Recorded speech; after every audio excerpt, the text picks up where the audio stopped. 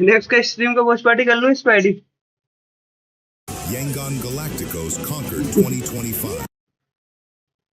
2025. Who will win 2026? इस पे ID वो इशू हो रहा है मेरे साथ वो उस टाइम पे हो रहा था ना स्ट्रीम अटक रहा था वैसे ही तो क्या रेजुलेशन किया था क्या किया था ठीक है 32 teams, one final circle, one winner. कर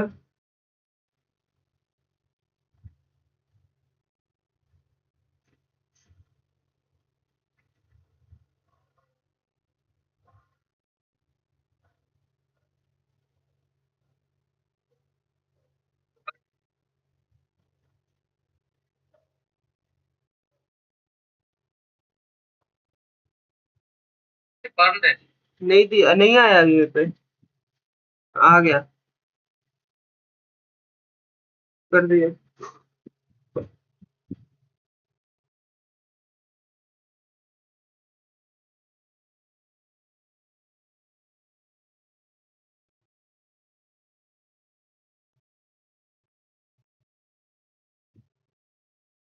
One winner.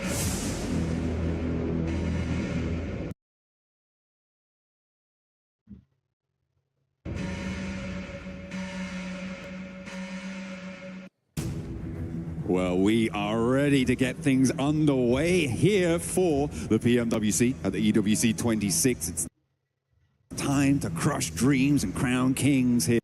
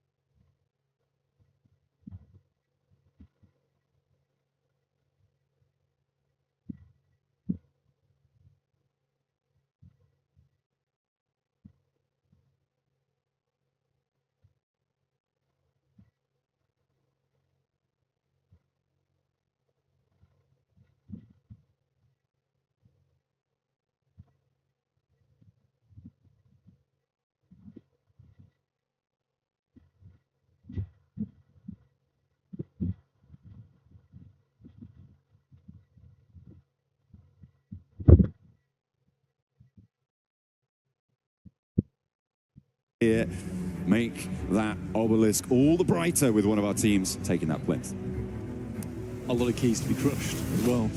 As we head into this, all the teams are currently, we have some huddling going on, which is fair enough. Eventually teams are going to realize that we should just stop bothering. And yeah, you might lose some points over it over the years, but hey, you've got it to yourself now. Well, that's the difficulty though, because new teams keep coming on through. They haven't maybe learned that lesson yet. So maybe they'll still be getting a little bit of argy-bargy elbows out action in Pachinki. We'll have to wait and see though, because our first map up is Rondo. And it is definitely argy-bargy elbows out. It has to be. It has to be. Good to see anyone's legend there for just a second. Team actually that's been doing phenomenally well in their current region and hopes to bring that kind of firepower through to now PMWC. It's also super cool. We had PMWC recently where a lot of the Chinese players got to get on side, you know, play on this version of the game.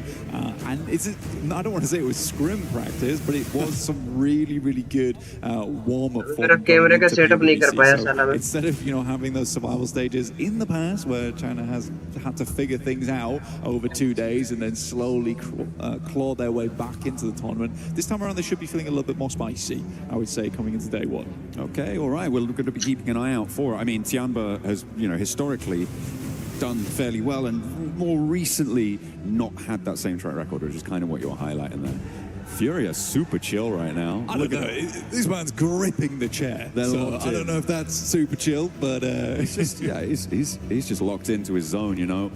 We'll take a look at some of our teams getting ready, gearing up. Geek putting the hands in the middle. arms around the shoulders. This is a team prepared to take everyone on. Yeah, I mean, Safji there as well, on side. I don't think PK's terrible team at all. I do think that they may struggle against some of the powerhouses coming into this. Okay. But we'll have to wait and see. They seem confident though, and I like that. They're ready for it. Easy for Bad Boy is kind of an insane player though. To get there. I will say that. Pretty nutty. As we get Kiwoom DRX as well, psyching themselves up because we're loading up into our first map. 4 Thrives, the chance ringing through the halls here. As they sit down, they take their place amongst the rest. All 16 teams from Group A ready to get stuck straight on. It's a chance for life to win for 4 Thrives. It absolutely is. I think they're coming off a massive high. One of the most insane days we've seen in PUBG Mobile for a long, long time. So, potential here for something fantastic to happen for the Pakistan squad. I hope so. I mean, for them, it can't all end there at PMGO. We're looking for at least top 5 here at PMWC. I think they've got the gusto in them to make it happen. Furia, though, like I said before, I think this is a real dark horse for the team. I think that they could take it all if they are playing to their max potential. Everyone knows that I'm a huge fan of Ulf. Okay, everyone knows that. We do know. I'm not going to make too much of a mess of that. But yeah, Aaron's one of my favorite players of all time, and I think that he really showed up in PMGO. Now, the rest of the team does need to step up a little bit more around him to fully lock that down. But Ketch is playing really well. Aaron's playing really well. I want to see a bit more of Scarface. This guy used to carry teams on his back in the back of the day. You know, long-range specialist, and he was lovely at it. But I think that's the thing for Ulf, is that all the gears need to be moving in tandem as things go forward, because otherwise they're not going to be able to grab that scoreline out of the top. And we do have a treat coming into Group B as well. We get to see Alpha 7. We get to see whether, you know, the curtain has closed for that team. So I really hope it hasn't. I hope the show does go on for that squad. Yeah. Prolific team throughout PUBG Mobile history. Absolutely. The only team to have won all 3 major titles, right? This is a team that has such a long history, such a prestige within the scene. Are they done? But they got eliminated in the first stage of PMGO. It was a massive surprise to everyone, finishing bottom 2 of their group, which was just like out of nobody would have predicted that. People were predicting Alpha 7 to win the whole thing. Yeah. And to get eliminated in such fashion was pretty devastating for them. I think, you know, they probably already shelled out for the hotel rooms for the rest of the tournament, right? So nothing, if not that, that's a loss on itself. So hopefully they can stay here a little bit longer in Paris. Well, the boys look confident this time around, at least. I mean, Revo, we know, is one of the best players in the world.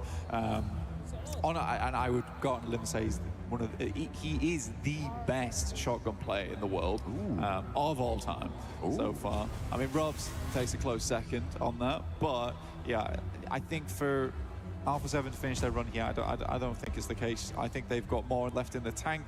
It has just been a rough couple of tournaments so far. But we are getting into our first game real shortly here right now on Rondo. It is time to get on into the plane path. We are loading our players on up.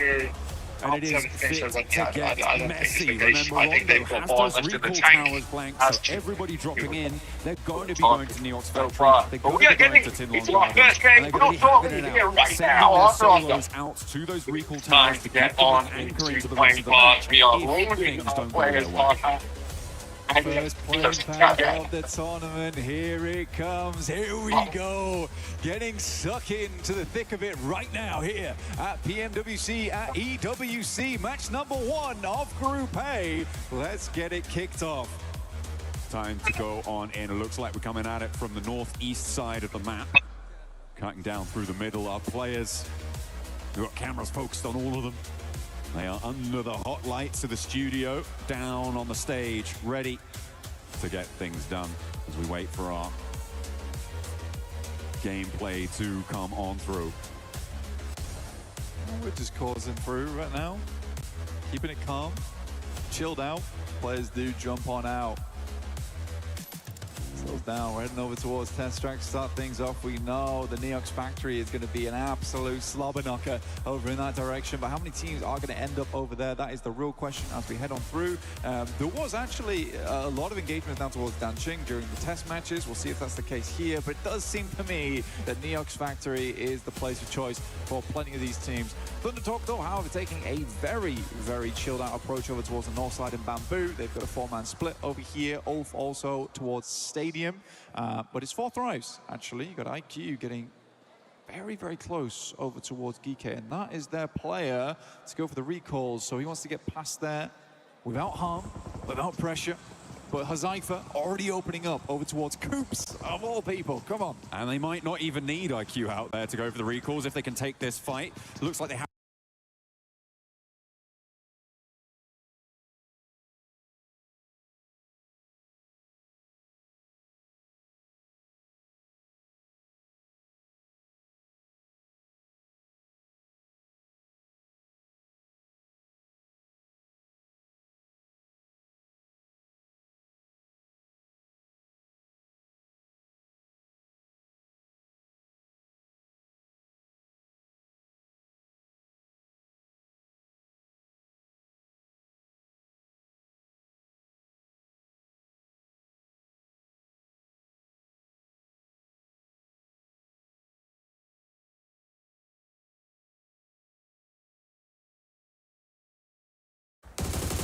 Oh, predict. When it comes to those 1v1s. Looks good though, and finally our observers are like, yeah, let's take a look at the other portion of the map so far, because it has been hectic over towards Neox. Fury's still playing on that south side of it though. You go Flash on screen. I think a team that struggled in the past this year, I mean, they are looking to get a little bit better into this one, but they were a rookie team at the start, and they have been plowing through into some of the most prestigious tournaments of the year. So we've got to give this team time, I would say. Well, we're off at the moment, Scarface. I can spot a marble on the top of the mountaintop. Looking to do exactly that here. Figure out where these teams are playing. He has a team just down towards the southman right now in the Flash. So it's interesting that Ulf have left Calci out over towards Stadium, right, for that recall tower this late when they have got already such a prior position. Furia looking to go for a challenge against Thundertalk. Already hitting him so low. How do you hit those? Ayala, beautiful. Now looking to go big with an aid. Does a lot of damage. And the Molotov to follow it up. Pinches him into the corner. And they know what they're playing against. It's just easy for Furia. That's cool gameplay there from Ayala. The perfectly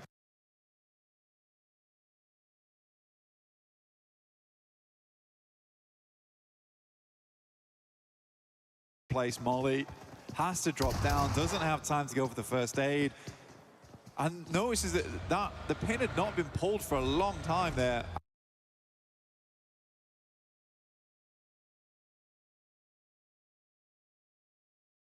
Long time there at all. So he just sends her out the side, so he thinks to himself, you know, I can just step up, go for the shot through the window. It's good awareness. I mean, Ayala played in quite a few different teams. Glad he's found a place here on Sour Furia. Main look good as well. So far, 5 elims for them, only 1 behind the top squad currently in 4 Thrives. 4 Thrives with that elim over towards everybody else pretty much in Neox Factory do still have this top spot, but it's a question of now getting into the circle for them. The 4 Thrives, they may not have the easiest time of it out on the western side. Goat's team challenging, getting the spray over towards Gaming Stars. Rolex does go down, not fully flushed just yet, but you imagine it is only a matter of time here. And Rolex, yeah, that's going to be confirmed. Recalls are going to start to get harder now, Blank. Teams are starting to take position on priority recall beacons, and it will be more difficult to find your way towards them. So eliminations are going to start to stick. There they are. For Goat there, 477 actually unreal player, by the way. If there's anyone you want to watch on that team, it is 477. He has had some amazing moments in the past, and and a bunch of elims on side. Now we get a nasty circle shift over towards the east here. Cuts through with the river, the water in play. Orangutan actually made a decent rotation before this, try and get central and get some high ground off the back of that one, despite actually having some fights early on, which is quite cool to see. But now they've got a tough approach here. Realistically, they want a western shift on this next circle. Because if it keeps going over towards the eastern side, towards Hua Sing, as well as Muhopan, you're gonna have a bad time off the back of that. Right now, All Game is the only team that really has a solid spot over there, but you do have DOTA coming in from that northern edge towards Muhopan. But wait and see. This is definitely very much one of those situations where you're looking for stage 3, how you want to play this one out. For KRX, we're going to try and take both sides. It's greedy. I like it, though. I mean, it's worth a go. Vinny now with that outpost on the western side, the only player to have crossed from that central position. You don't want to be on the back foot when it comes to getting across here, and I feel like they're going to be looking to send more players on through. Vinny creating, with the destructible terrain and the explosive bow, creating a nice little divot for himself. He can start to play around that, cover off the sight lines, but actually popping the vehicle in there as well. That's going to protect the tires. You know what? I actually really do like that. I think here on Rondo, the explosive bow and arrow could be unreal, just for terrain destruction in general. Creating little divots to play on demand with that. It's quick and easy compared to the nade.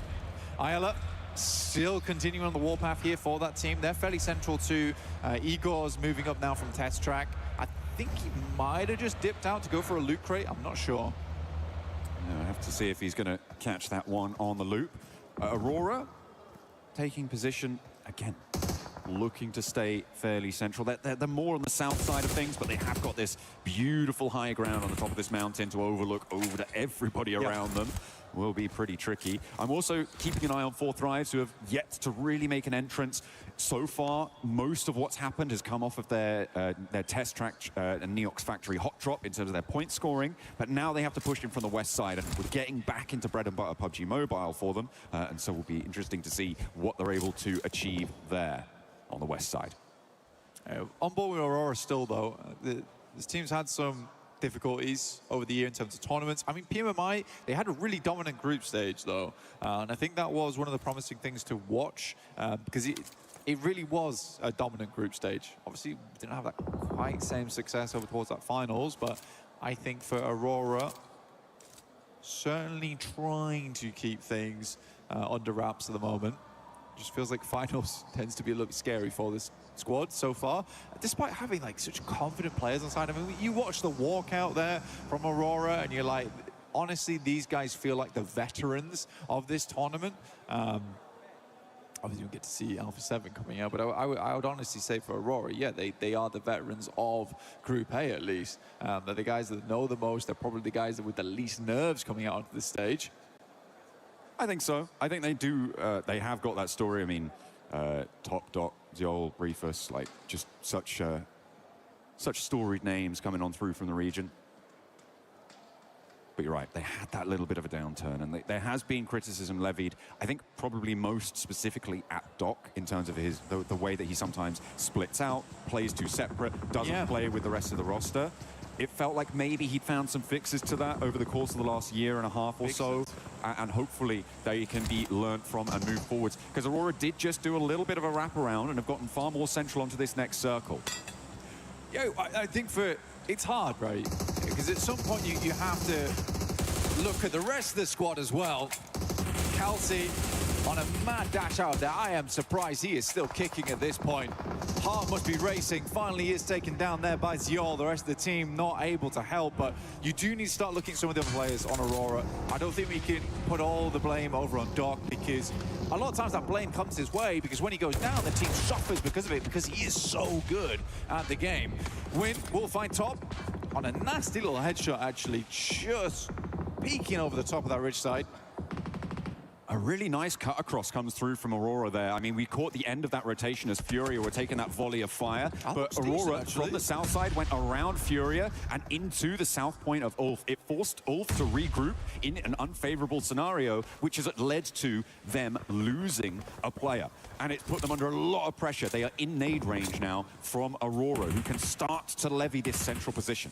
I mean, the more nades thrown at Aurora, and the ones that don't hit, are just providing more divots for them to play in towards. So this is actually not the worst thing in the world. Emergency cover flare also brought out off the back of this one. Circle did shift back over towards the western side, which Orangutan's quite happy with, playing over towards the northwest. Gaming Stars do lose Rolex. A couple of players brought back into the game though, so we're still at a solid 55 count on players. Yeah, we do have a couple more minutes of these recall towers being active, but they are starting to get difficult to find. I mean, RRQ currently sat on top of pretty much, I think, the only one in the zone. The Muho Pan recall tower is technically accessible, and maybe you could get out there, but it's all the way over there. It's much more likely you're going west out to the Bamboo recall tower.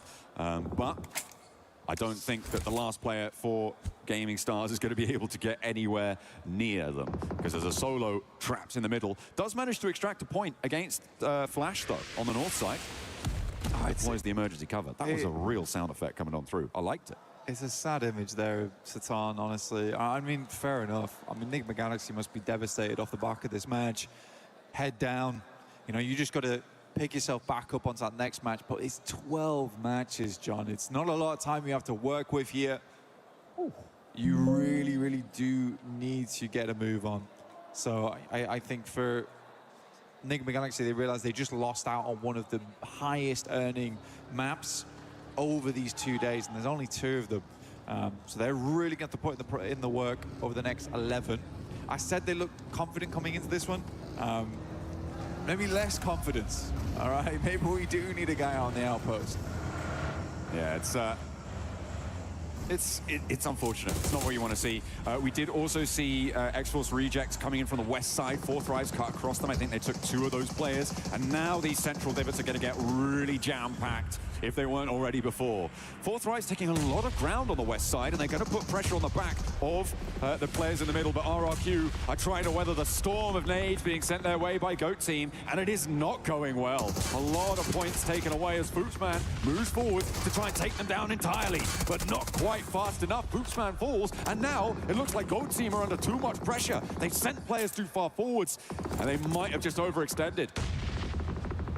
I think RRQ is actually able to get a res beacon off. Actually, yes, they were. So only Nerf now left alive here. Gemforce is flying in. The rest of the team drops directly back on top of their own bodies. Viren goes down instantaneously. RRQ, the reinforcements arrive, but immediately become cannon fodder. But it's slowing down. Will these reses come on through for RRQ yet again? A nade over forces Doc back off the ridgeline, waiting to repair top because he's on super low HP right now. It was a Furia knock, and they're not going to be pushing over just yet. Fury are all too happy with their position, so it is resable. But RRQ have been given a little bit of respite to get themselves back together. But the ordnance keeps on pouring through. Doc with a molly in hand. They're burning them up the hill behind the cars now, and the nades displacing them. But the reses just keep on coming, and RRQ are 4 men on their feet. I think they're further behind is because of this nasty little bit of terrain. Some of the nades are bouncing high there, so the airbursts aren't doing quite as much damage as Aurora might hope them to do. But what a play from Nerf. Honestly, really, really well done to RRQ. It's not often you get to see a full squad reset in moments like that and directly back onto your own loot crate, so you lose effectively nothing other than giving points over to a different team. But yeah, incredible stuff. Really, really incredible stuff. A lot of damage done. I mean, RRQ was sat on top of, I think it was a pretty much last second recall coming on through as well. Yeah. Just before things got shut down for RRQ. That's up to him. A really pivotal play coming on through because they are now shut down. So no more recalls. We're stuck with the players we got, and it's only going to get fewer from here on out. At the moment, Furia, who have been doing a lot of work from their south position, are back on top in terms of elim points. They're up to 9 now, Blank, and they have still got a really important compound. Yeah, Fury's been doing fantastically well this game. They haven't really slowed down all that much either. For Fourth Rise, you're talking about they're only playing on the western side, but goodness me, look at the space that they're currently holding. They've got a big old playground to work with. Unfortunately, the circle does move over towards that east side. That is awkward ground to play as well. We saw it earlier, where currently Ulf is playing, as well as X-Force Rejects.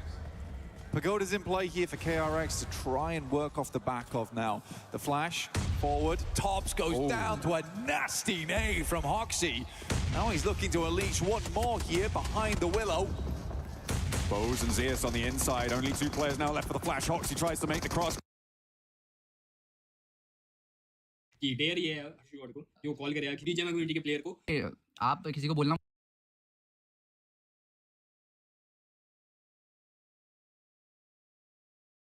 Almost gets Trey there. One nade goes up, and Bose will fall to it, leaving just 1 player alive now for the Flash inside the building. Vinny is tunneling his way towards the Pagoda right now, leveraging that explosive bow and arrow, but he is in. A lot of damage brought his way, and it's Orangutan who chime on through, getting that headshot coming on in. A clap back from India. WizGod sending shots far down towards his south side. This could be a good entry point now for Orangutan. If they want to go for it, they know they've opened up. They're sending Aru a little bit further forward, trying to scout this position. You can see him now off in the distance, but KRX currently, they're getting the reset on. Oh my god, there is no way! What?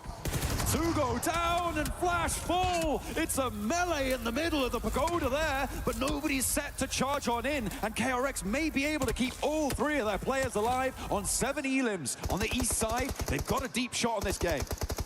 I'm in for the Flash. I love the play. I love the play. I like the confidence. Chest puffed out there to the maximum. Unfortunately, they weren't quite able to flex hard enough there versus KRX. Furia moving in. They have a lot of teams to push on through. Chief looking over towards RRQ. Silence not able to make the push as RRQ has weathered a lot of storms so far. They've brought their brollies today. Oh, the mad dash, though. It's not going their way. RRQ is suffering. Aurora's starting to step up to the plate and get those points on board. Doc's been spotted, but just stays still. Playing dead there. Doesn't want to become it either. Looks like he's staying safe. RRQ still alive, just about. See if they can get back to their feet as Furia lose the final player. And they go down. 9 eliminations and no placements. That is going to be their points total for the game. All game is creeping up on the south side. They got further to go. They stop off over at this building. This is not in. Keep the vehicle safe at least for the time being. Yol goes down. RRQ, goodness me, man. I don't know how this is happening. I don't know how they're still going, but the adrenaline is flowing on the side of this squad at the moment. Up to 6 eliminations now, but they need some more points off the back of this game. They've done fantastically well to stay at where they have. GemForce moves forward with the JS9. Right now, Reefus, though, he's pulled off bigger clutches than this before. He's a 1v4, though, on the lip of this one, and it's going to need to be pushed past as well. They want to disengage here, but Reefus is low. I imagine his utility is starting to run down too, and the backlines are now being harried. In comes AG from this south side. They need to move past this as well. The question is, do they want to get involved? Reefus still stepping forward, still looking to leverage the ridgeline to play around, but it's not quite connecting, and the backlines make it all the harder. Unfortunately, though, for RRQ, they keep getting pressured, and into the backlines they go. Flowers there, and with a full 4 on the back, it's even harder for Reefus, but there's off angles. So many off angles, chiming in time and time again, and Reefus is still alive for Aurora. Causing problems. Gaming Stars, Maniac looking to send a wild grenade over the top here. Through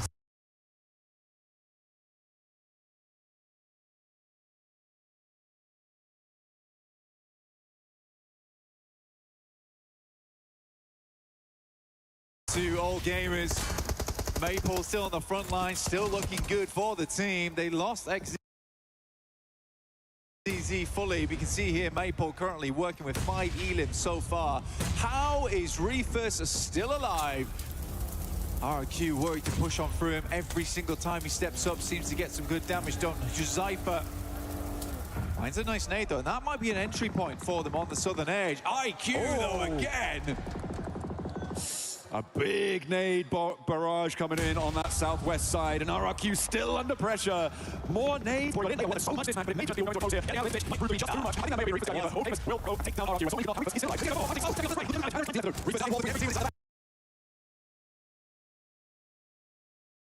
Pulls up the shotgun, can't quite make the connection. Liu will find another 11 eliminations right now for All Gamers. They finished the scrims, they're here to play. So 4 thrives though on 11 themselves and 4 players alive. Look at this side. Moving behind the split. It could be shooting. They can take down Ragnarok. That is a huge opener for them. the ridgelines to play around. I don't think that they're going to have too much competition on this one, but they need an opener, and that's not how you want to start it. As Zypher going down, and GK look at a regroup. Flower Withers versus KRX on the southeast side. We'll look for a res off the back of this one, but KRX coming out of the pagoda is a bit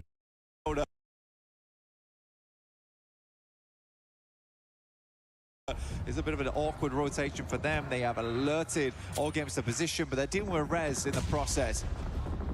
Scarface finds KRX. Ulfa's still going, actually, surprisingly. Just a couple of players.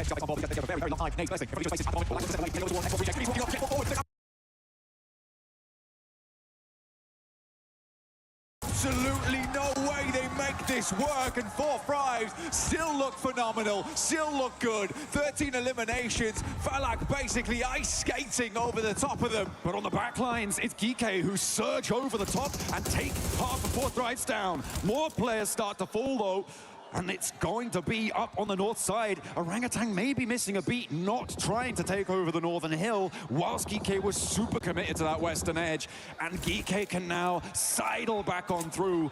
I think it's GK's game to lose here, Blank. Potentially, but for Orangutan, I respect this gameplay. You want to get further into those matches, you want to see more of these games. This is the way to do it. So far, their rotations have always been the thing we've praised them for. And this look good, but it's those eliminations that they are lacking on right now, down to 2, but they can make up for that later on in this game. 13 eliminations for 4 thrives, and all game is on 12 as well. Already up in that 4th place. It is great matches for these two teams already. As Falak under pressure from Liu, doesn't quite finish the spray down there, has to go for the reload, and actually, over their heads comes the backup from GK, keeping 4 thrives in it for just a moment longer as Falak gets the heal off. A really prescient push out coming on through, but sidesteps those as well. The spray's just not connecting on it. Oh, Falak is cheeky, man. And I mean, the run out there, trying to get some more information on it. It's a good nade. Burst between the 2 of them, though. Not enough damage done right there. Knocks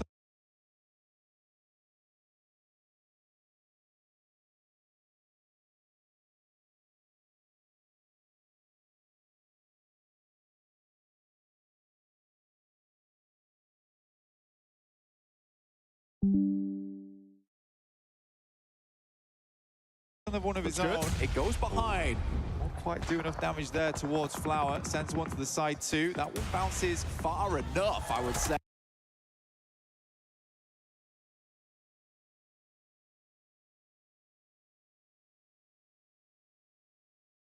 Hits Liu. Sadly, Falak will go down to Ragnarok in the backlines. Gives time potentially for all gamers to get their player back up again. That is a disgusting Molotov, though. A double on top of it. Falak surely goes down off the back of this. IQ incredibly low. Pulls out the extinguisher, though. Puts them in the pressure cooker. And IQ just about stays alive. Falak did fall in the process. Flower now moves forwards, but GK have sightlines onto the angle, and IQ keeps shimmying away from this one. He's got a Molotov too. Where's it going? Over to the structure, over to the building, and Flower's caught in it. Is taking tick damage, but I think he's going to get it. The burn does come on in and confirms the flush. Flower steps out wide. It's not going to make it. Top 3 for IQ. And GK just about keep themselves as 4. I mean, for GK, I said at the start of the game, they looked real confident. There maybe wasn't a lot of people expecting too much out of this squad, but they have sticked as 4 hero from Rondo. Like I said, easy for Bad Boy. That guy is a rising star. And now it's GK versus Orangutan. At the end of the game here, IQ still in, and 4 thrives at least guaranteed at 3rd place. And with 14 eliminations, they have had a fantastic run here on Rondo. Max might need to eat his words a little bit, saying that this is not their favorite map, because it definitely feels like it. Or if it's not their favorite map, I am scared for everyone else moving on to Erangel and onto Miramar as well, because if they outplay themselves here, there is no chance for anyone else. GK looking to marshal their positions on this north side, getting that loot crate up there as well. They are chilling right now as we're waiting for the circle to start to push them in. Orangutan very quiet. 2 eliminations only so far, Blank. Trying to weather it out. Down on this side, they got the divots in play. Not trying to silhouette themselves too much here versus GK. Easy for Bad Boy consistently moving to the top. I think he's a clear idea. Sadly, it's not a lot of space to split here for Orangutan either. I do believe the circle will just pull them in. I don't think GK is looking to make any mistakes going forward.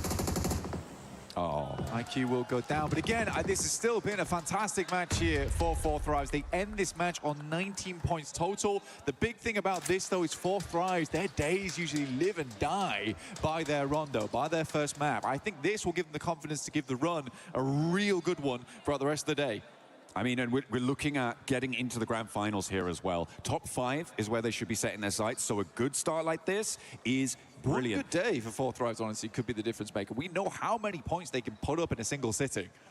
They've done it before. Will they do it again? Will they catch everyone unawares or left lacking? But now, Orangutan down the hill. We're being quiet. GK, with all 4 of their players just still alive. Neither team on huge elim counts. If GK managed to pick up all of these points, they would just about beat Fourth Thrives points total on this match, but only by the 1. Able to get up to a maximum of 10 elims and 10 placements would put them on 20.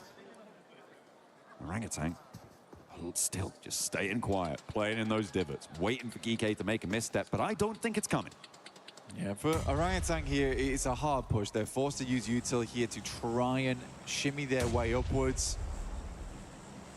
Vehicles in play as well. I mean, Wizgo can try and play distraction, but it's going to be a hard thing to pull off. Now it's down to 2 in AKOP, as well as Aru underneath. Mornay's trying to use to create a little bit of clamber points here for the squad, but Easy Bad Boy has rough idea, rough position. AKOP is going to go down to a perfectly placed Molotov on himself, deny those points. Aru will go for it, and again, that is the way you've got to do it.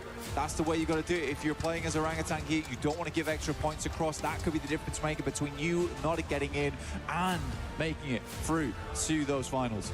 Absolutely. I mean, they deny those points towards the end. And actually what that does is mean that Fourth Thrives take the top spot on the points this match. GK sat down on 18. They weren't able to claim everything there. But a great start for a lot of our teams, getting some pretty hefty elimination counts there. 4 teams looking to breach into those double-digit points from this game. It is a fast start. When you're playing on a 12-match set in order to qualify, that is brilliant news, right? Because each of our teams over these group stages looking to play those 12 matches. And it will be the same lobbies moving forwards over these next few game days. Very happy to see them go on through with those 12. Honestly, for all gamers, though, this is a really impressive run for them. I think it was very well played, and Flower looked very good in those situations. Liu had some real standout moments, but my goodness me, Maple, what a guy. That Neox Factory start there was lovely to see. Sadly, couldn't quite tango with Falak. That was our final moment. That was a little bit anticlimactic with the boys just denying the points, but GK will grab themselves the first win here on Rondo. Brilliant to see. That's exactly how you want to kick things off. And again, not to rub salt in the wound, but we did see a little bit of difficulty coming off the bat for Enigma Galaxy, but the story really now is focused on the chase for the top 5. We'll see you guys in a few minutes. We'll be back and ready for the next match.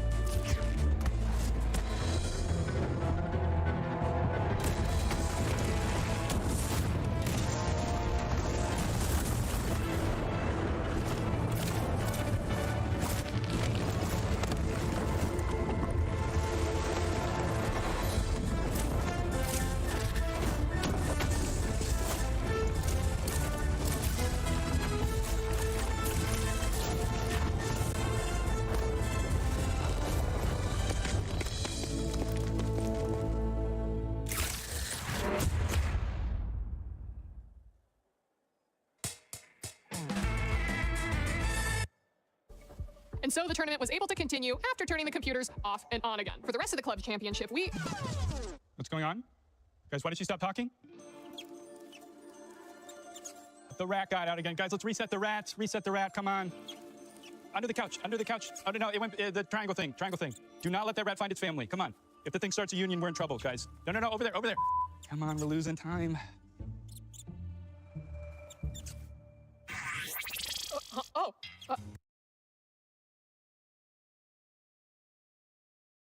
How long have I been out? Just a couple of seconds, the rat got out again. Oh, he's been doing that more and more recently. We're gonna get you a better hat. I think he may have peed a little bit. Oh yeah, there's a lot of pee right here if we can clean that up. Obviously, unless you can read the prompter without it. Well, are you crazy? I don't do my own stunts. Just give me some cheese or something. Okay, hey, cheese, let's go. Yeah, thank you. All right, yeah, this'll... Hey, little guy, just want one of... Okay, I think that'll work for now. All right, we good? Yep, we're good. We good? Are we good? Perfect. All right, guys, clear set. Let's go. We gotta get started. Losing time, guys, come on. And action. And that's what's been happening in the club championship. In other unrelated news, cats. Why are they here? Why do they smell so bad? And what can we do about them?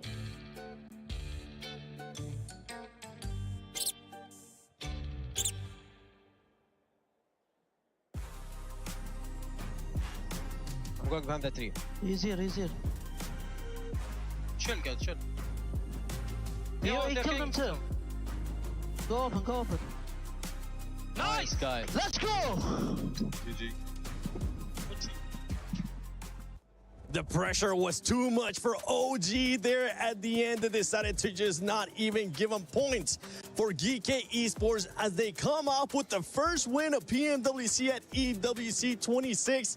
What a performance, GK. Congratulations. But we got to talk about a team that was playing that so well right up until the end, and it was none other than 4 Thrives. They were putting up the numbers, Lace. By the way, thanks for joining us. Thank you. It's great to be here, guys. Thank you for having me on the desk. But goddamn, someone needs to study for like these nades ain't it. They are it, but they are just so strategic, and the aggression that he had in that game, they were able to sort of do that split hold against GK that was on the northern side, AGA, AL who was on the southern side, forcing another team to sort of rotate in. But from the beginning, they were going crazy. They were absolutely eliminating everybody in their path. Now, I did a little bit of studying, okay? I brought a little bit of stats, guys. Now, from the Global Open, they actually had a 13.7 average across their 6 matches. And why I bring that into this conversation is because from that game, they are following along that same average to be able to get those points. They had about a 33 lead against GOAT in Global Opens, so they are kicking things off incredibly strong. And if we were to sort of talk about maybe their rivalries, you think it might be GOAT coming out of the Global Opens, but no, I reckon their rivalry right now might be AGAL. It might be. Honestly, AGAL, again, another team just coming in clutch here. But talking about 4 Thrives just a little bit more, right? Get it, girl. They are just so good at this control on the edge. I mean, we see it from a lot of teams, but, you know, 4 Thrives really do know how to do those splits. I do wish they had been a little bit less hesitant coming up onto GK on that hillside, but they just decided it wasn't going to work. The timing was off. And then that push onto rejects, hello? Just out of this world with that one. I think we talked enough about 4 Thrives right there. Let's talk a little bit about that second place team as well. We'll get a chance to talk even more about them. But with OG, they ended up getting second place, but just the eliminations just weren't there. And there was one thing that we didn't like that they ended up doing, Max. No third parties. They could have been such a nice third party from Orangutan. There was a fight happening in like a little bit of one of those main solo buildings over to the eastern side. There was going to be Team Flash and KRX. It was like, okay, this is it. It's time to send it. Let's push Orangutan. And then they just slowed down the pace, stayed in their div. And because of that also, we're just missing out a lot of utility and resources to possibly convert the win. Orangutan makes sense, right? Don't have a lot of global experience. They did play PMWC last year, but they're still learning, and I'm hoping to see that evolution continue in Niptura going throughout this event. Oh, absolutely, and then we're looking at this right here is another thing I really want them to improve on, right? Because we saw them throw all those meds to WizGod. He was going to make that push, but his team didn't back him up with some cover, with a push of their own. They didn't try and do a 2-prong attack. They just kind of let him move on his own, and so he kind of just fell apart. So that's something definitely I want to see improved on into the next game. One team that was able to put up some good amount of eliminations as well was none other than Furia. Furia had a high ground at one point, and they used that to their advantage. It's such a good gatekeeping team. Like Furia, you give them a strong position in the circle, they're going to leverage it to its full potential to make sure they eliminate everyone in like a 200-meter vicinity around their compound. Every team trying to send it late got obliterated. Aurora struggled to make it in. Even another team, I think it was Ulf, that just got completely clapped by that team. They're looking very strong so far. Furia from Brazil looking like an absolute menace at PMWC. I mean, it's exactly right. So, you know, they knew the assignment. They're coming in here. You've got to get as many eliminations as you possibly can to sort of skyrocket up that leaderboard, because don't forget, at home, they've still got to play tomorrow. So these are the sort of games where they can tinker with these, you know, throw things at the wall and see if it sticks mentality. So getting this amount of eliminations, even falling out when they did, is still a great job from Furia. And I want to see how some of these squads are going to start adjusting to how aggressive this is, because we even saw Raouf on the interview with Caleres. He was talking about how aggressive it was going to be.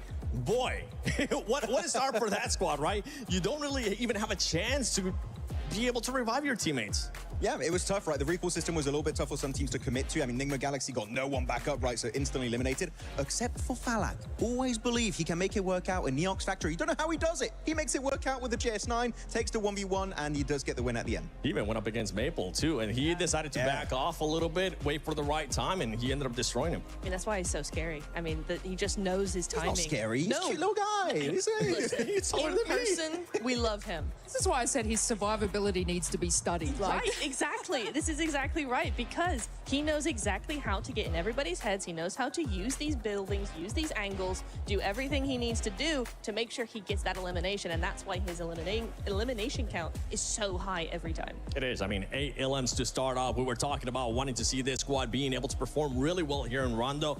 We've got it, and they got the confidence, and I want to see that confidence kind of follow up with some of the other squads. Is there any squad that you want to see them start performing here on the first match of Erangel, Max? Well, first match of Erangel, I'm going to say Aurora, right? Then we didn't really see too much going into this game. I feel like Aurora, now they have a secondary drop in Severny. Maybe against the side of X-Force Reject could be an issue, but I need to see them do well on Erangel. It's their bread and butter for years and years now. I need to see something coming out on top. I love that comment that just ended up popping up right there from Amanda on Twitch. They ended up saying, yeah, they're talking about Aurora, and the one before that, it was talking about Reefes, how he's pretty much immortal. Honestly, he is. He has been that player that is the last one standing for that squad, usually when we see the rest of the squad just being eliminated. It's true, and he's really been up and coming. I think we've been talking about this over the last few months, right? About he's really coming into his own when it comes to those angles. He's getting those off angles. He's got that survivability in him. He's really the player that you want your team to have on board, just because we're seeing him now go forward and forward and forward when the rest of the team are like, hey, we're Doc's going to go out, do something. Top's going to try and do something, but then he's just in the back line. He's just like, I'll get those placement points. I think Vicious still have nightmares of Reefers when they got 1v4 naded by him in PMGO EECA. That was a scary prospect. And, well, yeah, Reefers, even as a solo, right, can make it work out. He kind of is the Fallout, right, of that roster for his lineup. So I'm very excited to see how he can perform. I just want to see more from Doc in particular. That is just a wild card in every event he participates in. And if we can see Doc just kind of play with his team a bit more, Seven, hopefully we can see some better results. I want to see the Doc from PMGO of last year. That's what I want to see. The docketing? Yeah, honestly, even though it ended up happening, he was always able to perform. And with the squad, with this much time now that they have together, I think they'll be able to adjust to it. Maybe he'll be able to shine even more. For some of the other squads, by the way, for everybody currently watching at home, I know you've been doing your predictions on the EWC Play app. I think it's time to put you guys on this spot. I'm going to go with you first, Lace. Who's your prediction to get eliminated first in the first? There we go. Eliminated first. Okay. Wait, a player or a team also? Yeah, team. Okay. Player, there's so many options.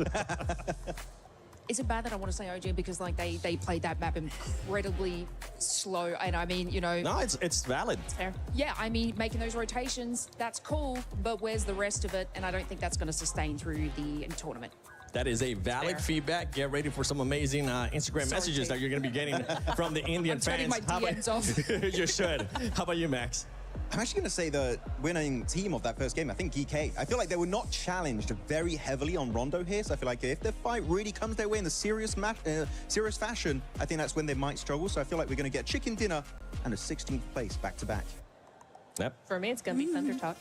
Whoa! I think Thunder Talk. They kind of got squished in amongst all of the teams there in that mid phase, and I think those rotational patterns is going to be something that it will keep coming up here. So for me, it is going to be Thunder Talk to be the first one out. Thunder Talk. Okay, all right. What about you? Yeah, you. What about you? I'm the host. I don't care. Say, But if I did end up saying, it would be, I'm actually with you. OG. I want to see OG do a lot more. Yes, you do end up getting the second place, but this lobby, it's going to be super aggressive. And 2 eliminations or whatever you ended up getting is just not going to be able to cut it if you want to be able to challenge when we end up going to top 5. Right there. I mean, second place and you end up in 6th place it's a good first start, Max. But it's not where you want to be with the second place finish. Yeah, especially in Rondo. Especially on Rondo, right? You want to get way more elimination, so we need to see a massive step up from them. And they've shown it. They can win fights. In some out of team during the scrims I've seen just a few weeks ago, right? In Survivors Rumble, they were fighting constantly, and we saw actually some decent plays from AKOP and Atanki specifically. So I feel like it's more an issue of like, not about their fragging power, but because it clearly exists, right, Nipcho? We know they can take fights. It's about confidence. And I understand that that can be a bit of a slow burner on a global stage tournament. Yeah, it is going to be difficult for them, and that's what the first day in most situations is all about, is getting out those first day jitters, you know, doing that sort of thing. Rondo is very forgiving for that sort of thing as well, because you got that recall. It's the first game of the day before you get into the more serious maps. But yeah, I think for them, serious? Yeah. No, but I do think that it is going to be a little bit of a problem if they don't step up more, especially because, right, we got Group A back-to-back, day 1, day 2 back-to-back, like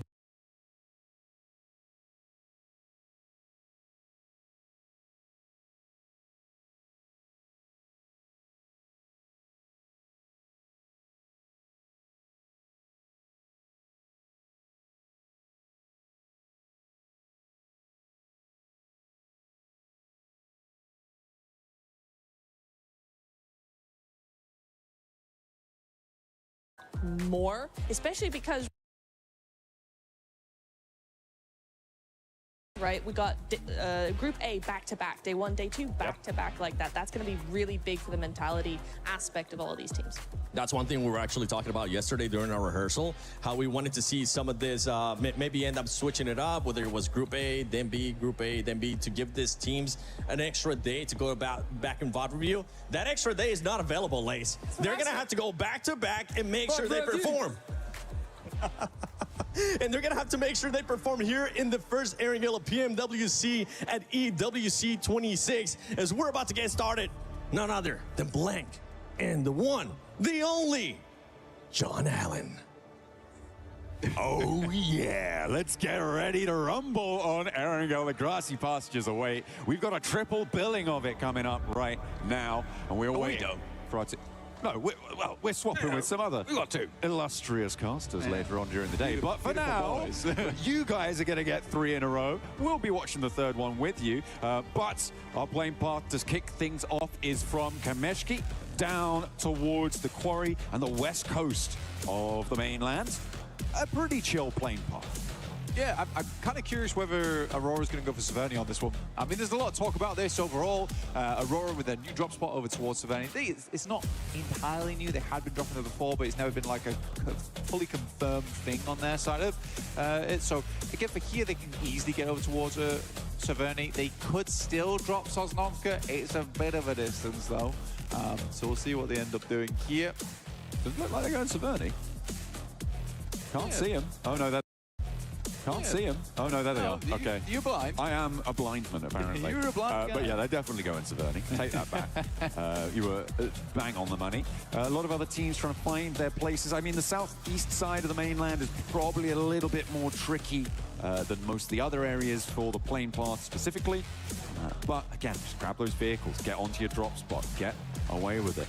Taking a look at Pachinki, it looks like, nobody's going to try and bother Nick McGalaxy there. On the drop, anyway. quite nice to see this of our top players in terms of damage numbers. Flower up there in third place with 965. I mean, there was a lot of love we were giving over towards Maple as well as Liu, but it's good to see that Flower actually had a massive impact on that game as well as we head down towards the southwest side of the map. And man, this circle is far over towards the western side. We're cutting out a lot of space very quickly. We also have a ton of water down towards that southern edge. We are squeezing our players in. It's also a weird rotational path for a lot of our teams on that north side because they've got to come past Everest, decide how they want to play around with that. Do you want to play West Coast? Do you want to try head down towards that south side? However, you can join Mr. Uzumaki himself. Jump in over with the Naruto event. Make sure that you head on into the game, draw for the Naruto character, the Ninetales Fury AUG. Looks mighty impressive. Some of the game mode has been brilliant to play around with as well, so I hope you guys are enjoying that and leveling up your ninja skills. Honestly, it's been good. It's been good. Some of the best skins we've seen in a long time. I can't tell if that's because I'm a big Naruto fan or not, but probably is. A little cute Kurama pet as well, which you can get your hands on, which I really want badly. Max keeps teasing me with it every time he pulls out his account. Do you have a favorite jutsu? Rasen Shuriken, probably. Just because that is the most... When it was first shown, I think it was like the most brutal jutsu ever used on the show. Yeah. And it was like, wow, that's actually really ruined that guy. He's had a bad day. And then Naruto had to go to hospital because of using it. Oh, that's, like, yeah.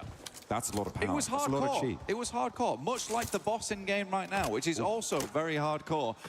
Not easy to defeat. You really do have to come together as a group. So, get in game. Take part in the event.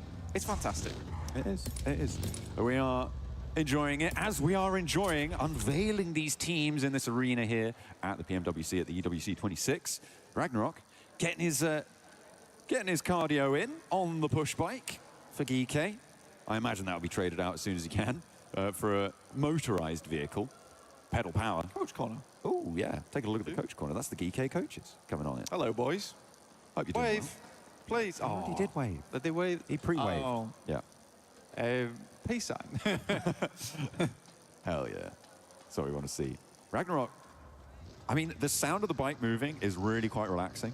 And I feel like you can't relax in a situation like this. So I hope that they aren't going to be going for it. This is a little bit more, you know, petrol and exhaust fumes that you need to see. The pace coming on through for GK to channel that previous match's momentum. Exactly. As I was going to talk about, they've just come off a great game. They currently have fantastic control over towards Gatka. They could even pick up God Compound if they wanted to. It's a little bit of an early send towards it, but with so much space being cut out here already on the map, I don't think it's a bad idea to full send, which looks like what they're currently trying to do right now. I mean, what's the biggest harm? It doesn't head down towards that south side just to figure out where else to play, but you do have prio on this, so why don't you just go for it? Fourth Rise, they like to start over towards Yellows, which is Yellows between Yellows and Ferry Pier, which I always thought was quite a weird drop spot for Fourth Rise. So I think they used to fully commit over towards Yellows. They didn't really step into Ferry Pier as much, and now because they've got a lot more tenure underneath their belt, they're like, hey guys, you stay out of Ferry Pier from now on. That's our corner. But for them, this is also a fairly easy rotate, sweeping underneath. Not a single team over towards Sosnovka though, John. No, nobody went all the way down south. I mean, the plane path didn't really promote that sort of rotation. And I mean, as you say that, actually 2 players from Fourth Rise have gone down to the military island to, I assume, get a little bit more loot on board. Maybe protect a little bit of a rotation from that east bridge, which is maybe accessible. I feel like that's a bit of a long shot in terms of like what they're maybe trying to do. It feels like a looting mission, but they're going to waste time. They're going to lose pressure against teams like Furia pushing in from the east side and teams from the north, as we're on board with Ulf, maybe pushing into the hills on their north side. Yeah, you can grab more loot down towards Sosnovka. There's nothing wrong with that. I think for Fourth Rise as well, they're going to be coming into this game looting and booting. They know that when you get up towards these fielded areas, you really do need the util. You need the smokes to make your way on through. Like I said, we're on board with Ulf currently. We have swung over towards that eastern edge of Gatka. Enigma Galaxy had a fantastic start in this game. Pachinki is a lovely spot to start from on this type of circle. They already sent 2 players down towards that south side though. And they're left behind Satan as well as Ralph inside of Pachinki to continue looting up. Bring the rest on through later. Hopefully they don't get split off finding one of those quarry mouth compounds could be really important on a circle like this. But the regroup is necessary. Ulf defending their patch brutally. Maniac gets clocked out in the open, and Scarface picks up the point for Eren with that flush coming on through. So Ulf opening the bidding now. First blood has been drawn. Kelsey for the pickup. Scarface on his way. Clambers back through the window. That's a pretty ridiculous spray, though. We did kind of gloss over it very quickly, but that was lovely coming through from Eren. A tanky. OG. They just came through on the southwest side of Pachinki, just trying to find a place to stay right now. A lot of times you're picking some awkward areas of the map when you're coming in late to this type of circle. It's not exactly where you'd want to stay. Yeah, thank you. Yeah. Thank you, observers. Take a look at this this. was a nasty spray. I mean, perfectly lined up as he passes by the tree. Just chomping away at that health bar. Looks like they're on for more long-range engagements as Orangutan falter out in the open. Losing a player, and that's Ulf now up to 2. The open ground looks like they're good for the hunting. And as we saw, that spray from Eren was pretty beautiful. Looking good with it. Players are starting to find out all about it. 2 teams now have lost a player to them. And a good start. Fury on the eastern side, pushing in. Trying to get past X-Force rejects who have managed to wend their way on through. 4 Thrives have regrouped beyond that out to the west, just north of Ferry Pier. And Goat team on the east near Pachinki. Yeah, the thing for Orangutan there is it's an awkward push for them, right? It is an awkward push, but when you're coming in that late, I think what would be better to do there was probably to try and play out on those outridges. There's still compounds to play up towards the eastern side of Gatka. You're slightly forcing center off the back of this one. There's a lot of sight lines around that area as well. But they make it fairly safely. I mean, only losing 1 player is actually quite a good result for them, and they get a decently central position. But they're going to go further now as we head over on towards that western side. GK extremely happy with the 2 positions they have locked down, but they will regroup off the back of this one. I think for Easy for Bad Boy, as well as the other play in that location, this might be a little bit bold to be holding 2 areas at once, because Thunder Talk is rocking up towards their second duo on the west. Some pretty difficult terrain here, playing around that swamp, as you can see on that western side, teams starting to move in from the north edge. Enigma Galaxy actually full wrapping Quarry here as well, moving in on this western side. RRQ may be a little bit on the back foot here, Blank. They were on that western coast fairly early on. They haven't pushed more inland, but that might play into their favor later on, depending on how much conflict unfolds in the fields to their east. Yeah, 4 Thrives, they completely realize that, oh my god, it is probably massively chock-a-block over towards Quarry. So let's just swing around onto the western side. For RRQ, I don't terribly mind it playing on that western coast. Not really many areas that wouldn't have been taken up already. It depends how early they got to circle. I'd love to watch that back later on. Just taking their time out on the western side. AGAL playing the long game all the way up on the north side, just near crates right now, South George Pole. And we'll be playing quite late into the circle from the north side. Fortunately, there's not really too much to stop them moving on the west coast road, maybe even crossing the fields to the west of Everest. Enigma Galaxy, they run into a little bit of a roadblock, or rather the roadblock runs into them. The 4 Thrives find the back lines of Enigma Galaxy, and I don't think they're getting him back up there. With the 4th position already established for Enigma Galaxy, they may lose even more if they're not careful. Kids realize he has to leave now. He did stop off slightly, but that's going to move on. We'll regroup the rest of the team. It's not a horrible compound to play either, but it does become a horrible compound with only 3 players. It's a lot of areas to hold here. They can't really afford to go for a 2-2 split between the buildings because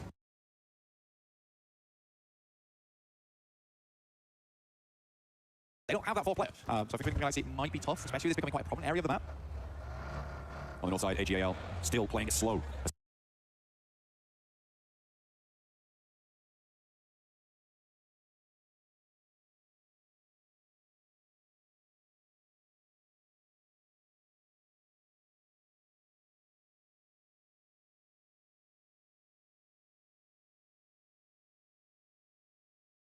Thrives continue to sweep on the western edge. RRQ potentially next up on the menu for them. And AGL may actually crunch in from the northern side on there, but Aurora now spanning the south expanses of this field to potentially be a stopper for this rotation. A split up as well.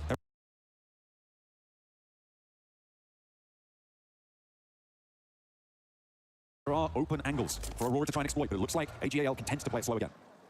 I don't mind. I mean, they were able to get a lot of eliminations the further they got into the game. Yes, about 5 of them came through very early on, but they were pretty steady with it. That does make things a little bit harder. Now, for EK, come on, guys. I think now's about the time to regroup.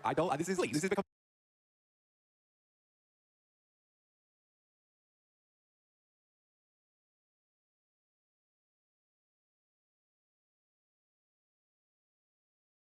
a little silly now. It's very, very greedy. Very, very greedy. Quarry still in play. Down towards that south side. I do like Thundertalk's position on the back of that one. They can play up towards the hillside. They watch you coming out on that eastern edge. Furia as well is getting fairly silent. Down towards that southeast edge. There's a big ridge side that runs through there. Fourth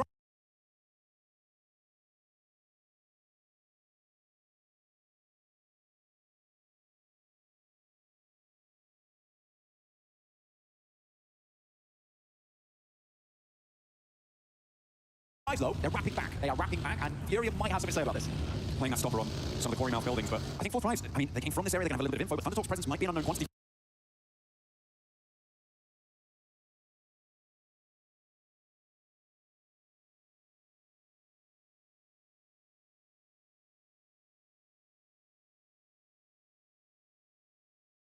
For them, they're sending straight through. I think they're just going to get past blank. Fourth Rise.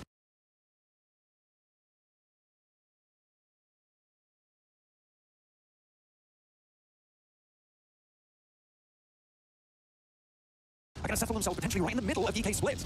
There's an easy location to play there as well. It's high ground, looking down towards a lot of squads. And Furia, I question how much they saw of that, because they are playing with little information because the terrain in that area doesn't provide the sightlines over towards Fourth Rise. DK tries to regroup, they lose one player off the back of it. I don't want to say I told you so, but you do. You really do. Say it. I'm a smug type of guy. But no, for GK, it was a little greedy to hold it as long as they did. For Orangutan, I respect the decision to move in towards that location. It was only a matter of time, and I think GK could probably get away with this one. It's just you pick one or the other. We're late in the game. There isn't a huge amount of fantastic compounds left anymore, and DK trying to hold two of them. Well, not anymore. Orangutan have actually taken that eastern point now. So, central locations are taken by GK, Orangutan, and Fourth Rise. The South Hill, the most open, potentially the most vulnerable, but also potentially the most profitable in terms of point scoring capabilities. On that south edge, you've got Goat Team, Furia, going to be forcing teams to approach you in a very linear fashion. It's going to make it difficult to take down this position for a long, long time. So we'll see how Fourth Rise can manage that. The north side, a little bit more messy, though. Teams are a little bit more spread out, trying to win their way on through. Looks like it's plenty messy on the east, though, as Goat are stopping AGAL. I mean, for all gamers, they have had a slow approach to this game. They've been in the blue for a very long time. They have very little information going forward into this one. Goat's currently playing on a 2-2 split. Curious to see how all gamers are playing now, because even Ketch is now having a little peek down towards that south side. He wants to check in on what's happening. And all gamers are like, okay, this looks very rough going on towards the west. Let's try the north. You're going to bang straight into Ulf. So I think for all gamers, it has just been a very slow game, which has led to little information. They're going to have to bank on having some strong gameplay going forward to try and cut a hole in the side of this circle. That's a fast rotate from Ulf, though, John. They are moving at pace, at speed. In they go, splitting the difference and not really running into too much competition on that move. Maybe slamming straight into GK's position. We've got, as well, Kiwoom, DRX trying to hold their northwestern side. Trying to keep themselves alive, and it's going pretty well. On their push, AGL tried to move in the wake of Ulf, but it's not going quite so cleanly for them. They have to stall, they have to falter, and OG are all too ready to take those points. As we're back on board with the nades coming in through the windows here. All wanting to hold out, but not quite connecting on either front. KRX hopping Binny back, moving him into a more favorable position to try and go for those assists. And no nades are really connecting here, Black. Okay, there they connect. Yeah, it's been a lot of explosions, not a lot of knocks coming through. Yeah, sure, Coop actually took most of the brunt of the damage so far. The nade right underneath his belly. Yeah, for all gamers, they headed down over towards that high ground, only to find themselves up against Fourth Rise. Funnily enough, after all these nades are spent and done, it's actually the M4 that does the most damage through these windows. Oh, finally. We find two back-to-back coming through from QXZ as well as Hoxie. Okay, I take it back. I take it back, guys. All right, didn't mean it. I did not mean it. Enigma Galaxy didn't manage to get in for a third party in time. In the meantime, on the southeast side, well, we're on board with AGAL there, but further out, you've still got Fourth Rise suppressing Furia and Goat, forcing them into a fight with one another. You can see they're popping up in the Elim feed. Silence is going to fall. And over on the north edge, as we're on board with Aurora and Flash, fighting over location, a fairly isolated fight. Yeah, very much so. It's kind of a weird one, too. I mean, for Aurora, you sort of expect the team to be playing on this one. It's a very classic spot. Most people know of this one. You use it because it's very easy to defend your vehicles in the ditch. Slightly nade bait, but for Aurora, they slow them down and try and just pass on by, but they are directly heading over towards Ulf. Oh, Scarface does find that initial shot, which is great to see from Scarface. That long-range capability comes into play, finally. Looking for more AGAL, trying to get a little bit, but Aaron has other ideas. Sprays them down, damage pouring on through. Orangutan moving, Aru up, does suppress Ulf a little bit, so maybe a little bit better of a chance for Aurora to piece themselves back together. But it is really difficult now to find any semblance of safety in the middle. Ulf do get all four of their players back up to their feet in their very central location now. Not too many teams are going to be able to take them down from this one. Aurora step in two with 4 Thrives, who are now up to 4 eliminations. They get that res, and now they're holding off against Top and Ziol on the off angle, as well as Goat putting pressure onto Falak. Ooh, 4 Thrives, they're surrounded. If they get themselves out of this situation, it will be big news for them. Player pulled out the side of the vehicle. Ayala is down. Moxie moves up. Furia desperately fighting back here. Igor's behind the tree, looking to bark back at this team. Finally finds the first with the help of Chief from the back lines. Oh, 4 Thrives are here to play, though, and it's a shooting gallery for the team from Pakistan. They're racking up the points now. They want to keep going. Aurora looking to backfill, maybe cause problems here, but RRQ is sandwiching the far side now. Nowhere is safe. Furia down to 1. Nobody is going to escape this compound. 2 teams enter, none will leave. Zypher spots the enemy off in the distance, the danger coming through. Here backing up the vehicle into the wall, giving a little bit of makeshift cover as we go forward. Aru, though, doing some wonderful work over towards that northeast side. Sadly, just down to 2 there, but still holding off on his own. I think a lot of people had questions about Aru, but he's proving them wrong right now in terms of the gun skill. Very, very smart player overall, though. Zypher's getting stuck in, just going toe-to-toe with Chief. This is dangerous. There are nades in hand. Zypher wants to go barrel to barrel, though, and it looks like they're going to hop through. Genfos able to snap that Elim back, though, and will leave Zypher out in the open with a nade. With 3 players from RQ bearing down upon him, the backup is not quite there from the rest of his team. He needs some oversight, he needs some assistance, but it's not there in time, and they have to deal with Aurora on the backlines. Oh, T24's quite low there. Took a bit of a tick from the blue. Couple more shots. Falak hits the deck, but from underneath finds it. There is a quick clap back here coming through from IQ, but it's not enough. As 4 Thrives are falling underneath the presence of RRQ. They come in from the sidelines as third party, and Viren will hit a nasty spray down. 7 Elins for RRQ on the second game of the day. That was an overcommitment from 4 Thrives to this compound, to this third-party engagement. There was so much going on there, and Aurora, the duo from Ziol on top, forced them to stay in that third-party position. They didn't want to push back up. They might have had a better time of it, though, to be honest, because nobody from down below was going to push them. Zypher had overcommitted, and they just weren't quite able to gain that momentum back. 4 elims, not that many placements. That's not how you want to try and convert. And when you look at Geek's position, they are going to be able to catch you up, as well as DWOOM KRX. It's a good buffer, though. It's a good buffer, though. 23 points right now so far. I think it's decent over 2 matches. You're looking at roughly 11.5, right? So I think they're fine. I think they're fine at the moment. 4 Thrives just need one more decent game. Scarface does go down to Ragnarok. Get a little bit of hold back, but Aaron with that M4, who he's been so goddamn deadly today with so far, instantaneously finds a re-knock over towards Kike. In the meantime, the flash, as well as OG, a tanky with a 360. It's not quite enough to keep him alive there. The flash will hold out. Just a moment longer on the south side. In the meantime, Thunder Talk trying to keep themselves together, but 2 players now left standing, as well as X-Force Rejects bearing down upon them. RRQ are going to fall. Okay, Aurora. Ziol on top, still going. Blank, they've been a real thorn in the side of this south side circle. Shiva tries to get the spray, dips out for another, dips out for more, does go down, and again, it's Aurora across the way who are making things so difficult. Well, they're an opportunistic team. We get the next circle. It sent us up over towards Ulf here. But we already saw the location this team was playing in. He looks barren. He looks deadly. Suddenly, you've got 6 other teams looking your way. They have to hit these shots as teams make their entry. Kiwoom DRX on the northwest side with 4. Flash on the north with 3. Those two teams have major access angles towards Ulf's position, but I don't know if they're going to be able to convert it. On the southwest side that we're on board with right now, Nick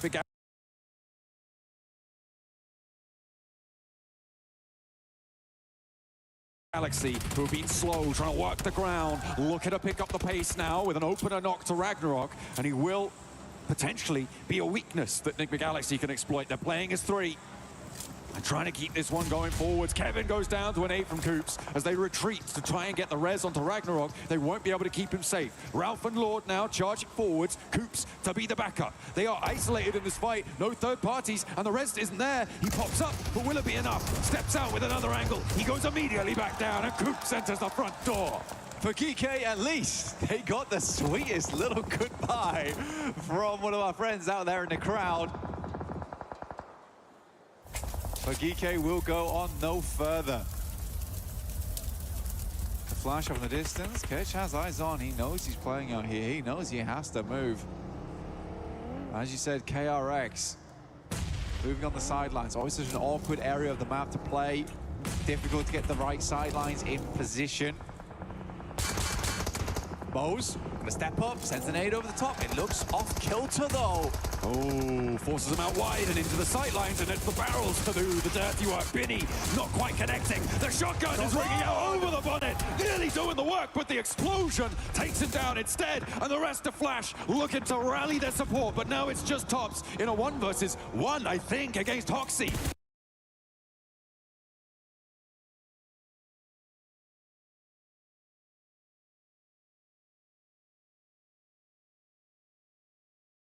But Kiwoom DRX looking to keep things going, and Bose might be resable here. Hoxie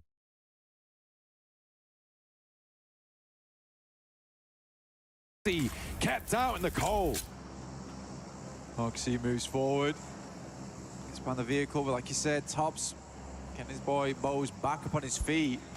Nate sent through, not cooked for very long. Looks to use it as more of a distraction, but it is on target. Almost hit the double. Gets up towards the monster truck. Gonna use those vehicles as a little bit of cover here. The wheels, a great position to peek off the back of. You know what? QXZ is resible.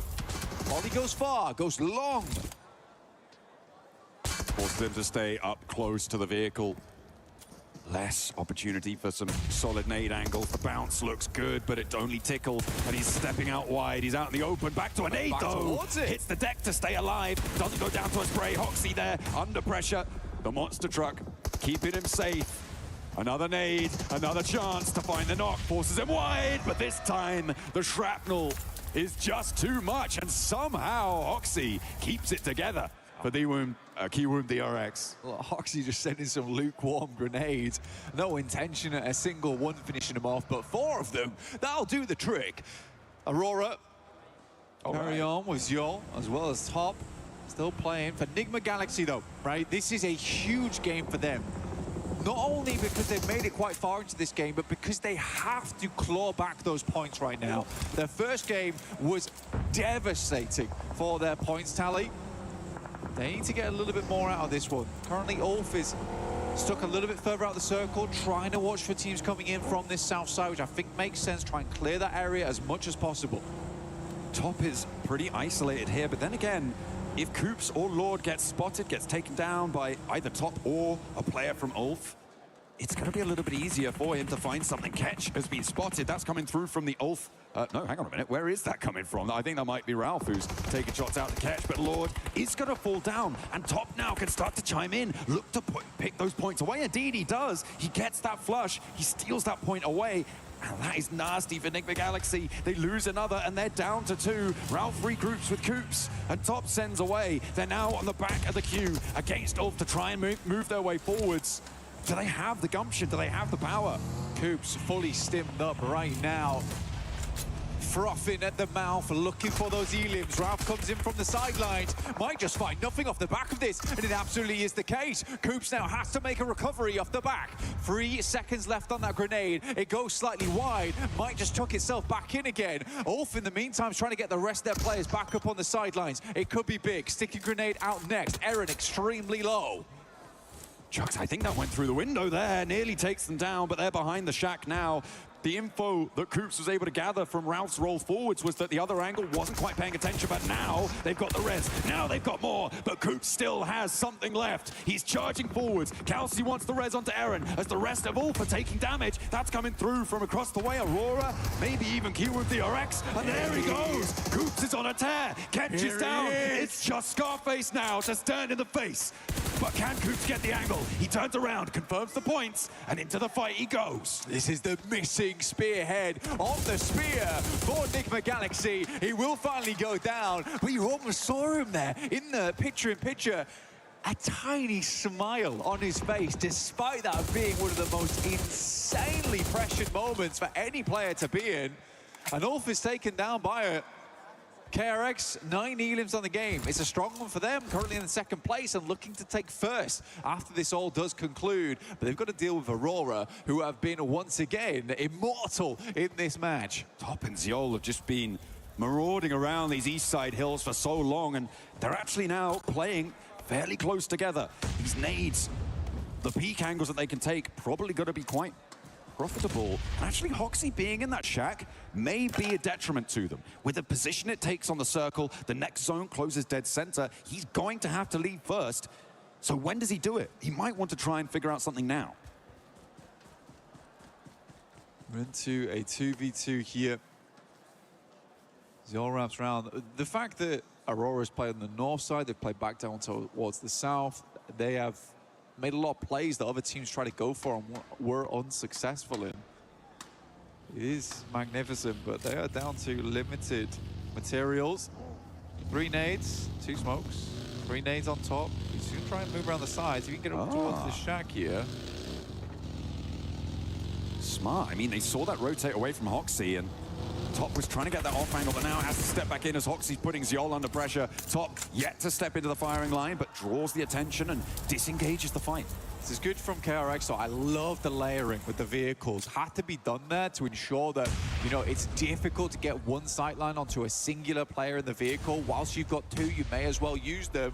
These nades are starting to come through now, trying to get some damage done. Hoxie's back up to 70%. That nade's on target. It's beautiful here. QXC now has to deal with the other players. Another one right up in his face. They go wide. Top's moving around the side. Aurora, a difficult beast to handle. This is what Top wanted to do originally. The pressure onto Ziol made it too hard. Another nade, and Ziol nearly takes it down there, but Top now has the angle. He's got them on a broadside. Oh, insult to injury. Take down the down player first, but it is a duo chicken dinner coming through from Aurora. Aurora after that, they take second place. KRX obviously shut themselves up in towards first. It's a really good game so far from KRX over the 2 matches. I think what we've got to take from this is the consistency these boys have been able to put out compared to other teams, but Aurora certainly shows that these guys are here to play. Goodness me, such a problem on that east side. Their crowning moment was the pressure that they put on 4 Thrives on their eastern side, moving down towards the hills and forcing 4 Thrives into an unfavorable position. Really nothing that they could do about it at that stage, but what a pressure that those 2 players have. Oh yeah, I think it's scary to play against. It really is. It's that fear factor sometimes that can be awkward to play around. Not a single moment was there where we didn't see KRX under basically the hydraulic press of those 2 players, constantly switching positions, constantly making it very, very difficult to work with. Even when they layered the vehicles, instantaneously Ziol's ready and waiting to back them off those angles. Cool stuff, very, very cool stuff. And instantly after they backed off, the boys just instantly went elsewhere. So you immediately had no information once again. Again, that's that veteranship coming through from Aurora. They've played a lot of these moments before. Absolutely, they know what they're doing. I mean, it was, you could see how aware of exactly what pieces need to be where when Top regrouped back over after that flex out, and then he was like, oh, we got a knock, now I can do that exact same play. They knew what they wanted to do, they delivered, they executed, and as a duo, they are still a terrifying force to behold over on Erangel and on many, many other maps as well yet to come. That was really, really great stuff towards the end. I really enjoyed that finish. I think it was pretty classy. It was very, very classy indeed. And for Ulf to go down to Coops, I mean, again, I'm super happy that Coops is here. He's an awesome player. It's great to see him at PMWC.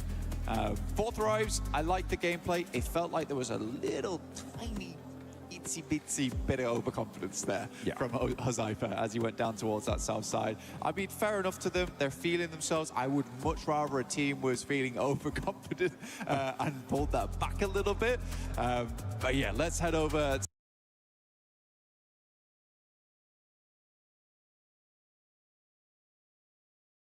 to an interview with Falak to see how he is doing today, which honestly has been fairly good. All right, thank you very much, Kalaris here for PMWC for EWC 26. I'm with Falak, the man himself, and I want to talk about game one here for that Rondo match as a whole. Because Erangel wasn't too impactful. Let's talk about Rondo. You guys were on the west side for quite a while. GK was north of you, and you were a little bit stuck in there, but you kind of made a good meal of it. So what was the game plan for Fourth Thrives in those moments? Our game plan was pretty simple from the start, that we have to hot drop, take kills, and just scout, like whichever places are free, we are just scouting and rotating according to that. Okay, so, I mean, in that game, 9 eliminations for Falak here, looking for an MVP already by the looks of things.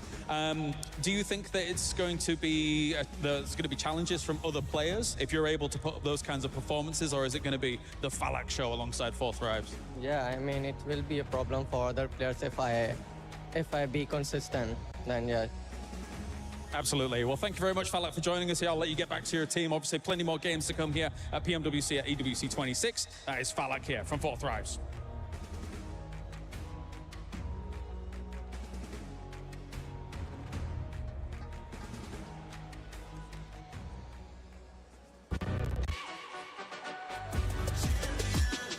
This ain't no regular thing. Came for the ring, you know what I mean. You see my name in the lights. Better get right, I'm champion.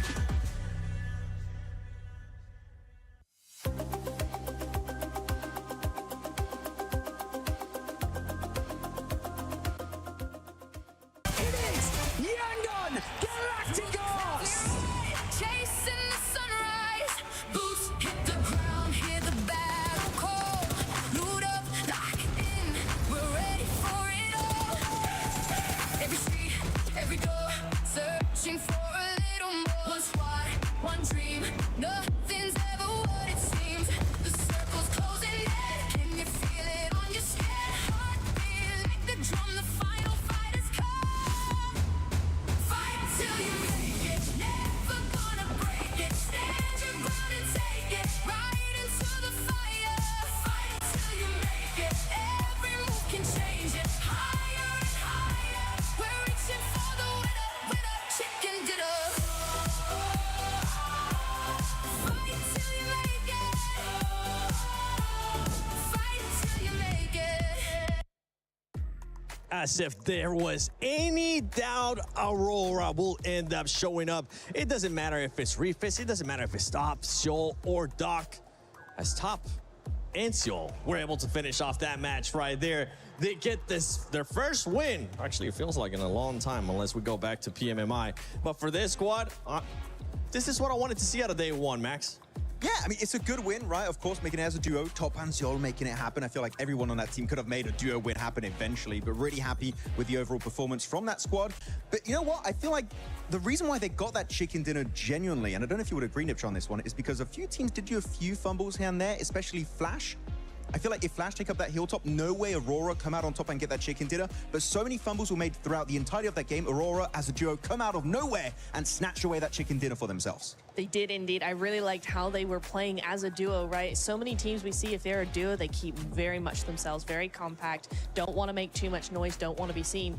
Aurora went and took it the opposite direction, right? We had Zeol on that anchor point in the middle of zone, then you had Top running around, fending off Nigma Galaxy, going, hey, you don't want to come up here, I promise it's going to be bad news for you if you do. He did the exact same thing with KRX, and in the end, that is what won them 17 points in game number 2. And that was a team that was also able to put up a good amount of points. Honestly, KRX with 9 eliminations, 15 points total, Lace. And you know what I have to say to that?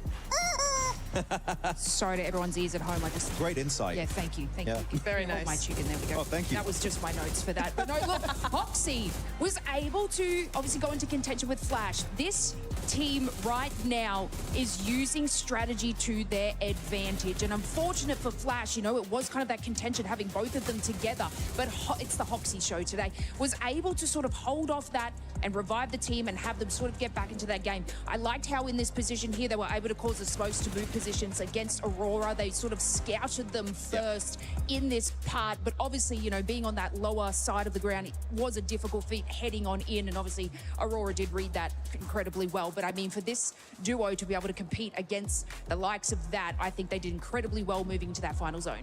You're talking about Hoxie, and I want to say Hoxie was great, especially in that fight versus Flash, as you mentioned, but also early on versus ONLYI.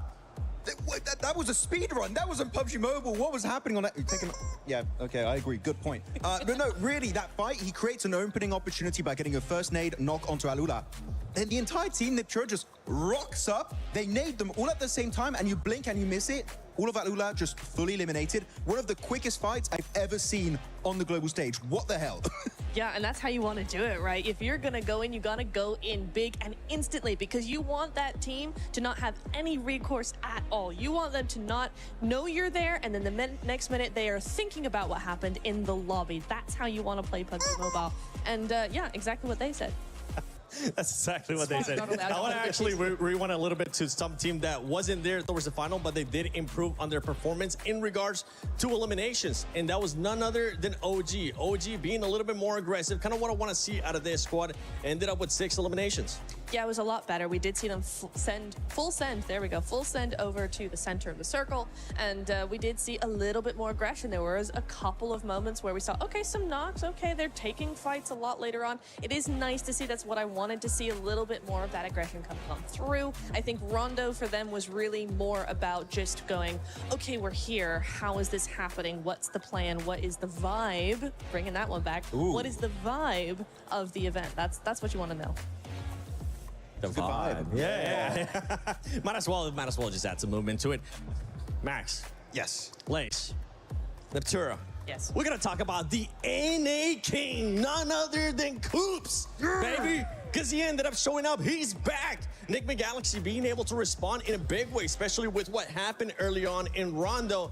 This is what we want to see out of Enigma Galaxy, especially with the way that they were playing too. They were playing a lot of edge early on. Yeah, I mean, during PMJ Season 1, the fact that Coops was not able to play for that team, it left a void, right? And it was felt throughout the entirety of the tournament for Enigma Galaxy. But he came out popping off against Ulf there. This 2-2 split, like, he's Pincer. There's no way he's going to survive. But you forget one important point. He's Coops. He's built different. And he just comes out beautifully, able to get himself those 2 eliminations. And he knows, I'm maybe not going to make it to the podium, right? And he just tries to secure those 2 eliminations on Ulf. He knows when he has to give up to secure as many points as possible. It's a great mindset to have here at PMWC. I didn't know if you knew this, but Coops hold chickens, and chicken winner dinner. So I think it just goes hand in hand. It does. Yeah. Exactly. You know what we need? We need a like that counter segue? for how many times we actually have the chicken sound throughout the day. If you're able to keep track of that,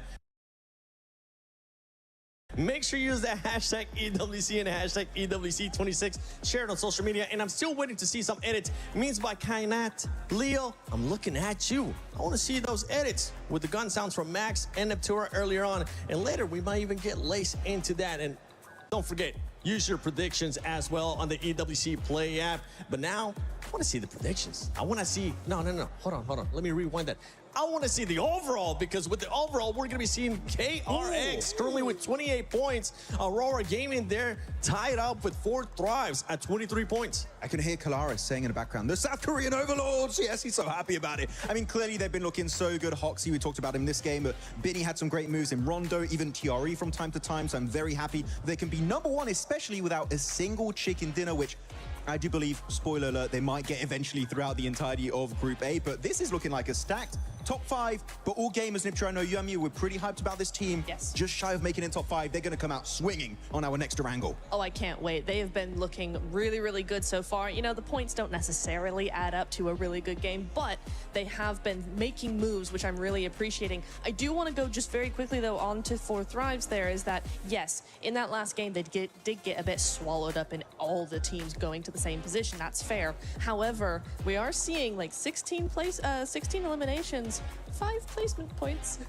I don't like that. Mostly from the Rondo too, right? Mostly from the Rondo, exactly. So for me, I'm kind of just like, oh, I hope that changes quickly.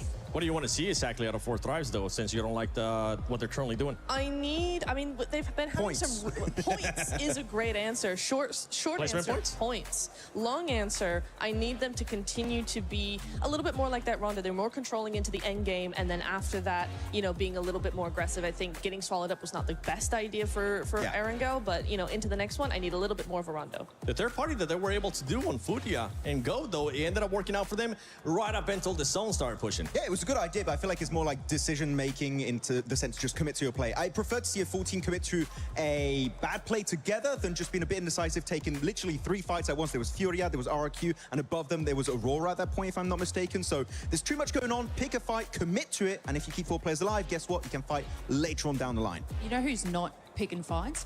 Team GOAT. They have had so many chances where they have gotten knocks and they are not following through. So, I mean, you know, they're having teams in contention on each side of them. And for some reason, they're not making those decisions that you're talking about to follow up on those knocks and then clearly getting third-partied. And something is going wrong with this team because this is not the kind of stats that they are generally used to pulling in these sorts of tournaments. But I think they've got like three on the board. Like, this is not something we should be seeing from Go. I know what the issue is. They don't have a hovercraft for Moxie. I didn't see it. I didn't see it. This man needs a hovercraft. Get it, and they might get a win. By the way, on the previous interview that we got from Kalaris, too, with Falak, that might be the most smack talk that I think I've heard Falak say since he ended up saying, Falak here, Rosemary here. But let's send it over to Kalaris and Jackie at the stage. That's right, thank you boys. Of course, I'm here with Jackie to talk about some of the stuff going on so far.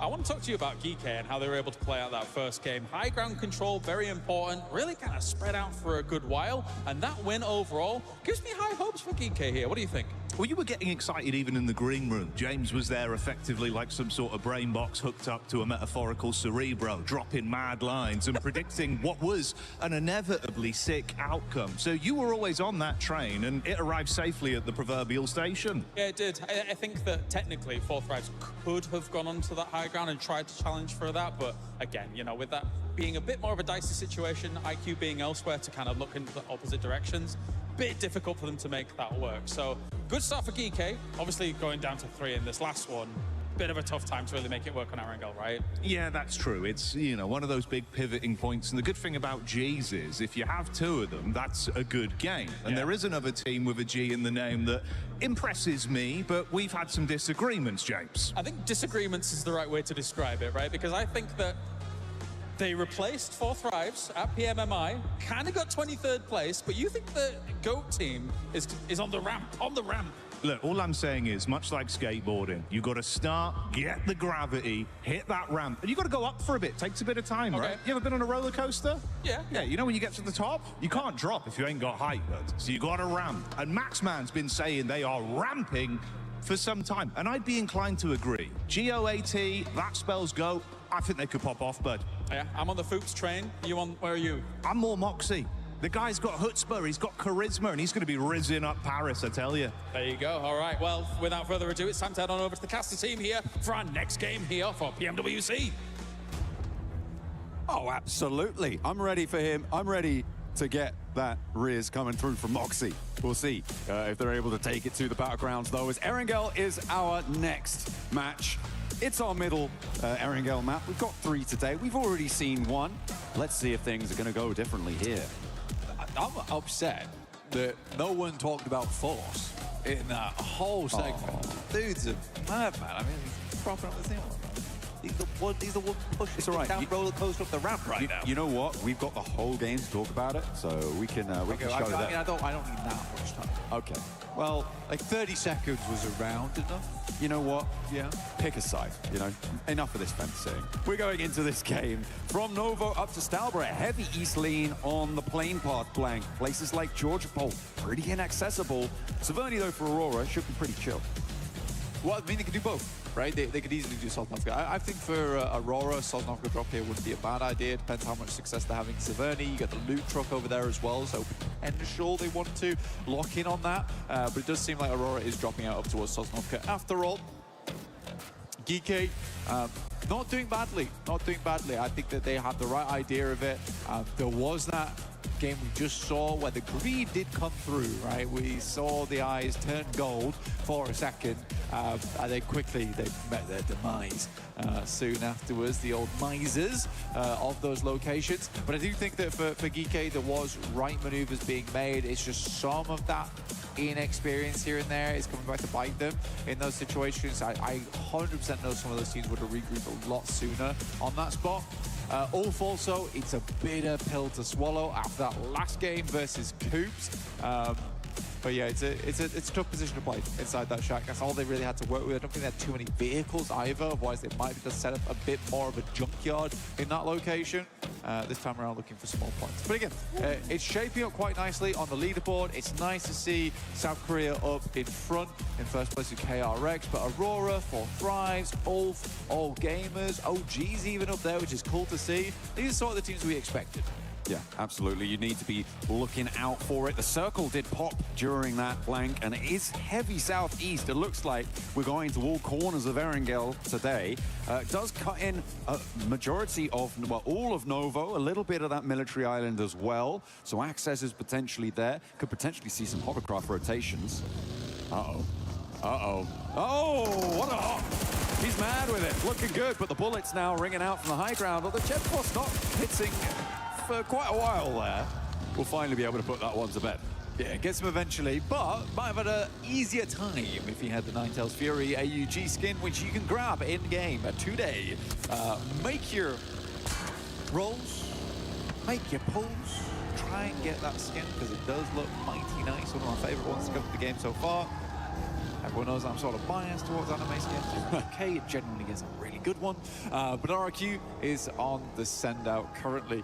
You do have Thunderzork down towards the south side. They're currently playing military. Good spot to start off with here. You have a lot of Sosnovka actually pulled into this one, but it's the amount of water involved. Hello! We are live from Paris currently. A lot of fans here with us, which is nice to see. Joining right from the beginning here to support their favorite teams. Real mix of support from lots of different teams, fan bases. Love to see it. Getting in and amongst it. I think the Galaxy taking down the loot truck, grabbing themselves some goodies from the back, making sure they've got everything that they need, and they will be able to burst those doors wide open. Plenty of ordnance to send down range. And in they go. Coop's going to be taking on the Centra there. Is Max going to be happy? Is he going to get an MG3? I mean, Ralph's just got a shotgun right now, which isn't ideal, but did get the level 3 vest, which might help him live for a little bit longer when he makes those crazy crashes like he did versus Ulf. Definitely a good distraction, though, to allow Coops to explode onto the scene there. But yeah, what I was talking about is a huge amount of water that's involved here. It is a gargantuan amount.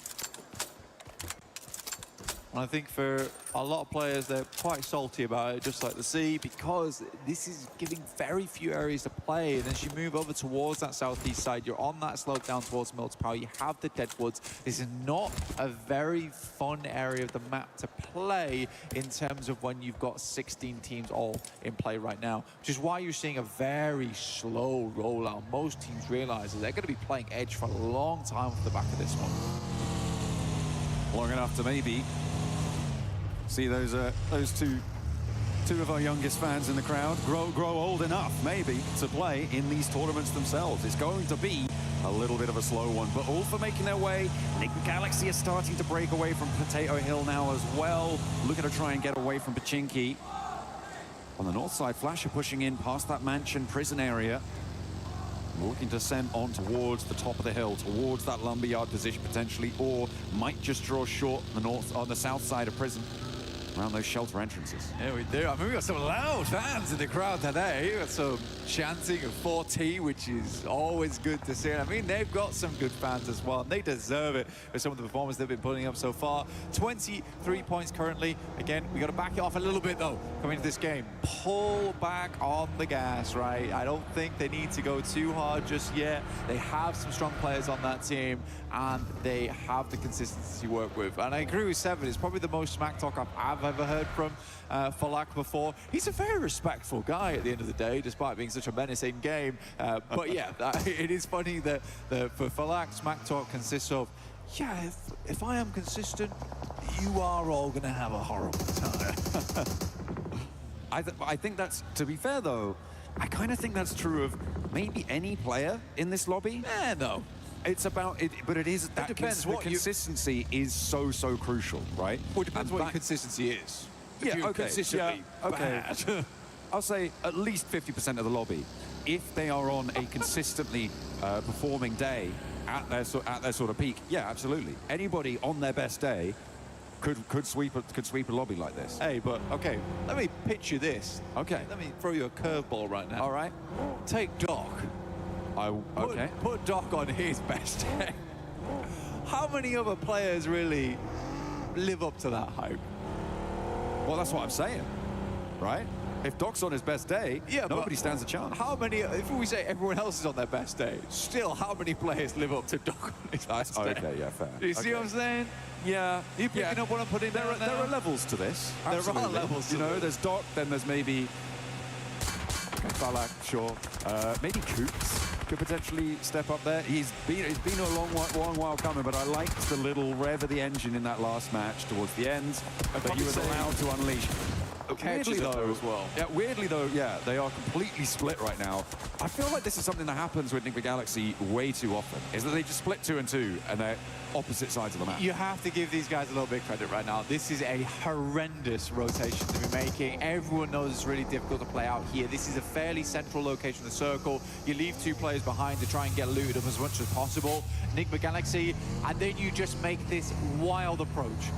If anything, this has worked out ridiculously well. They have 2 players over on the coastal side down towards Milton. If this continues to move southeast, this is not a bad spot to play. And now you have an anchor point to play off the back of. So Enigma Galaxy here, they take a huge gamble. But again, for them, gambles are required considering that first game they had of the day, which was so terrible. But they managed to get 10 on their second match. And with this, they might be able to pump that up a little bit further. So I actually don't mind this. I don't mind this. Push up those points, get a little bit more amongst it on the tables. As the backstop for Enigma Galaxy, look at a regroup. They've got about 3 kilometers to go before they find their other duo.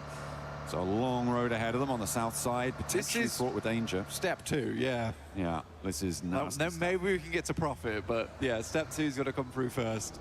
Yeah, and they've got Aurora behind them as well. This is a pretty nasty spot, I think it's safe to say, for the backstop. The circle does go a little bit more land-based, but it still cuts in maybe 20% water here, Blank.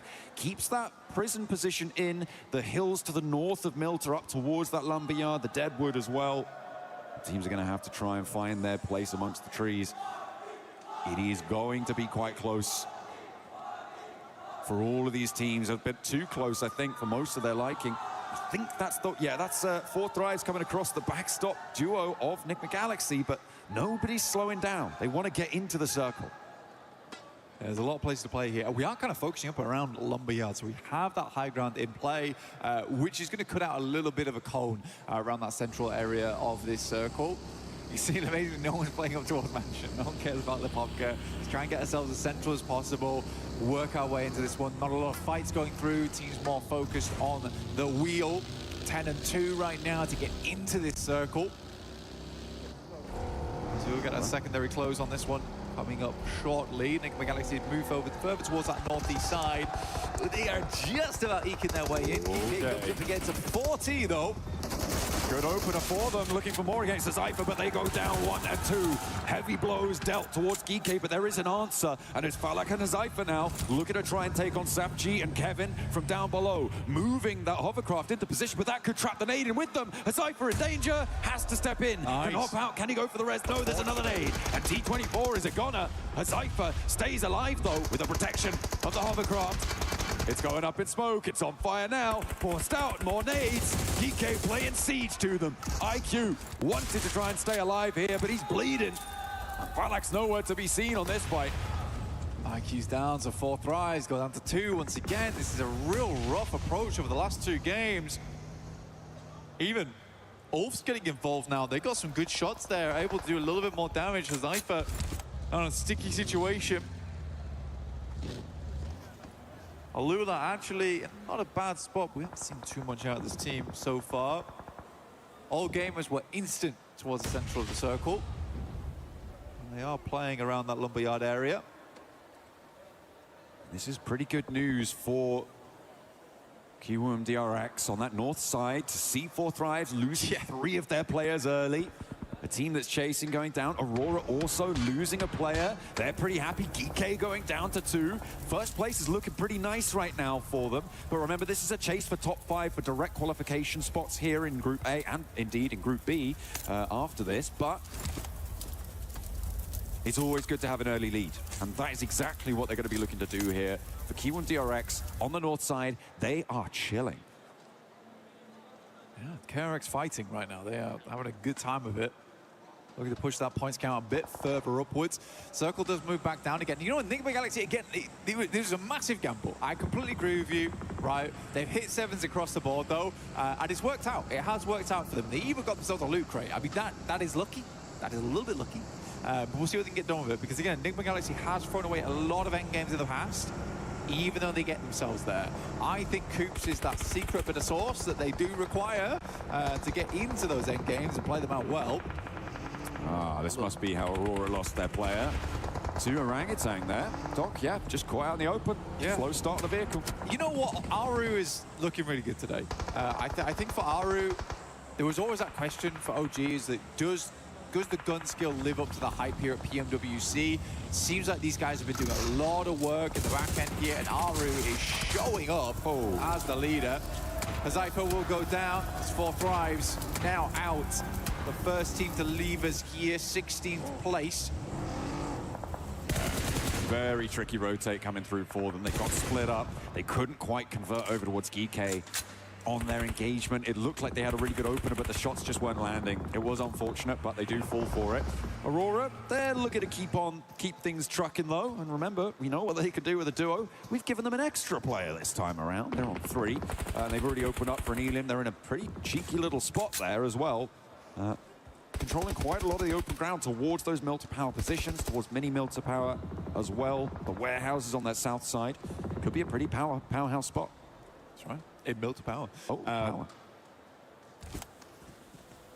Little stock here. I mean, for Ulf, they're playing the ridge side down towards the side of crates. It's not a horrible place to play, but it really depends on the next circle, right? So hard to know where it's going to go because it's still folding over towards Deadwoods. It's still folding back the other way towards Milter Power, as well as Mini Milter. I'm curious to see how they want to play this out. Goat's really trying to pull the elastic band both ways. They're dead center of it all. Good shots though from Genforce. I mean, he's been on a bit of a tear today with a massive recovery over on Rondo. Now looking to put the hurt in over towards Flower H. Just a couple of petals left on that rotate there, but somehow managing to escape with a little bit of life left in him. He knocks me not. He knocks me not, seemingly the conclusion on that one. I can get some healing done. Sprout anew. With 3 players alive on the west side. Gaming Stars nade over towards X-Force Rejects. And another one puts the cat amongst the pigeons and takes down Shiva as well. They're not going to be able to get this forward duo back up. Look at the backstops. They're not for moving. Not one bit. Maniac getting some good damage in. My goodness me. What a horrendous circle. Sent over towards the northern side. Look at all the water in play. Ulf just got sent a lifeline, though. Kelsey needs to live this rotate, though. Needs to get back to the rest of the team. As a 4, they have a good time. Great shot from Aaron. Where did that come from? All right, all pulling it out the bag, as well as Enigma Galaxy on that south coast side. They can sweep through. Furia looking to try and challenge. Could be a little bit difficult to deal with, but I feel like Enigma Galaxy have the inside track there. You're right, though, to highlight that Aaron spray. It was pretty nutty. The guy is insane. You've talked about being his biggest fan. I think you can be proud in that tile right now. Well, again, the speed at which he identifies the location, understands that this is a shot that he needs to hit right now versus Gaming Stars to ensure that Kelsey gets back to the team, because they know of all people inside this lobby that they have a fantastic chance, at least a top 3 here from this position, but they need to be a 4-man. They have to be a 4-man. Kelsey gets back towards the squad, and this is a great start for them. The rest of the teams will be starting to flow on in now. You've got Aurora down towards that south side, but likely they'll stick around here for a little bit longer, understanding that Minimilta, as well as the compound down towards the south, likely will move in the near future, can pick themselves up a couple of eliminations there, and they might be in the next circle too. Ooh, okay. All right. I feel like if you've made your predictions over on the EWC app, then if you put Ulf in, you might be pretty happy right now. It's a little bit difficult potentially if they have to move away from the coastline. I feel like if you put Enigma Galaxy in as a prediction as well, that could have been a pretty decent shout. And a surprising one. Yeah, I think certainly given the start of this match, right? But looking at the rest of the lobby, there is a lot more danger on the western side. Ulf taken down with a long-range shot from Mini 14. Might be Reservoir though. And Ulf are down to 2 active though. Yeah, it's 2 players that went down in the front line. Basically, Scarface and Ketch absolutely have to instantaneously help there. It's not the case.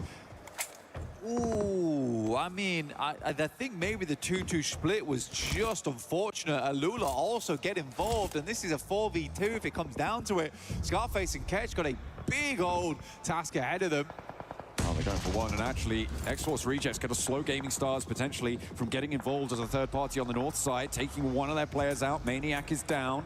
But you've got Q and DRX on that north side as well, who have yet to fully regroup and make their way forwards. A lot of pressure is going to be felt by the positions on the coastline. This southwest side that we're on board with now does need to conclude, as Flash are rolling around the ridge lines, but not quite able to find the opener. They only have 3 players, and RRQ are waiting.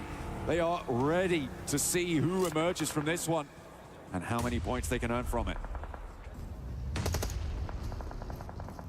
AJL to make the move out here. Bows are running in alongside with a blue. I mean, respect to XZZ. I would 100% feel like that was the knock as well. Looked away in that moment. More pressing matches ahead of him. Azias backs down. Thundertalk also shots over towards Furia. Furia getting absolutely decimated as they try and pull out from Milta. Now, Enigma Galaxy, they're just going to play it off of the power grid here. Oh, Orangutan trying to move parallel to Flash. AGAL as well, but nobody's looking happy as everybody's losing players. 2 players on the backline, maybe Reservoir if they're quick about it. As Flower looking to pull a player back to his feet, but they won't care. DRX on that north side. They should just be able to tear this one through if RRQ don't get to them first, because they are slamming straight into the south flank. RQ, yeah, you're right. They are absolutely rinsing squads at the moment with good shots through the smoke. We'll take down Feiren to start things off. Hoxie also took an unfortunate knock and will be flushed out because of it. Aru and Wizgod looking to stay alive, but it's just down to Aru now. Molotov off towards the right-hand side. It's not quite on target. Immediately, Aru's going to swing around. Lepar has to win this. We'll find Aru. RRQ lives to see another day, but with just 1 player to do it. It is going to be him as the Wanderer inside of the circle. It's going to be close, but should get the first aid. Looking for more loot as well. Stage 5 is just about survivable for long enough. Hops in. Pops the bandage as well. Doesn't have any stims ticking him up just yet. And actually he's going to go straight towards Aurora. Not in the zone either, so has to take a beat to try and get some healing done. Only 2 nades to try and find an opener. And it is just Refus in this location for the time being. The rest of Aurora look at a regroup now, though. And it's going to get more dangerous for Lepar in the next 20 seconds. Hell, you know what? Enigma Galaxy could go all the way on this one. And it really could be a Galaxy big brain move on the early game to go for that rotate so early away from the rest of the lads at Pachinki. I love it. I really love it. I like the fact that they didn't feel dismayed after that first game. Watching Satan with his head on the pillow was pretty crushing. होने वाली है तो बहुत ध्यान से अपने matches को खेलने की जरूरत है बट चलिए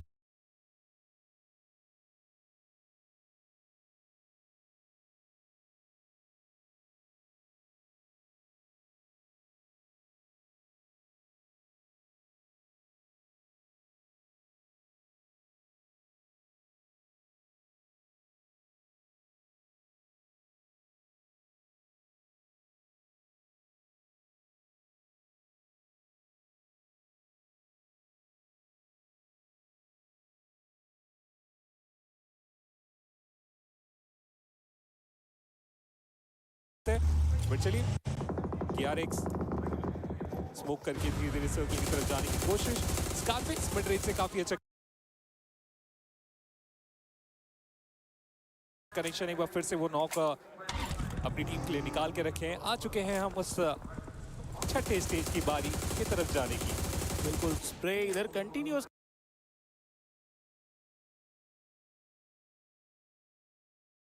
होता हुआ टीम अरोरा के ऊपर। पिछला मुकाबला टीम अरोरा ने बहुत ही अच्छा खेला, बट इस मुकाबले के अंदर अभी एक ऐसी जगह पे फंसे हैं जहाँ पे दिक्कत हो सकती है। KRX के बारे में बात कर ही रहे थे, सबसे ज्यादा कंसिस्टेंट टीम, बट फिलहाल के लिए गेमिंग स्टार्स उनके ऊपर हावी पड़ते हुए 7 पॉइंट्स अपने नाम निकालने में कामयाब हो चुके थे और उन्हीं की टीम के रोलेक्स 4 एलिमिनेशन के साथ टॉप प्लेयर भी बने हैं। लेकिन ग्रेनेड आया बाजू में, सही तरीके से सही मोमेंट पे वो अपना पोजीशन चेंज किया, जिसकी वजह से थोड़ा मौका मिला था, बट इस ग्रेनेड से नहीं बच सकते थे। उनका काम जो है वो इधर कहीं न कहीं तमाम कर दिया गया है।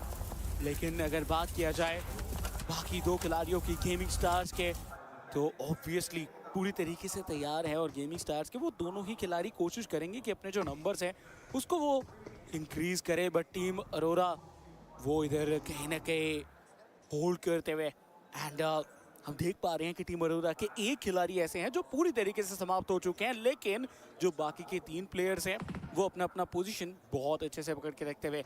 और मिनी मैप के ऊपर आप नज़र डालिए कि टीम अरोरा बस थोड़ी सी दूर सर्कल से, बट ये दूरी काफ़ी ज़्यादा हो सकती है क्योंकि बीच में उतने ज़्यादा कवर्स नहीं है। एग्जैक्टली और कमबैक के लिए आज से निग्मा गैलेक्सी मुझे लगता है कि इस मैच का बहुत अच्छे तरीके से फ़ायदा उठाने वाले हैं। केवल 3 ही यहाँ पे फिनिश निकाले हैं, पर ठीक है 4 प्लेयर सर्वाइव कर रहे हैं। अगर इस रोटेशन को सक्सेसफुल करेंगे तो ये मैच उनके लिए सक्सेसफुल हो सकता है, बट उसके लिए मल्टीपल एंगल से शॉट्स आने की बारी रहेगी। उसे किस तरीके से ये टैकल करेंगे, थोड़ी बातचीत ज़रूर हुई है। लॉर्ड इंडिविजुअल लेवल में 2 फिनिश निकाले हैं और ये मैच इसलिए भी ज़रूरी है क्योंकि आप देखिए ना वो 10th प्लेस पे बैठे हुए हैं। अगर चिकन तक पारी को लेके जाएंगे सीधा पोडियम में या एटलीस्ट टॉप 5 में तो अपने आप को लेके जा सकते हैं, बट लॉर्ड को नहीं पता है कि उनके नीचे एक प्लेयर है। थंडरटॉक गेमिंग इकलौते प्लेयर ट्राई कर रहे हैं कि कुछ इंपॉर्टेंट प्लेसमेंट पॉइंट ने भी अगर यहाँ से निकाल के जा पाए तो वो हमारे लिए अच्छी खबर रहेगी, लेकिन हल्का सा मूवमेंट, उनकी पोजीशन कॉम्प्रोमाइज। निग्मा गैलेक्सी एक और फिनिश पॉइंट की अपॉर्चुनिटी, बट डिस्ट्रैक्शन में आप देखिए सामने से भी शॉट्स आ रहे हैं, तो अभी वो पीछे की तरफ नहीं देखने वाले हैं। वो पूरा फोकस अभी सामने की तरफ रखे हुए कि फिनिशेस और कैसे यहाँ से निकाल सकते हैं। बिल्कुल सही, और हम देख पा रहे हैं सतन को जो पिछली बार सबसे पहले डाउन हो गए थे, बट इस बार अपना सर्वाइवल वो ज़रूर जो है वो करके जा रहे हैं। लेकिन उनके जस्ट नीचे सतन को हम देख पा रहे हैं और देखिए उनके बारे में शायद इन्फॉर्मेशन नहीं है, अगर होता तो शायद वो इधर एक ग्रेनेड्स जो है वो आ सकते थे इनके ऊपर, बट TTG थंडरटॉक गेमिंग को ज़रूर कुछ और सर्वाइवल पॉइंट्स अपने नाम निकालने में कामयाब हो सकते हैं अगर वही जगह पे रह जाए। बट दूसरी तरफ अगर बात किया जाए टीम अरोरा की, साउथ साइड की तरफ अपना पोजीशन बना के रखे हैं। इनके जस्ट एकदम सामने टीम गोट हमें इधर नज़र आते हुए, टीम RRQ की तरफ से भी आके खिलाड़ी, and I think team RRQ के लिए थोड़ा टफ हो सकता है ये मुकाबला, क्योंकि जिस जगह पे वो होल्ड कर रहे हैं वही जगह पे कहीं ना कहीं बहुत सारी टीम्स की जो नज़र है वो हो सकती है। और ये सर्कल शिफ्ट आई थिंक वही डिसाइड करेगा कि RRQ को और थोड़े बहुत प्लेसमेंट पॉइंट्स मिलेंगे या फिर नहीं। चलिए सर्कल का शिफ्ट जैसा आपने बताया अभी बहुत अच्छे तरीके से वक्त है यहाँ पे। अगले कुछ सेकंड्स के बाद हम ये क्लैरिटी मिल जाने वाली कि सदर्न साइड में वो जो हार्ड कवर है वो टीम कोड के कितने अच्छे तरीके से साथी बन के रहने वाले हैं, या फिर उन्हें मूवमेंट करने की ज़रूरत पड़ी। अगर मूवमेंट करने की ज़रूरत पड़ी तो निग्मा गैलेक्सी उनके पास पूरा मौका रहेगा कि उस रोटेशन को वो अच्छे तरीके से वहाँ पे टेक डाउन करे।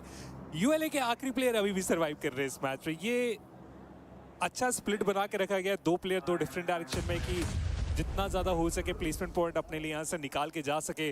हालांकि जो ग्रेनेड है वो अभी ज़रूर हमें देखने को मिला, बट कुछ खास फायदा भी होगा नहीं। गेमिंग स्टार्स ट्राई कर रहे हैं कि जो भी हो सके जिससे वो पॉसिबल हो। बट चलिए सबसे इंपॉर्टेंट शिफ्ट की बारी आ चुकी है।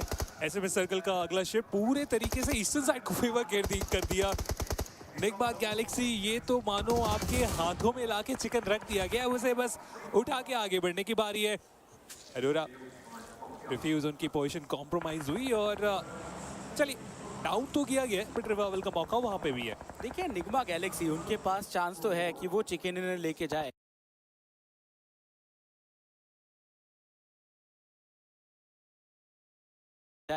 वही जगह पे थंडर टॉक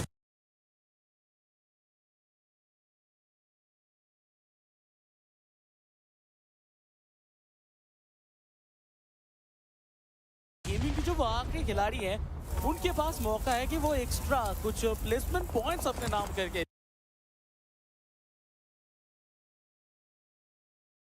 जाए। तो दोनों ही कहीं ना कहीं अपने अपने एरियाज को काफी खुशी होंगे वो। बट उसी हीट शॉट आया यूसुफ के ऊपर और नॉकआउट उनको कर दिया गया। एंड जी हाँ इधर एक बहुत ही अच्छा फिनिश पॉइंट निकालने में कामयाब। उस्मान की अगर बात करें तो वो पूरा सीधा एक स्प्रे करते हुए देखने के लिए मिला और टीम अरोरा उनके जो रोटेशन थे उसको तो काटे ही गए और बहुत ही इंपॉर्टेंट 2 पॉइंट्स भी अपने नाम निकालने में कामयाब रहे। कितनी चतुराई से उन्होंने बस एंगल बनाया और उसके बाद वो spray connection final confirmation. But फिलहाल चलिए निगमा गैलेक्सी को जो मैं बात कर रहा था कि तोहफे में ये एंगल मिल सकता है, किस तरीके से वो फायदा उठाएंगे। बट प्ले जोन के बाहर गेमिंग स्टार के प्लेयर हमें डाउन होते हुए देखने को मिल रहा है, ये थोड़ा दिक्कत है। बट अरोरा के रिफ्यूज अभी भी सर्वाइव करते हुए आ रहा है। क्यों उनका एलिमिनेशन हो चुका है इस पर्टिकुलर एंगल से 7th प्लेस में। डिसेंट मैच उनके लिए साबित हुआ, काफी ज्यादा रोटेशन उनके एंड से भी पहले सर्कल के बाहर गए, एंट्री बनाए, सेंटर में जाने की कोशिश रही, वो फायदेमंद रहा नहीं। यूएलए उनका भी यहाँ पे अंत हुआ 6ठे स्थान पे। एट द सेम टाइम अब 5 टीम्स के बीच में पूरी कॉन्वर्सेशन आके रुकी हुई है और यूएलए स्टेप अप करते हुए उन्हें पता है कि जितने ज्यादा पॉइंट्स यहाँ से निकालेंगे टॉप 5 में वो डिफरेंस बना सकते हैं बाकी सारी टीम से, क्योंकि उधर तो हमने मल्टीपल एलिमिनेशन ऑलरेडी देख लिया है। कोड सर्कल का हिस्सा है इनके पास लेकिन बहुत ज्यादा एजेस में आके फंसे हुए। यूएलए की भी सेम कोशिश और कितना एक्सटेंड हो रहा है ये मैच। मेरा जो मुझे लग रहा था कि 7th 8th स्टेज में लगभग एलिमिनेशन मल्टीपल टीम्स की हो जाएगी, चिकन डिनर का फैसला वहां तक हो जाएगा क्योंकि सर्कल बहुत ओपन में था। लेकिन जो आखिर में हार्ड कवर्स मिले वहीं पे सारी टीम जाके ट्राई कर रहे हैं कि ज्यादा से ज्यादा देर तक अपने आप को इस मैच में बना के रखें। और देखिए जिसके बारे में मैं बात कर रहा था थंडर टॉक गेमिंग, वो जस्ट इधर छुपे बैठे हैं। उनको पता है कि अगर इधर ही होल्ड करके रह गए तो भी हमें काफी अच्छा खासा मौका मिल सकता है। बहुत टाइम से हैं इधर, जब शायद 10 टीम बचे हुए थे तब से वो वही जगह पे होल्ड करके बैठे हैं और टॉप 4 में आ चुके हैं। तो काफी सारे पॉइंट्स ऑलरेडी मिल चुके हैं और वो तो यही चाहेंगे कि बाकी सारे टीम्स अपने बीच में जब वो लड़ाई कर ले। चिकन डिनर उनको नहीं चाहिए, 2nd प्लेस मिल जाए तो भी काफी है उनके लिए तो।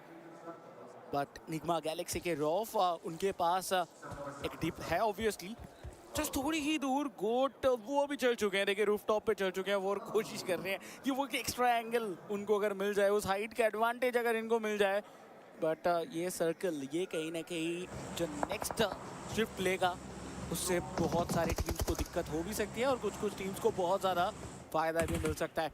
उल्फ की अगर बात करें वो अपना पोजीशन बना के रखे, बट ग्रेनेड सही वक्त में सही जगह पे लैंड हुआ और कुब्स वो अपने नाम नॉकआउट निकालने में कामयाब। But at the same time rough वो भी नॉकआउट होते हुए देखने के लिए मिले थे। उल्फ के पोजीशन रिवील हो चुके हैं, एक और ग्रेनेड सही जगह पे गिरता तो इधर पूरी टीम खत्म हो सकती थी, बट थोड़ा दूर जाके गिरा जिसके वजह से अभी भी उल्फ का सर्वाइवल चलता हुआ। हर एक ग्रेनेड इनके पीछे जाके गिर रहे हैं, बट ये ग्रेनेड दिक्कत दे सकती है। नॉकआउट निकाल दिया जा चुका है, 1v2 का ये फाइट है, HP कम और कुब्स ने ये फाइट जीत लिया। चलिए यहाँ पे फाइनल चैप्टर यहाँ पे आ रहा है एक बार गैलेक्सी के लिए। इस पर्टिकुलर एंगल में फिनिशर में इजाफा हुआ है, बहुत अच्छी खबर उनके लिए। क्लाइव ओवरऑल स्टैंडिंग में भी हमें देखने को मिल रहा है 9th प्लेस पे आ चुके हैं, 16 टोटल पॉइंट्स उनके पास इस पर्टिकुलर एंगल में। अभी भी स्टार मार्क क्योंकि वो और कितने पॉइंट्स निकालेंगे वो हम जानेंगे। But thunder talk gaming lobby में अभी भी बने हुए हैं और सर्कल का एडवांटेज मुझे लगता है अब तो फॉर श्योर जाएगा। फाइनल स्टेज पे हम आ चुके हैं, अब सर्कल का श्रिंक आएगा, वो ऊपर वहाँ से शायद अब नहीं आ सकते। तो ऐसे में निगमा गैलेक्सी पूरा फोकस सामने की तरफ होने वाला है टीम गोट के अगेंस्ट। उन्हें लग रहा होगा एक प्रॉपर 4v4 की बैटल है, बट यहाँ पे सिचुएशन 4v3 की रहने वाली है। गोट आसान हो सकता है ये मैच, लेकिन मेरे बोलते के साथ उन्होंने कनेक्शन भी बना दिया। मैं बस कंप्लीट ही करने वाला था कि निगमा गैलेक्सी के पास वो नंबर का एडवांटेज है, उससे उन्होंने इक्वल कर दिया इस पर्टिकुलर ग्रेनेड के बाद और अभी भी रुके नहीं है। स्मोक का अच्छा उपयोग, विजन पूरा ब्लॉक कर दिया गया और उसके बाद पेड़ का अगर कवर बना के आगे बढ़ पाए तो फिर निगमा के हाथों से ये चिकन यहाँ पे छीना जा सकता है। बट गो टीम उन्हें पता है कि ज्यादा एंगल है नहीं, बट लॉर्ड को आप देखिए वो गिर गए नीचे। आई थिंक वो ऊपर यहाँ से जा सकते हैं। जी हाँ, ट्राई किया जा रहा है, ऊपर वो पहुंच सकते हैं, बट गो टीम बहुत ज्यादा ओपन में प्रोन है। सर्वाइवल के चांसेस बहुत ज्यादा कम और स्प्रे की शुरुआत होती हुई निग्मा गैलेक्सी की तरफ से। बॉक्सी के ऊपर कुछ कनेक्शन है, वो इधर निकाली जा रही थी, बट नहीं, बहुत ज्यादा ओपन में आप आ गए और उसके बावजूद उन्होंने वो फाइट निकालने की कोशिश की। एक के बाद एक कनेक्शंस बनते चले जा रहे हैं और कुछ का परफॉर्मेंस अभी तक काफी बेहतरीन रहा है। उनके पास मल्टीपल नंबर ऑफ एलिमिनेशन आ चुका है, but team Nigma Galaxy versus team Dota के बीच में ये जो कश्मकश है, एक बहुत अच्छे दिशा में जा सकते हैं। फुक्समैन वो आगे बढ़ते हुए देखने के लिए मिलेंगे और कुब्स वो नीचे जाके पानी में तैरते हुए नजर आ रहे हैं। और देखिए शॉट्स आएगा, कुब्स अगर डाउन हो जाते हैं तो उनकी कहानी समाप्त हो जाएगी। और देखिए मौका मिल रहा है, कुब्स अभी भी स्विम करते चले जा रहे हैं। ठीक है, इंफॉर्मेशन गोट टीम के पास था कि एक और कोई टीम से जो खिलाड़ी थे वो मौजूद थे, बट अभी के लिए तो सिर्फ 2 ही टीम बाकी है और कुछ प्ले जोन के बाहर जाके वो खुद खत्म हो गए क्योंकि उनको गोट टीम को पॉइंट नहीं देना था। और गोट टीम वो इस मुकाबले के अंदर लेके गए चिकन डिनर और वो 10 placement point. What the hack, 4 player आपके सरवाइव कर रहे थे, सर्कल का पूरा एरिया आपके पास था, चिकन आपके हाथों में था। गोट टीम वो ओपन से आ रहे थे, सर्कल की तरफ बढ़ना था उन्हें, तो ये कैसे आप थ्रो कर सकते हैं? Nigma Galaxy, I mean come on, ये आपका मैच था, आपके लिए वो इंपॉर्टेंट 4 प्लेसमेंट पॉइंट इस मैच से गया, वो इंपॉर्टेंट 3 फिनिशेस आपके इस हाथों से गए। 7 पॉइंट का नुकसान मेरे अकॉर्डिंग निग्मा गैलेक्सी को यहाँ पे हुआ है और ये 7 पॉइंट ना मैं आने वाले टाइम पे याद रखूंगा कि 7 पॉइंट्स के कारण उन्हें कितना इफेक्ट आने वाले मैचेस में पड़ सकता है। बिल्कुल, देखिए ये बात तो है, बट मैं ये भी मानता हूँ कि गोट टीम के पास जितना जगह था उस सारे फ्लैंक्स का उन्होंने इस्तेमाल किया। वो जो ग्रेनेड से प्रहार किए जा रहे थे उससे कहीं ना कहीं उन्होंने अपना जगह बनाया। तो कह सकते हैं कि एक तरफ से निग्मा गैलेक्सी को और बेहतर करना चाहिए था, बट गोट टीम जो कर सकते थे वो सब कुछ उन्होंने किया और वो चिकन डिनर उनको मिल गया। और ये वो कुछ मोमेंट्स हैं जहां पे हमने देखा था एक बहुत ही शानदार परफॉर्मेंस। बट यस, ये परफॉर्मेंस के बाद आपने सही कहा कि निग्मा गैलेक्सी जरूर सोचेंगे, बट चलते हैं अभी फिलहाल के लिए ब्रेक की तरफ।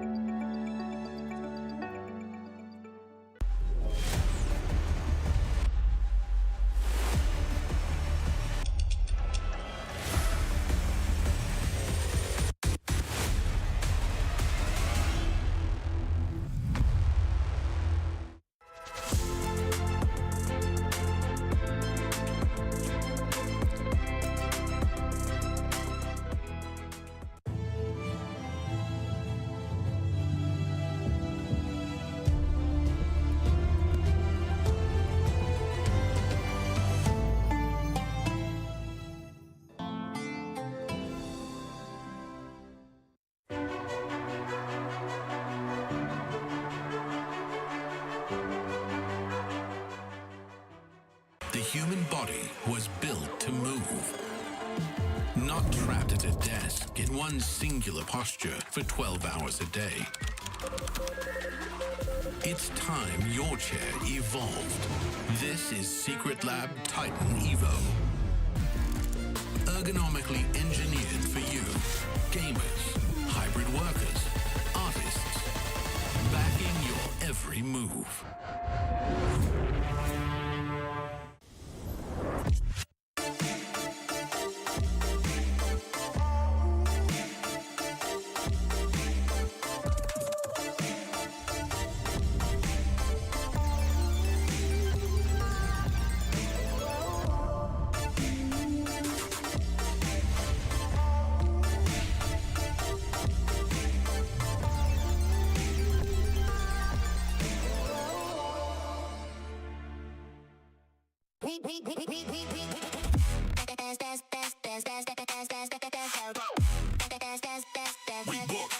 Esports World Cup.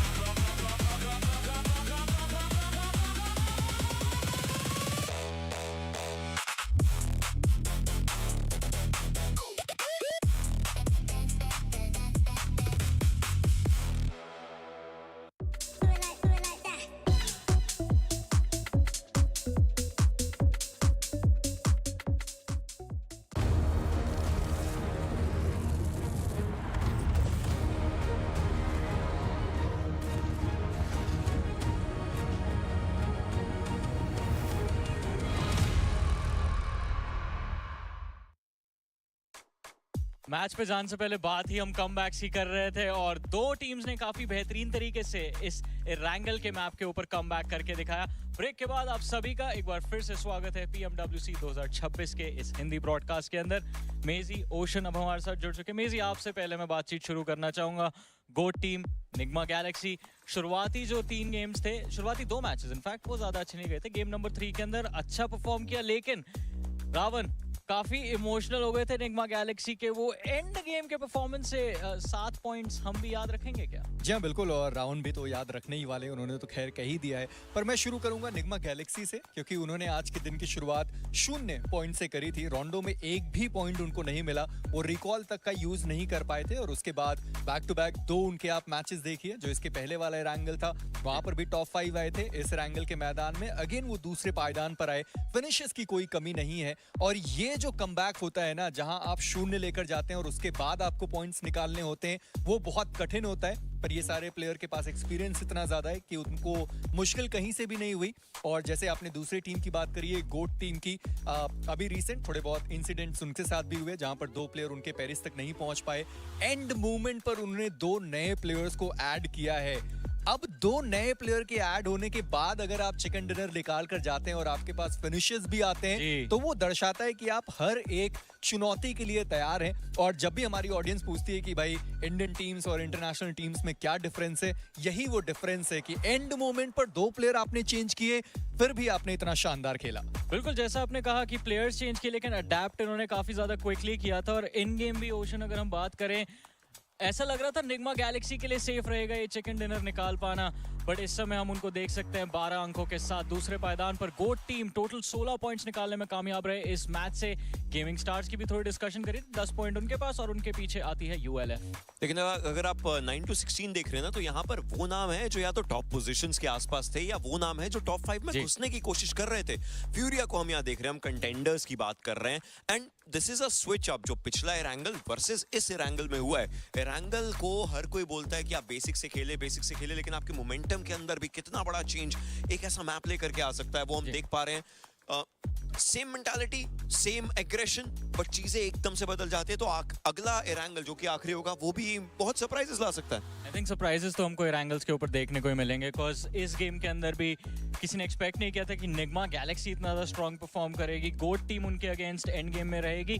और इनफैक्ट एंड गेम पे जब हम बात कर रहे हैं, एक टीम जो प्रेज डिजर्व करती है, अग्रेशन नहीं था बट सर्वाइवल भी पॉइंट्स दिलाता है। मेजी, थंडर टॉक, स्टिंग जो थे वो काफी देर तक एक क्लिफ के नीचे बैठे हुए, was able to survive, walked away with a lot of extra points। जी हाँ बिल्कुल, और 5 जो प्लेसमेंट पॉइंट है वो सच में बहुत जरूरी थे उस टीम के लिए, क्योंकि इसके पहले तो एक सिंगल पॉइंट उनके पास था, वो भी प्लेसमेंट पॉइंट ही था। और यहाँ पर भी वो 5 प्लेसमेंट पॉइंट लेकर गए। अब देखना ये कि फिनिशेस उन्होंने टोटल कितने निकाले।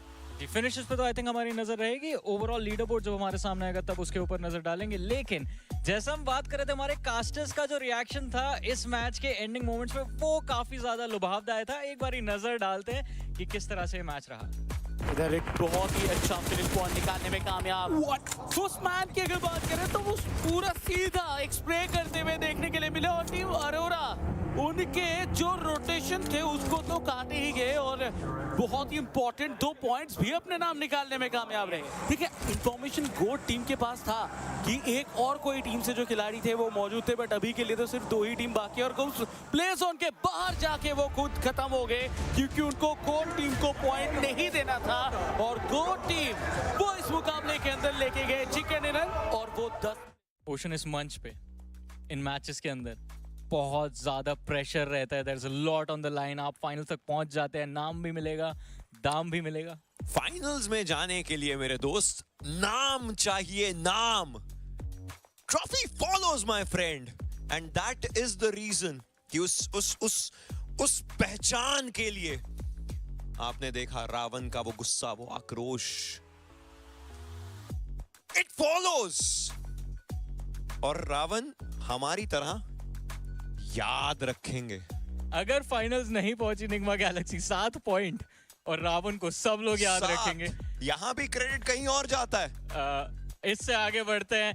पेरिस में इस समय स्पेरो के साथ काशवी मौजूद है और उनसे भी जानेंगे कि उनके क्या thoughts about OG and their run so फार।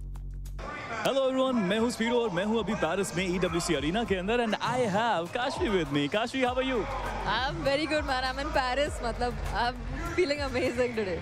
थोड़ा टाइम मिला पेरिस घूमने का, हाउ वाज इट? बहुत घूमा मैंने, सब कुछ देख लिया, आईफिल टावर से लेके डिज्नीलैंड से लेके सब। और भाई कितना खूबसूरत है यार, हर बिल्डिंग खूबसूरत है। It's very aesthetic, but what do you think about Esports arena EWC का? I mean, what else could one want? There's gaming and within Paris, that too at such a large scale. यहाँ पर सारे games हैं and कितने सारे gaming enthusiast है, पूरे world से अलग-अलग लोग मिल रहे हैं। भाई क्रेजी एक्सपीरियंस है ये। And what do you think about our boys जो यहाँ पे खेल रहे हैं? ओरांगुटान आज और कल खेलने वाले हैं, उसके बाद गॉडलाइक की बारी है। Best of luck to team India. अभी गॉडलाइक के बॉयज एस पावर से अभी मिल के आई मैं। I hope they do well, India का नाम रोशन करे यार। We are waiting for that trophy for India. तो come on OG, come on Godlike, get it for us. Esports is growing in India at a rapid pace. Indian teams बाहर जा रही हैं represent करने के लिए. Any message for the fans who wants to play esports in future? यार grind करो, मतलब ट्रॉफीज लाने हैं इंडिया के लिए। हमारा इतना बड़ा पॉपुलेशन है, सारी ट्रॉफीज हमारी होनी चाहिए। हमें वर्ल्ड स्टेज पे डोमिनेट करना चाहिए। और लोगों और यहाँ पर अलग अलग ई स्पोर्ट्स है, नॉट जस्ट BGMI, यहाँ PUBG, मतलब इतने सारे गेम्स है, तो वो भी खेलो एंड करो यार। Alright, thank you so much Kashvi हमारे साथ बात करने के लिए। Thank you for having me. Alright, that was Kashvi and I have to say, India करो यार, ग्राइंड करो, esports में रिप्रेजेंट करो। आई थिंक ग्राइंड तो यहाँ पे सारे प्लेयर्स की चल ही रही है और इस समय ओजी की जो ग्राइंड चल रही है मेजी इस पर्टिकुलर लॉबी के अंदर। पिछला जो रैंगल था ओजी की बात कर लेते हैं, थोड़ा सा डिसअपॉइंटिंग रहा। थोड़ा नहीं, मुझे लगता है थोड़ा ज़्यादा हो गया, क्योंकि जब वो रश करने के लिए वहाँ पर आए थे, मैंने एक्सपेक्ट किया था कि वो सीधा फाइट करने के लिए जाएंगे, क्योंकि वहाँ पर मल्टीपल प्लेयर्स डाउन भी थे और वो पहले जोन के अंदर पहुंच गए। जिन दो टीम्स की वहाँ पर फाइट हो रही थी उनसे पहले वो जोन के अंदर पहुंचे, पर वहाँ उनके एक प्लेयर आतंकी डाउन हुए और उनको रिवाइव करने के चक्कर में दूसरे प्लेयर आए। फिर फाइट बहुत ज़्यादा डिले हो गई, एक और प्लेयर को गवा दिया, KRX का वहाँ पर आगमन हो गया। पर इन सब के बीच में ऑल गेमर्स जो उन्होंने सर्वाइवल गेम दिखाया, उसके साथ वो फिनिशेस भी वहां से लेकर गए। हालांकि देन RR की उनकी भी थर्ड पार्टी आई। जब पूरा शो हमने शुरू किया था, इसी बारे में हम बात कर भी रहे थे कि ये लॉबी सर्वाइवल गेम वाली है, पर जब थर्ड पार्टी होना शुरू होगा वो खत्म भी नहीं होगा। But to add up to the thing जो इनफैक्ट मेसी ने बोला कि देखिए सबसे पहली कॉन्वर्सेशन यही आई थी कि इसके पहले वाले 2 गेम्स की बात करते हैं जो कंपैरेटिवली अच्छे गए थे। एक गेम के अंदर हमने अपने आप को टॉप 3 में देखा है, जो सबसे पहला गेम था। दूसरे गेम के अंदर भी पॉइंट्स आए, लेकिन उन गेम्स के अंदर हमारी जो पोजीशन थी वो इस प्रकार से बन रही थी कि हमने अपना पहला खिलाड़ी बहुत पहले गवा दिया था। इस गेम के अंदर हमारे पास प्लेयर्स थे, वो अर्ली कैजुअलिटीज, अर्ली फाइट्स नहीं आई थी। एंड मैं और इंजीनियर पीछे ये बात भी कर रहे थे इस चीज के अराउंड, जो कि अभी थोड़ी देर में हमारे साथ जुड़ेंगे भी, कि ओजी एक्चुअली अगर अपने ओरिजिनल ड्रॉप के पास जाती, which is their OG drop, जहां पर सर्कल हमें देखने को मिल रहा था मिल्टा पार के अराउंड, अगर वहां पर कोई और टीम ना होती तो शायद कहानी इनके लिए हो सकती थी अलग। हालांकि उन्होंने अपना ड्रॉप चूज कर लिया है कि वो रोजॉक की साइड पर जा रहे हैं, तो ऐसे में इस मैप के अंदर रोटेशन को उन्होंने जरूर पा लिया। बट वो क्विक फाइट जो एजी के अगेंस्ट हुई एंड ऑब्वियसली RRQ के प्लेयर्स ने भी 2 खिलाड़ी को डाउन किया, उन चीजों को समझना था। अब सर्कल एक बहुत बड़ा बोल सकते हैं एक ट्विस्ट लेकर के आता है गेम के अंदर, जो यहाँ पर लेकर के आया। अगर ये पुरानी ओजी होती जो ड्रॉप पहले वो रखती थी, तो शायद ये ट्विस्ट इनके लिए एक चिकन डिनर तक भी लेके जा सकता था। यो व्हाट इफ सिनेरियोस के अंदर हम वापस चले जाएंगे ना। बट वो जो फाइट की हम बात कर रहे हैं, it was a very chaotic fight. Third party करने का अटेम्प्ट हुआ, प्लेयर्स नॉकआउट हो गए और मेजी जैसा आपने बताया रिकवरी कभी हो ही नहीं पाई। बट आई थिंक ये चीजें बाकी सारी टीम्स की तरफ से भी हम देख रहे हैं, पर्टिकुलरली जो एंड गेम फाइट हमने निग्मा गैलेक्सी की तरफ से देखी थी, उसमें आप लोगों को क्या लगता है? मेजी आपसे फिर से जानना चाहूंगा, क्या गलती रही? मुझे लगता है कि वो शायद वो जो एक प्लेयर पानी में तैराकी लगा रहे थे, वहाँ गलती हुई, वो नीचे गिर गए, उसके बाद वो ऊपर नहीं आ पाए, और उसके बाद जो आखिरी प्लेयर बचे हुए थे उन्होंने कहा चलो ठीक है, अब तो हो ही गया, गलती हो ही गई है, अब यहाँ से कुछ और सही नहीं हो सकता। उन्होंने कहा ठीक है, अब छोड़ दीजिए, हमारे पास फिनिशेस आ चुके हैं, जो दूसरा प्लेस है वो भी हमको मिल गया, आप 6 प्लेसमेंट पॉइंट पॉइंट लेकर गए, फिनिशेस भी लेकर गए, पर इसमें तारीफ बनती है गोट की कि इतने ज्यादा ओपन से आके उन्होंने चिकन डिनर निकाल दिया, फिनिशेस भी मिल गए, 10 प्लेसमेंट पॉइंट भी ले गए। आपने एक और टीम का नाम लिया था, माफ कीजिएगा मैं भूल गया। यस, उन्होंने भी काफी अच्छा किया, उस बारे में कुछ बताइए। देखिए मैं तो बस इतना ही कहूंगा कि KRX के अगेंस्ट आप फाइट ले रहे हैं और वो फाइट लेकर आप फाइट जीत रहे हैं, तो दर्शाता है कि आपके अंदर है काबिलियत। और जैसे हम कह भी रहे हैं भाई, यहाँ पर जितनी भी 32 टीम्स मौजूद हैं, सब अपने अपने रीजन के चैंपियंस हैं, या तो कोई पॉइंट स्टैंडिंग रही, वहां पे वो टेबल टॉपर्स थे, इसलिए वो इस EWC 2026 में मौजूद हैं। और गेमिंग स्टार्स ऐसा नहीं है कि काबिलियत नहीं है, इस मैच में उन्होंने बढ़िया खेला, नीचे की इनफैक्ट जितनी भी टीम्स थी सब अच्छा खेल कर गए। एग्जैक्टली, उनमें से एक नाम जिसके बारे में हमने थोड़ी कम बात करी है वो ULF है, क्योंकि दिन की स्टार्ट कंसिस्टेंट तो नजर आ रहे हैं, बट जो aggression I think late game में हम उम्मीद करते हैं वैसा नहीं देखने को मिल रहा। But one thing that is going well, ocean is constantly top 5 and देखिए कॉन्स्टेंटली टॉप 5 आपका एक एवरेज भी मेंटेन करता है। एंड जो हम हमारे रीजन के अंदर भी बात करते होते हैं, आप अंग्रेजी में बात करते हैं, हम हिंदी में बात करते हैं, और एक ही कॉन्वर्सेशन होती है कि अपना एक्चुअल गेम प्ले बचा करके रख रहे हैं, शायद बाद में दिखाएंगे। आई थिंक ULF एक वैसा नाम बन सकता है, क्योंकि ULF, फ्यूरिया, ये कुछ ऐसे नाम हैं जिनसे जो हमने टूर्नामेंट शुरू होने से पहले एक्सपेक्टेशंस लगाई ना, वो अभी तक मीट नहीं हो रही हैं। लेकिन अगर ये टॉप 5 में है बाय द एंड, तो आई थिंक ये उन एक्सपेक्टेशंस के लिए जा भी नहीं रहे हैं। इनका पूरा ध्यान ऑलरेडी फाइनल्स के लिए होगा। अगर पिछले बार के स्केड्यूल की बात करें, जिस तरीके से पिछला पूरा का पूरा टूर्नामेंट गया था, वर्सेस इस बार के पूरे टूर्नामेंट के फॉर्मेट की बात करें, तो इस बार स्टिल टीम्स के पास मौका है। अगर वो टॉप 5 नहीं भी आ पाते तब भी उनके पास इतने अपने आप को पोजीशंस पर लेकर के जाने का मौका रहेगा उन 2 दिनों के अंदर जब वो बाद में खेलेंगे। तो आई थिंक ये अपनी प्लानिंग ऑलरेडी फाइनल्स के हिसाब से कर रहे हैं, एंड उनके लिए अभी किसी को इम्प्रेस करने का ना कोई समय है ना कोई मौका है। स्लो खेलेंगे, स्टेडी खेलेंगे, टॉप 5 में पहुंच गए, उनका आधा सरदर्द खत्म हो चुका होगा वहीं पे। बिल्कुल, जैसा आपने कहा, आई थिंक स्लो स्टेडी से भी अगर टॉप 5 आ जाते हैं वो काफी ज्यादा बढ़िया रहेगा। और जैसे आप एक्सपेक्टेशंस की बात कर रहे थे, आई थिंक कुछ नाम होते हैं, जैसे फ्यूरिया की बात कर लें या फिर अरोरा गेमिंग की बात कर लें, कुछ नाम होते हैं जिनके स्टैंडर्ड, जिनकी पैर मिनिमम एक्सपेक्टेशंस ही सीधा ग्रैंड फाइनल से शुरू होती है। आई थिंक लोगों को अभी भी उम्मीद रहेगी कि ये ग्रैंड फाइनल तक पहुंचते हुए नजर आए। बट मेजी, जैसे आपने एक टीम का नाम लिया, उनका कमबैक हमने देखा। अगले मैच के लिए अगर आप किसी टीम का नाम लेना चाहें, इंटरनेशनल मैचेस में आपकी पावर्स फ्लिप हो चुकी हैं। जी हाँ, देखिए, क्योंकि उसका एक कारण है, क्योंकि वो टीम सच में बढ़िया खेलती है। मेरे बोलने से अगर कुछ होता तो फिर तो मैं हर एक बार इंडियन टीम्स को चैंपियन बना चुका होता। प्रेडिक्शन ही नहीं करता उनकी, और वो सच में बढ़िया खेलते। हालांकि अभी भी ओरंगुटान की कोशिश पूरी है कि अपनी टीम के लिए ज्यादा से ज्यादा पॉइंट्स निकाल पाए। पर आपने एक नाम बोला है, मैं मानता हूँ कि थंडर टॉक्स, ये मैच उनके लिए सच में बहुत बढ़िया रहा था। अब एक आखिरी इरांगल का मैच बचा हुआ है, वहां पर शायद वो बहुत बढ़िया खेल कर जाएं। मगर चलिए, उम्मीद आप लगा चुके हैं थंडर टॉक के साथ। जानेंगे मैच के अंदर कि कैसा रहेगा उनका एंड गेम रिजल्ट, और उसके लिए चलेंगे हमारे कास्टर्स के पास। देवी और सज्जनों, उम्मीदों की अगर यहाँ पे बात की जाए तो उम्मीदें हमें बहुत बहुत बहुत ज्यादा है।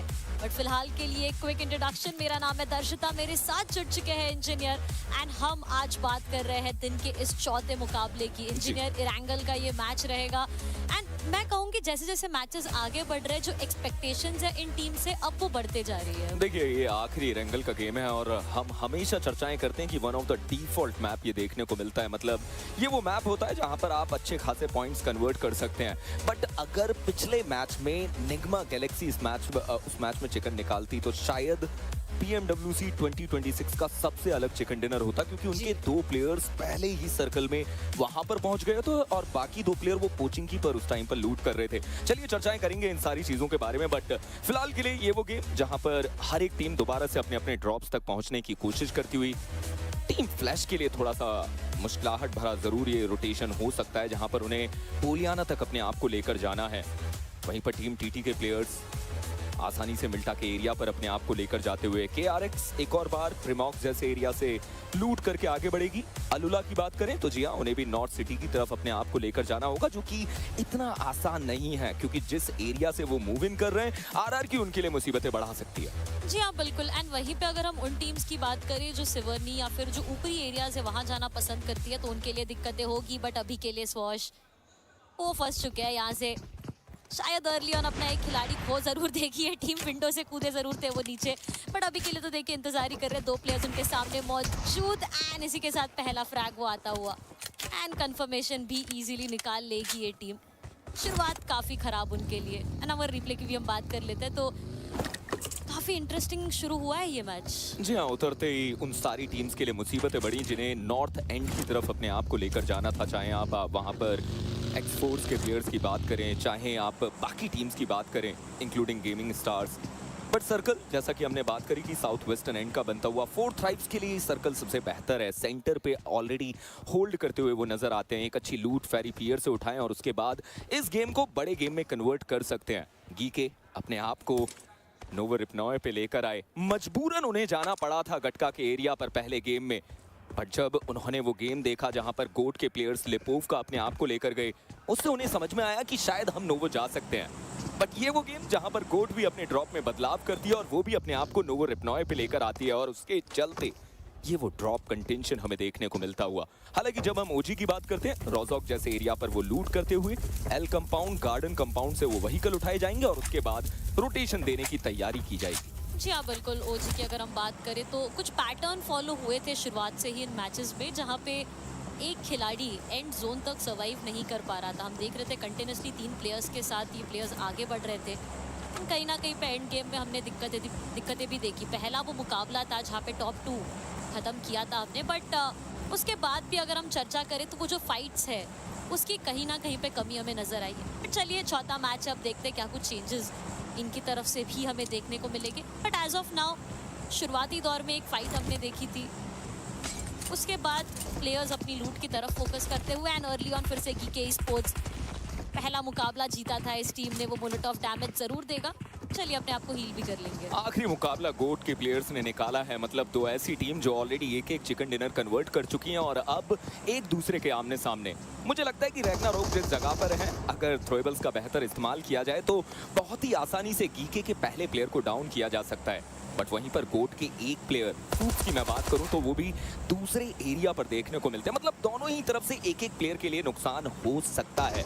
अब सवाल ये है कि गोट अपने प्लेयर को कैसे बचाती है। जी नहीं, आसानी से उन्हें नॉक कर दिया गया, कंफर्मेशन में तब्दील कर दिया गया।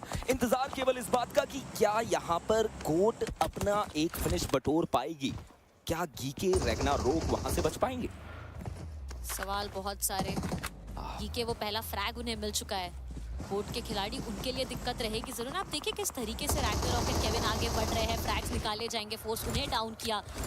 मॉक्सी गाड़ी लेके आगे बढ़ने का प्रयास, बट स्पॉट तो वो भी कर लिए जा चुके हैं। बच के निकल जरूर जाएंगे, बट अब आखिरी बची हुई उम्मीद है अपने टीम की। मॉक्सी यहाँ से सर्वाइव करके निकले एंड सर्वाइवल पॉइंट्स अगर वो निकाल पाए अपने टीम के लिए तो शायद वो एक ही चीज़ है जो गोट टीम को अभी के लिए और फ्रैग्स दे सकती है, क्योंकि बाकी 3 खिलाड़ी इनके उस फाइट में ऑलरेडी ख़त्म कर दिए जा चुके हैं। चलिए मॉक्सी वो वहाँ से निकलने में ऑलरेडी कामयाब हो चुके हैं। वहाँ से निकलेंगे, अपने आप के लिए जितने हो सके उतने सर्वाइवल पॉइंट्स जो की है वो इकट्ठा करेंगे। बट फिर से अगर हम बात करें थोड़ी सी ओजी की तरफ, तो ये वो लाइनअप है इंजीनियर जो बहुत टाइम से एक साथ खेल रही है। तो सिनर्जी और कोऑर्डिनेशन की अगर हम बात करते हैं तो वो तो देखिए अब इतने समय से आपको आदत हो गई है। अब देखना ये है कि जो हमारा ओवरऑल स्टैंडिंग बनता है आज के दिन के अंत में, उस पे ये टीम कहाँ पर आती है। देखिए, वर्ल्ड चैंपियन बनने के लिए सबसे खास कैरेक्टरिस्टिक होती है कि आपकी सिनर्जी बहुत बेहतर हो, आपके सारे प्लेयर्स बहुत समय से एक साथ हो। वो एक चीज़ तो ज़रूर आपके पास है, बट अब सवाल ये है कि क्या आप कितने बढ़िया रोटेशंस देते हैं, कितनी अच्छी गन फाइट्स निकालते हैं। आपने ऑलरेडी चर्चाएं करी कि शुरुआती 2 गेम जहाँ पर ओजी अपने 3 प्लेयर्स के साथ अच्छे गेम कन्वर्ट करती है, अपने आप को टॉप 3 टॉप 2 तक लेकर जाती है। बट वो लास्ट गेम जहां पर चारों प्लेयर्स के साथ हुई, वो सर्कल के अंदर एंट्री नहीं बना पाए। इस प्रकार से तो मैं बस यही कहना चाहूंगा कि 3 प्लेयर्स से अगर वो वैल्यू आ रही है तो कुछ उसी तरीके से आप अपने गेम रखिए। बट जब हम सर्कल की चर्चाएं करते हैं तो जी हाँ, कुछ टीम्स जो अपने रोटेशन लेकर अपने आप को सर्कल के सेंटर पे लेकर आ चुकी हैं, उसमें टीम KRX भी एक नाम देखने को मिलता है। प्रिमॉक्स जैसे एरिया से लूट की गई, जल्दी से अपने आप को सेंटर की तरफ लेकर आए और वहीं पर निग्मा गैलेक्सी बहुत जल्दी पोचिंकी से उन्होंने भी लूट बटोरी, अपने आप को भी आगे लेकर जाते हुए। KRX की अगर चर्चा करें तो ओवरऑल रैंकिंग्स पे अभी टॉप पे चल रही है ये टीम। टॉप 5 में आप डायरेक्टली क्वालिफाई कर रहे हो ग्रैंड फिनाले के लिए एंड ये चीज़ कहीं ना कहीं पे बहुत ज़्यादा इंपॉर्टेंट रहेगी इन टीम्स के लिए। एंड वहीं पे KRX आप देखिए 32 पॉइंट्स है ओवरऑल अगर आप बात करें एंड टॉप पे चलती हुई ये टीम पोजीशन को जो थ्रोन है अपना, उसे अभी के लिए इन्हें होल्ड करके चलना पड़ेगा, क्योंकि टीम्स अभी भी इनके पीछे हैं। जो दूसरे पायदान पे हमारी टीम है उनसे केवल 2 अंकों का जो फ़र्क है वो इनका रहने वाला है। बट शुरुआती दौर एज यूजुअल जैसे हमने पहले भी बात की थी कि काफ़ी स्लो पेस रहेगा एंड जैसे जैसे रोटेशंस आगे बढ़ेंगे जो फाइट्स हैं उनकी भी शुरुआत होंगी। जी हाँ बिल्कुल। और टीम उल्फ की जब हम बात करते हैं तो ये वो टीम है जो सेंटर को बहुत ज़्यादा प्रायोरिटाइज करते हैं। आप उनका पहला एरेंगल का गेम देखिए जहाँ पर तीसरे सर्कल में ही अपने आप को सेंटर पे लेकर गए और उसके बाद अपने आप को एंड सर्कल तक लेकर जाने में कामयाब हुए। आप लास्ट गेम देखिए जहां पर चौथे सर्कल में सेंटर अप्रोच रखते हैं। बहुत बेहतर वो अप्रोच रही बट अनफॉर्चुनेटली अभी तक वो चिकन उनके पास देखने को नहीं मिला। मैं देखना चाहूंगा कि इस बार किस प्रकार से वो अप्रोच रखते हैं और किस प्रकार से वो गेम बनाते हैं, क्योंकि जब भी हम इस लॉबी की बात करते हैं, हाल फिलहाल में उल्फ की बात करें, फ्यूरिया की बात करें, they are the contenders, they are really playing good in recent tournament.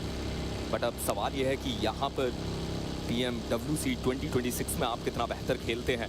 लगभग सारी टीम्स अपने आप को सेंटर की तरफ लेकर जाती हुई ONLYI की चर्चाएं करते हैं तो ये भी एक बेहतर टीम देखने को मिलती है। क्विक की बात करें, क्लॉज की बात करें, ये वो प्लेयर्स हैं जो अपनी टीम की तरफ से MVP रोल प्ले दिखाते हुए नजर आते हैं। और फिलहाल के लिए नॉर्थ सिटी से वो लूट बटोरी गई और अब अपने आप को कुछ उसी तरीके से रोटेशन देते हुए हमने देखा था ऑलरेडी वो पहला गेम एरेंगल का जहां पे कोस्टल एरिया से वो रोटेशन दे रहे थे। इस बार भी कुछ उसी प्रकार से वो रोटेशन उनकी तरफ से चलता हुआ। जी हाँ बिल्कुल। बट वहीं पे RRQ फाइनली इनके तरफ से भी हमें वो इनिशिएशन दिखा फाइट के लिए। कुछ शॉट्स लिए ज़रूर गए थे सामने एक खिलाड़ी के ऊपर बट अभी के लिए शायद एंगेज नहीं करना चाहेंगे फाइट में, इंतज़ार करना चाहेंगे एक राइट अपॉर्चुनिटी का। देखिए जोन ऑलरेडी श्रिंक हो चुका है, प्लेयर्स भी निकल चुके हैं जोन की तरफ। अब प्रॉब्लम ये है कि मिलिट्री बेस से आपको जो ब्रिज है वो क्रॉस करके निकलना है जोन के अंदर। औरोरा उनके लिए दिक्कत होगी क्योंकि अब यहाँ से मिलिट्री बेस वाला जोन बहुत प्रॉब्लम देगा। और मैं यहाँ पे ये देख रहा हूँ कि औरोरा के प्लेयर्स ब्रिज को क्रॉस, जैसा कि आपने ऑलरेडी बोला कि ब्रिज क्रॉस करना इतना आसान नहीं रहेगा, और दूसरी तरफ ऑल गेमर्स के प्लेयर वो भी ईस्टर्न ब्रिज को ब्लॉक करने की कोशिश कर रहे थे। मुसीबतें बढ़ सकती थी टीम गीके के लिए, पर शायद विचारों में बदलाव किया गया और अब दोनों ही टीम्स अपने आप को अलग अलग रास्ते से लेकर जाती हुई। हालांकि इन सब के बीच में औरोरा वर्सेस गीके, शायद वो हमें मिलिट्री बेस आइलैंड पे फाइट होती हुई नजर आए, बट ओजी के प्लेयर्स कोचिंग की जैसे इलाके पर अपने आप को रखते हुए चारों प्लेयर्स के साथ वो स्क्वाड हाउस का एरिया उनके पास देखने को मिलता है। साबित करना होगा कुछ अच्छे गेम्स निकाल कर, बट थंडर टॉक फ्लैश के एक प्लेयर को नॉक करते हैं, ज्यूस वो प्लेयर जिन्हें डाउन कर दिया गया। हालांकि देखना होगा क्या वो कंफर्मेशन आएगा। विन की तरफ से तुरंत वो रिटेलिएशन आया जहां पर वो भी टीम थंडर टॉक के एक प्लेयर को डाउन करने में सक्षम होते हैं और तुरंत वो कंफर्मेशन भी अपनी टीम को लाकर दे दिया गया। और थंडर टॉक के लिए परेशानी है कि ओपन एरियाज में अगर आप थोड़ी देर और होल्ड करेंगे तो मुझे लगता है कि अभी तो केवल दो टीम्स के बीच में ये फाइट हो रही है, कहीं ऐसा ना हो फिर 3 से लेकर 4 टीम इस जगह पर हमें देखने को मिले। जी हाँ बिल्कुल, ओपन एरियाज में फाइट लेने की कहीं ना कहीं पे ये दिक्कत हमेशा से होती है। एंड 4 ड्राइव्स वो ऑलरेडी वहाँ पे आ चुके। फलक उन्होंने कुछ शॉट्स भी लिए थे, वहाँ पे कनेक्शन निकालने का प्रयास भी किया गया था उनकी तरफ से, कुछ खास कनेक्शंस उन्हें मिले नहीं। ऑन दी अदर साइड अगर आप बात करें तो फलक वो अभी भी कोशिश कर रहे हैं, व्हीकल्स को आप देखिए डैमेज दिया जा रहा है ताकि रोटेशंस भी कट ऑफ कर दी जाए, आपको वहाँ से हिलने का मौका ना मिले।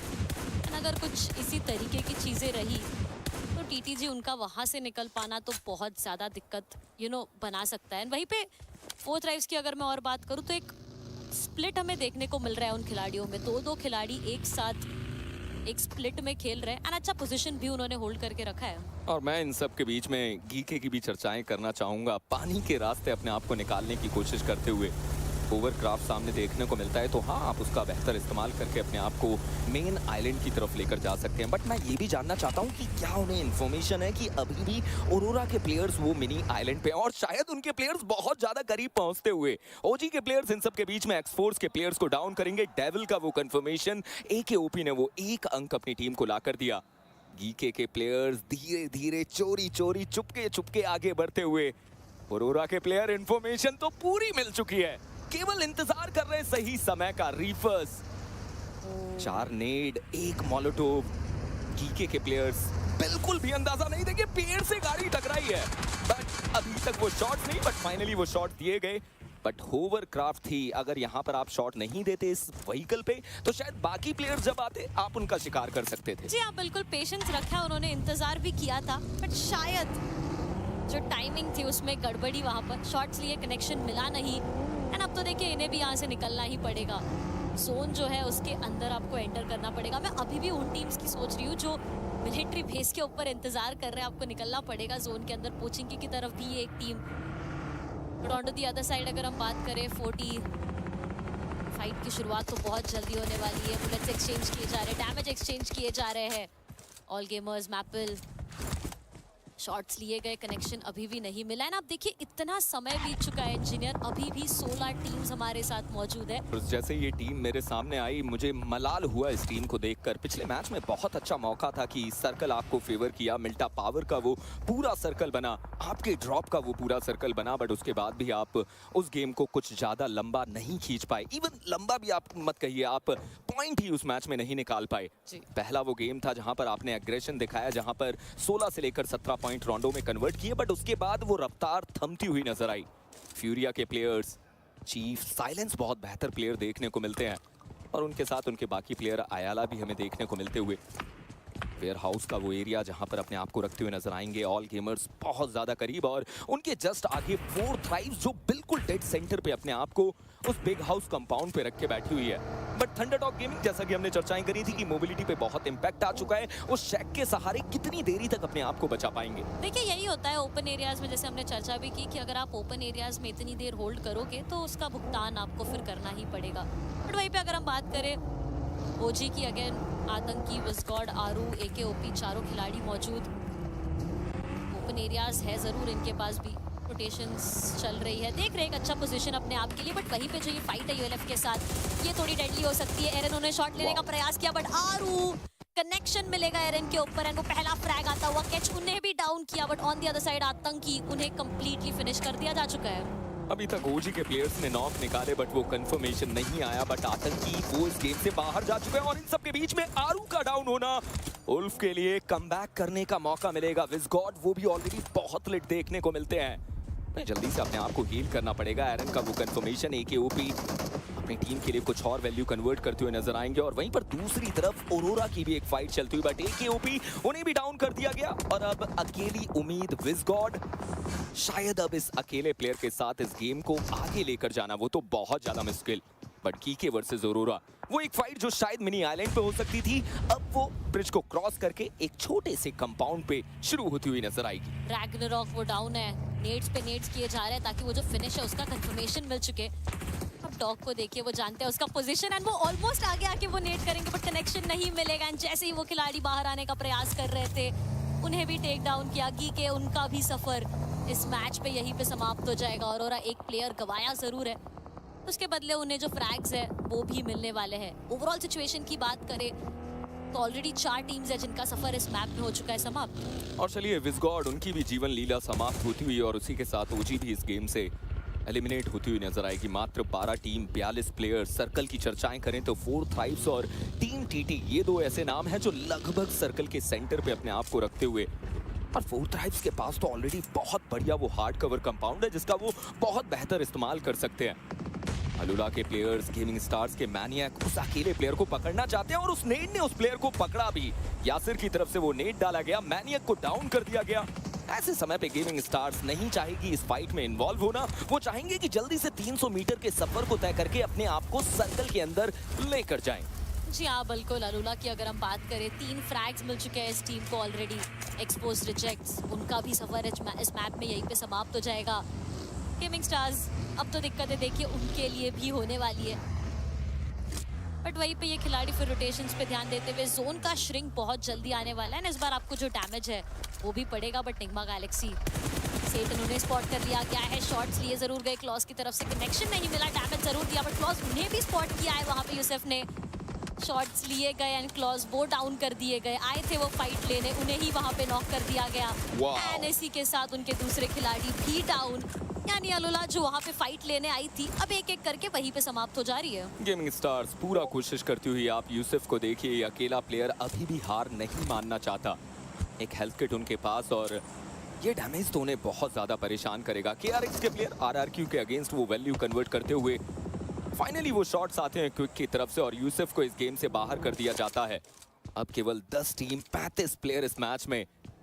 अलुला के क्लॉज वो जोन से बाहर होते हुए नजर आएंगे। अलुला को भी बाहरी नुकसान होता हुआ, क्योंकि अब केवल 2 प्लेयर्स के साथ वो देखने को मिलते हैं। But RRQ versus Arora gaming, ये एक फाइट शुरू हुई जहां पर दोनों ही प्लेयर्स ने एक एक नॉक निकाला है। ज़ियोल अपने आप को तैयार करते हुए, बट RRQ वो अपने एक और प्लेयर के साथ वहां पर आएंगे। रीफर्स वो लगातार कवर फायर देते हुए, जिसके चलते वो वहां तक नहीं पहुंच पाए और जियोल ने वो कंफर्मेशन अपनी टीम को ला कर दिया। RRQ वो भारी नुकसान हुआ और लीजिए रीफर्स तो रुकना ही नहीं चाहते। एक और बढ़िया नॉक और तुरंत जियोल ने वो कंफर्मेशन अपनी टीम को ला कर दे दिया। ये कंफर्मेशंस बहुत ज्यादा इंपॉर्टेंट भी है। ये फिनिशेस अगर चोरी हो जाएंगे तो फिर आपके लिए दिक्कतें होगी, बट वहीं पे अगर आप बात करेंगे कि RX के वो खिलाड़ी भी आगे आ रहे हैं, RRQ के वो एक बचे हुए प्लेयर, उन पे नजर जरूर गई है। वो जानते हैं कि शैक्स के अंदर एक खिलाड़ी मौजूद है, वो बस इंतजार कर रहे हैं एक राइट अपॉर्चुनिटी का।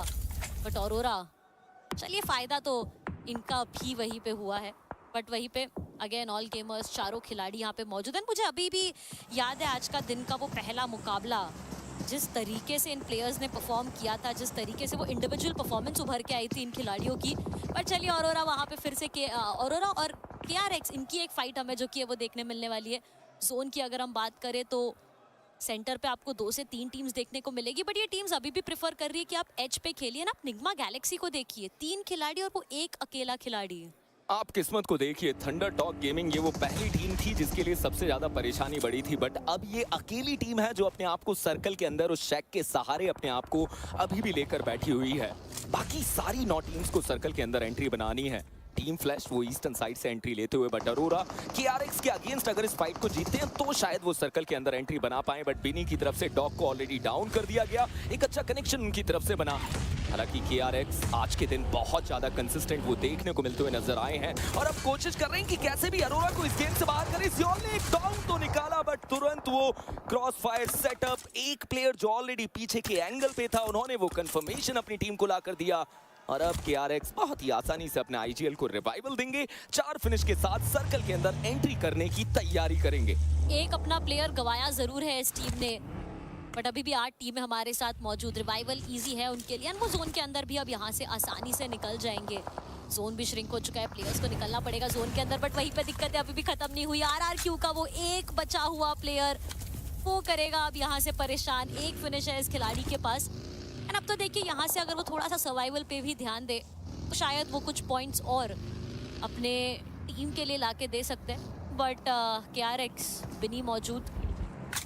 एंड जैसे कि मैंने कहा RRQ का वो एक खिलाड़ी वो परेशान ज़रूर करेगा। एक फ्रैग जो कि है वो लेके ज़रूर गया है, बट वहीं पे KRX की जब आप बात करते हो 2 बचे हुए प्लेयर्स रहेंगे। अभी एक फाइट इन्होंने जीती थी, उसके बाद जाके ये जो दिक्कत है ये और ज़्यादा जो एंड की फाइट्स रहेगी उसमें प्रॉब्लम देगी, क्योंकि नंबर्स का डिसएडवांटेज हो गया है अब। और आप यहाँ पर देखिए कि 4 थ्राइव्स अब उन्हें सर्कल के अंदर एंट्री बनानी होगी। ऑल गेमर्स उन्हें सर्कल के अंदर जाना है और उनके जस्ट पीछे अभी भी KRX के वो 2 प्लेयर हमें देखने को मिलते हैं। मतलब इन तीनों ही टीम्स को ओपन एरियाज में जगह बनानी पड़ेगी। और जब मैं सर्कल की बात करता हूँ तो सर्कल के अंदर केवल 5 से लेकर 6 शैक्स हैं। वहां पर अगर आप अपने आप को रखते हैं तो शायद इस गेम को कन्वर्ट कर पाए। RRQ ज़ेनफोर्स उनका confirmation all gamer flower edge की तरफ से ले लिया गया। और जब भी मैं चर्चाएं करता हूं ऑल गेमर्स की, अगर इन्हें आगे बढ़ना है फ्लावर एज को चलना पड़ेगा। ये वो प्लेयर है जो उस टीम के लिए सबसे ज्यादा वैल्यू कन्वर्ट करता है। मेपल, हाँ हम उन्हें भी जानते हैं, बहुत बेहतर वो खेलते हुए नजर आते हैं। और लीजिए फ्लावर एज, बढ़िया वो ट्रेसिंग, एक और प्लेयर को डाउन कर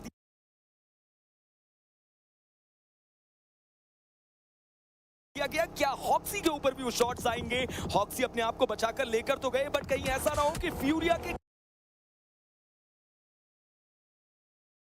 करीब आप जाएं।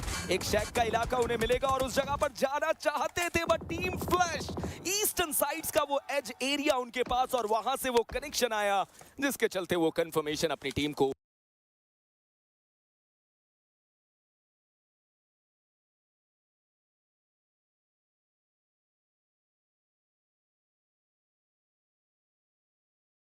ला कर दे दिया गया। मंजिल दूर नहीं थी उस खिलाड़ी के लिए, वो सेफ हो सकते थे बट वो हो नहीं पाएंगे। बट अभी के लिए अगर हम बात करें ऑल गेमर्स और 4 थ्राइव्स, ग्रेनेड का आदान प्रदान हमें यहाँ पे देखने मिल रहा है। डैमेज बहुत ज्यादा एंड वहीं पे ऑल गेमर्स उनके 2 खिलाड़ी ऑलरेडी नॉक है। गाड़ी लेके एक प्लेयर आगे जरूर आएंगे एंड फलक उन्होंने वो 2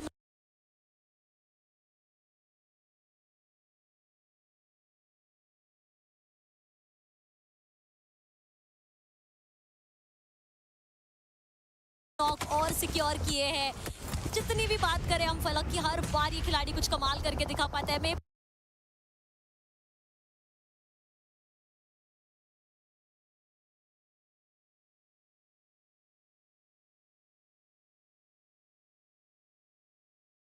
खिलाड़ी कुछ कमाल करके दिखा पाता है। मेपल डाउन है, फ्लावर आखिरी बचे हुए खिलाड़ी थे, वो कुछ ज्यादा कमाल करके नहीं दिखा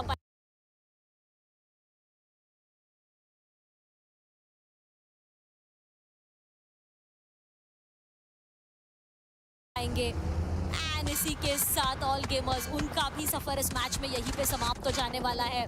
फोर्थ राइज बढ़िया ये मुकाबला, बढ़िया ये फाइट उनके लिए, 4 फिनिशेस यहाँ से निकालेंगे, बट फ्यूरिया उनकी नजर पड़ चुकी है अब इस पूरे सिचुएशन के ऊपर।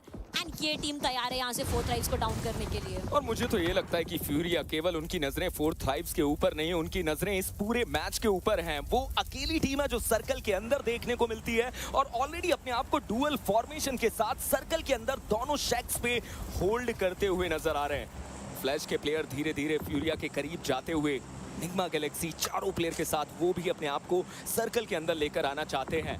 इतना आसान नहीं रहने वाला। हमने देखा पिछला गेम जहां पर #2 तक अपने आप को लेकर गए, उम्दा वो रोटेशन थे जहां पर पहले ही सर्कल में 2 प्लेयर्स को मिल्टा पावर पे भेजा गया और बाकी 2 प्लेयर्स लगभग वो दूसरे तीसरे सर्कल तक अपने प्लेयर्स के पास पहुंचे थे। इस मैच में 5 points already team Nigma Galaxy के पास देखने को मिलते हुए, बट जैसा कि हमने चर्चाएं करी कि फ्यूरिया उनके पास बढ़िया मौका इस मैच को चिकन डिनर तक तब्दील करने का, बट वहीं पर टीम फ्लैश उनके पास एक बढ़िया मौका कि इस मैच को उनके हाथों से छीनने का। देखिए फ्यूरिया चिकन निकाल जरूर सकती है, बट जो वो एक शैक है जिसमें वो 2 खिलाड़ी मौजूद है, ये एक बहुत बड़ी दिक्कत हो सकती है ना। अब तो आप देखिए व्हीकल के ऊपर भी काफी ज्यादा डैमेज है, अगर आप शैक से निकले तो आप सीधा निकलोगे गेम से बाहर। बट फ्यूरिया उनके साथ ये फाइट रहेगी यहाँ पे फ्लैश की, ये खिलाड़ी आगे आएंगे, दोनों भी प्लेयर्स को कर दिया गया है कॉर्नर। फ्यूरिया क्या कुछ कमाल करके दिखा पाएंगे, आला उन्हें कर दिया गया डाउन, आखिरी बचे हुए खिलाड़ी साइलेंस। एंड ये दोनों खिलाड़ी, जैसे मैं कह रही थी कि ये एक शैक जो आपने होल्ड किया है ये आपको दिक्कत देगा। एंड वही चीज होती हुई फ्यूरिया के दोनों भी प्लेयर्स को डाउन करके एलिमिनेट कर दिया गया है। बचे हुए प्लेयर्स अभी भी मौजूद फोर्थ राइव्स। अब हुज़ैफा को देखिए वो कैसे ओपन एरिया में मौजूद है, उनके पास जगह है अपने आप को बचाने की।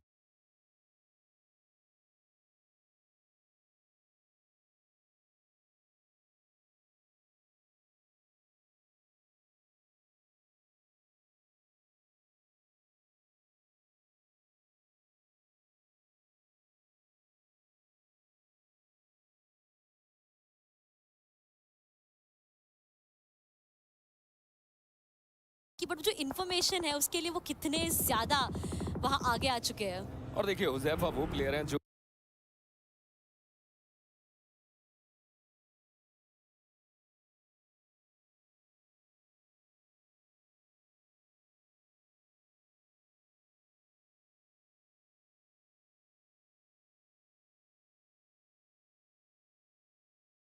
तो 2026 से उनके साथ जुड़ते हुए नजर आए। उससे पहले उनकी एक लंबी जर्नी है जहां पर वो खेलते थे और धीरे धीरे वो अपने आप को फोर्थ राइव्स तक लेकर आते हैं।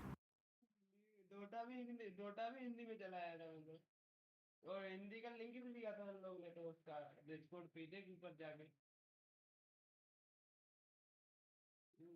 गट्स एंड ग्लोरी मुझे याद आता है, 7th एलिमेंट वो नेम याद आता है जहां पर वो खेलते थे और उसके बाद फोर्थ राइव्स के साथ जुड़ते हुए नजर आए। टीम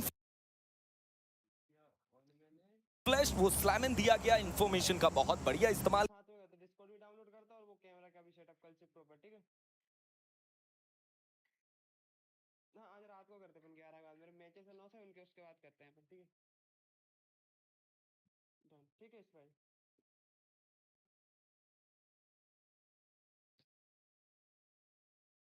किया गया कि केवल 2 प्लेयर्स वहां पर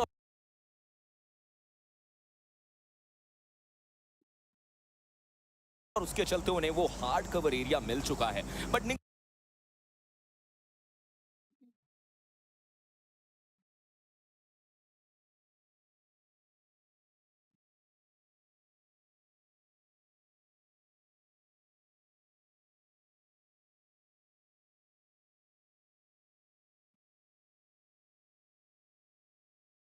गैलेक्सी वो पूरी कोशिश करते हुए कि टीम फोर्थ राइव्स के अगेंस्ट उन्हें इंफॉर्मेशन मिल पाए। बट फ्यूरिया वो एक कहावत है ना कि लालच बुरी बला है, सर्कल के अंदर सारे अच्छे एरियाज को पकड़ना चाहते थे, जिसके चलते अपने 2 प्लेयर्स गवा दिए गए। बट हाँ अभी भी 2 प्लेयर जो सर्कल के अंदर एक अच्छे एरिया को होल्ड करते हुए, बट मात्र 30 सेकंड और उसके बाद वो 7वां सर्कल। Four thrives, Nigma Galaxy, team Flash and Furia, 4 बची हुई ये टीम। नंबर्स की अगर मैं बात करूं तो सिर्फ एक ऐसी टीम है फ्यूरिया जिनके पास वो नंबर्स मौजूद नहीं है। बाकी तीनों भी टीम्स आप देखिए 4 मैन के इस लाइनअप में खेलती हुई निग्मा गैलेक्सी। शॉट्स उन्होंने लिए, 4 थ्राइव्स के प्लेयर्स सामने मौजूद। डैमेज बहुत ज़्यादा गया है T24 और फलक के ऊपर, बट अभी भी जो कंफर्मेशन आना है, जो ओपनिंग फ्रैग आना है, वो अभी भी इन्हें मिला नहीं है। सेटन, उनका भी लोकेशन यहाँ पे कॉम्प्रोमाइज़ हो चुका है। चीफ वो जानते हैं कि वो खिलाड़ी कहाँ पे मौजूद है, बट अभी भी इंतज़ार है अगर इंजीनियर तो एक ही चीज़ का है, और वो रहेगा वो ओपनिंग फ्रैग। गलती कोई नहीं करना चाहता है यहाँ पे, जोन का श्रिंक आ चुका है। एंड अगर मैं जोन के अंदर जाने की बात करूँ तो दिक्कतें जोन के अंदर जाने में भी होगी, बट सेटन पहले वो खिलाड़ी है जो यहाँ पे गिरा दिए जाएंगे चीफ की तरफ से। एंड फ्यूरिया को फ्रैग जो है उसका कंफर्मेशन भी नहीं मिलेगा उन्हें, क्योंकि फ्लैश के वो खिलाड़ी वो कंफर्मेशन लेके जाएंगे। हर तरीके से टीम फ्लैश उन्हें परेशान करती हुई, चाहे उनके 2 प्लेयर्स को बाहर करना हो, चाहे उनके फिनिशेस को स्टील करना हो। बट फ्यूरिया के लिए सबसे बेहतर बात यह कि सर्कल का एक छोटा सा छोर उनके पास देखने को मिलता है। मतलब अगले सर्कल तक वो अपने आप को उस एरिया पर होल्ड कर सकते हैं। बट टीम फ्लैश वो आगे बढ़ना चाहते हैं। उनके प्लेयर ऑलरेडी सर्कल के सेंटर की तरफ अपने आप को लेकर जा चुके हैं। 2 प्लेयर्स ने सर्कल के अंदर जगह जरूर बनाई, एक प्लेयर जरूर उनके नॉक होते हुए नजर आए। But Nigma Galaxy versus 4 Thrives आईकू के लिए बहुत खास रोल रहेगा ऐसे समय पे, क्योंकि वो अकेला ही तो प्लेयर है जो हाई एरिया को होल्ड कर रहा है। अगर वहां से वो निग्मा गैलेक्सी के किसी प्लेयर को परेशान करते हैं, तब शायद 4 थ्राइव्स सर्कल के अंदर एंट्री बना पाए। But on the other end team Flash versus team Furia, वो एक फाइट लगातार देखने को मिलती हुई। ये फाइट्स और भी ज्यादा इंटरेस्टिंग होने वाली है। निग्मा गैलेक्सी के प्लेयर्स ग्रेनेड्स का आदान प्रदान तो देखिए आप, जिस तरीके से ये ग्रेनेड्स आगे जा रहे हैं, वो एक नॉक सिक्योर कर सकते हैं। जी हाँ, वो मिलेगा भी। T24 उन्हें कर दिया जाएगा डाउन। हुज़ैफा वो भी है डाउन। फलक एंड आईक्यू, क्या वो कुछ कमाल करके दिखा पाएंगे? लॉर्ड का वो ग्रेनेड जाएगा, डैमेज बहुत ज्यादा देने वाला है, बट 4 थ्राइव्स वो अभी भी सर्वाइव करने का प्रयास कर रहे हैं। यहाँ से निकल पाना, इस चंगुल से निकल पाना बहुत ज्यादा डिफिकल्ट है। वो डैमेज और ज्यादा बढ़ता हुआ। हुज़ैफा T24 बहुत ज्यादा परेशानी में खिलाड़ी। फलक वो अभी भी प्रयास कर रहे हैं कि कुछ तो एक नॉक शायद ये पूरी सिचुएशन को बदल सके, बट फ्लैश वो वहाँ पे डाउन करेंगे निग्मा गैलेक्सी के एक खिलाड़ी को। यहाँ से जो सिचुएशन है वो अब बहुत डिफिकल्ट हो जाएगी निग्मा गैलेक्सी के लिए। और वहीं पर लॉर्ड के नेड लगातार 4 थ्राइव्स को शिकार करते हुए एक एक करके वो अंक बटोरे गए, और उसी के साथ 4 थ्राइव्स इस गेम से बाहर जाती हुई नजर आएगी। मात्र 3 टीम 9 प्लेयर, जहां पर टीम फ्लैश के पास वो चारों प्लेयर्स की मैन पावर। बट फ्यूरिया अब उन्हें कोशिश करनी होगी कि इस 2 प्लेयर्स के साथ वो इस मैच को आगे तक लेकर जा चाहें, चिकन डिनर तक लेकर जा पाएं। निग्मा गैलेक्सी 12 बढ़िया फिनिशर्स यूज की तरफ से लॉर्ड को डाउन किया गया। तुरंत वो रिटेलिएशन आया जहां पर कूप्स की तरफ से भी नॉक निकाला जाता है। बट फ्यूरिया को देखिए, उन्होंने वो एक फिनिश अपनी टीम को लाकर दे दिया। मतलब टीम फ्लैश ऑलरेडी वो भी अपने एक प्लेयर को गवाते हुए। And right now it's a 3v2 battle. हालांकि लॉर्ड को रिवाइवल देना अभी भी जिम्मेदारी निग्मा गैलेक्सी। देखिए तो सही, इस टीम ने कितने ज्यादा फिनिशेस, कितने ज्यादा फ्रैग्स निकाले इस मैच में ऑलरेडी। एंड अब जब बारी आती है चिकन डिनर की, तो टॉप 3 में हमें ये टीम ऑलरेडी देखने को मिलती है। बट एक एक करके ये खिलाड़ी अब डाउन कर दिए जा रहे हैं निग्मा गैलेक्सी। क्या ये चिकन डिनर बस एक सपना रह जाएगा उनके लिए?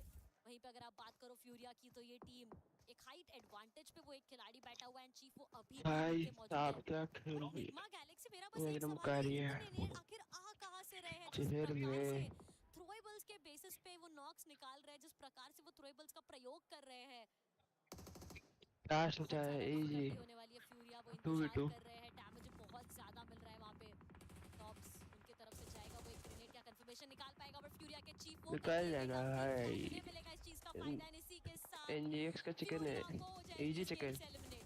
अरे ये चौकी है ना, तो फिर मुश्किल है। Team Flash versus Nigma Galaxy, 3 players के साथ ये दोनों टीम्स अपने आप को जीवित रखती हुई। और वहीं पर टीम फ्लैश मत करना भाई, चौकी इजी चिकन है। छोर पे लेकर आ पाए, बट समझना होगा निग्मा गैलेक्सी को अभी भी 20 मीटर के सफर को तय अब इस थोड़ा दूर करो ना, इसमें घर ले जाओगे क्या? इस मैच को चिकन डिनर तक लेकर जाए। राउफ तो ऑलरेडी बहुत ज्यादा लेट। लॉर्ड के ऊपर वो अबे भाई फ्री चिकन दे दिया भाई उनको, तो ये लोग और शायद राउफ का बचना कदमों में रख दिया भाई चिकन तो उनका। शायद वो अकेला प्लेयर जिसके लिए कोई अरे भाई क्या खेल रहे ना, अच्छा चिकन निकाला, फ्री चिकन निकल गया भाई इनका, तो कुछ करने का ट्राई जरूरत ही नहीं पड़ा इन लोग को। लेकर जाते हुए वो वापसी जो उन्हें चाहिए थी, वो वापसी उन्हें मिलती हुई। जी हाँ बिल्कुल, बट निग्मा गैलेक्सी उन्होंने भी इन टर्म्स ऑफ फिनिशेस में बात करूं तो कमाल करके दिखाया है इस मैच में। बट फाइनली उस मुकाबले में आप देखिए जनता को, देखिए आप वहाँ पे वो excitement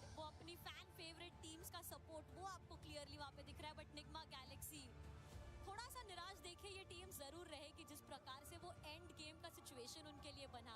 in terms of fights अगर आप बात करो तो बहुत बेहतरीन तरीके से इन्होंने वो 4v4 के फाइट्स लिए थे, बट उसके बाद तो वो एंड वाली एक फाइट पूरा सिचुएशन पलट गया इनके लिए। देखिए निग्मा गैलेक्सी नामक शेर अभी तक घायल हो चुका है क्योंकि लगातार 2 मैचेस और दोनों ही मैचेस में आप #2 के साथ एंड करते हैं। वो चिकन डिनर जो चाहिए वो अभी तक नहीं मिल पाया है और शायद ये चेहरे बताते हुए कि अभी भी मेहनत करने की आवश्यकता है निग्मा गैलेक्सी को। वो आखिर में चिकन डिनर 10 प्लेसमेंट पॉइंट जो हर बार आप मिस कर जाते हैं, पिछले बार भी हमने देखा, हाँ पिछली बार आपके पास उतनी लूट नहीं।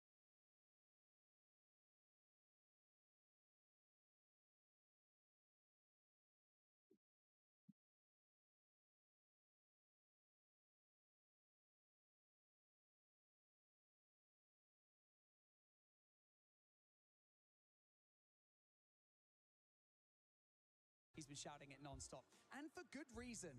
Coops, talk us through game number 3. You guys do an incredible 2-2 split to push out ONLYI Esports, obviously before that final fight against GOAT team. What was going on in the comms?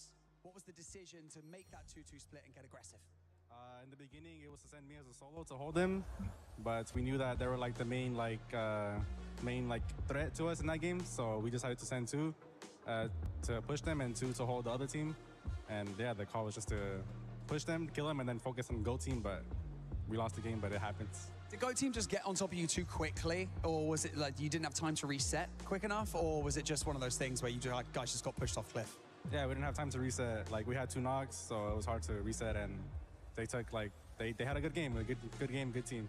Yeah, that's fair, that's fair. Now, game 4, you're in a huge open position. There's so much space, but also there's not much cover. You guys see 4 thrives over to your right, incredible nades. You just absolutely bombarded them with nades, closed them out to give yourselves loads of space.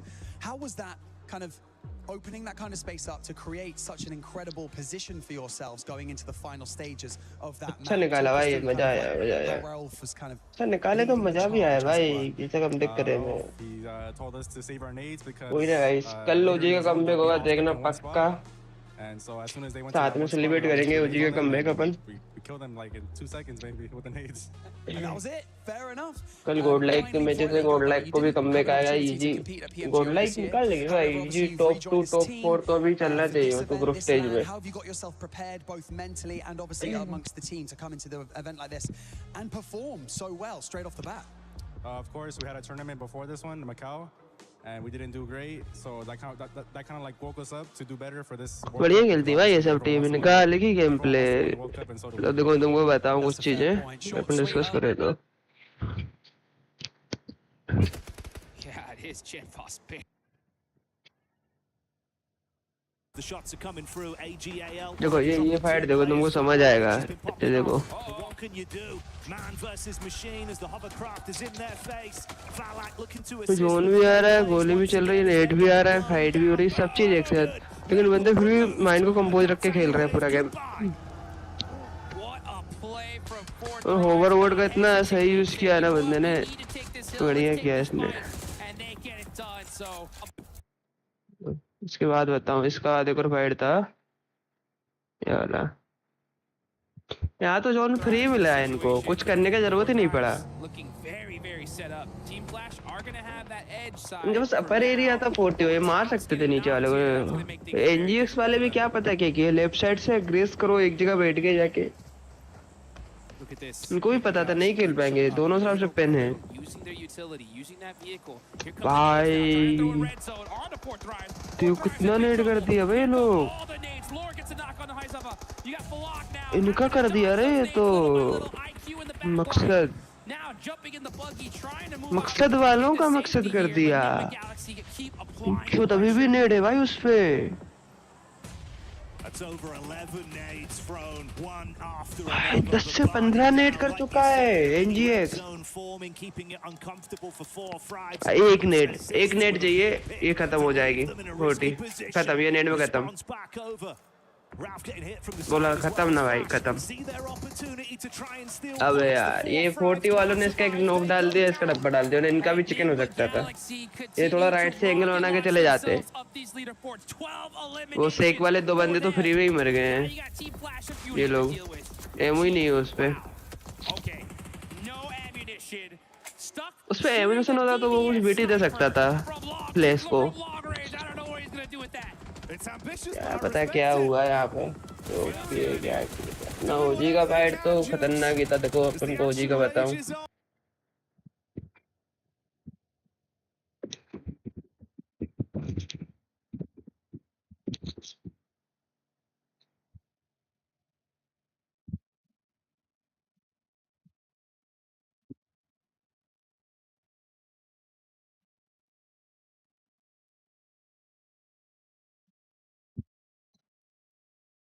मजा आ गया थे।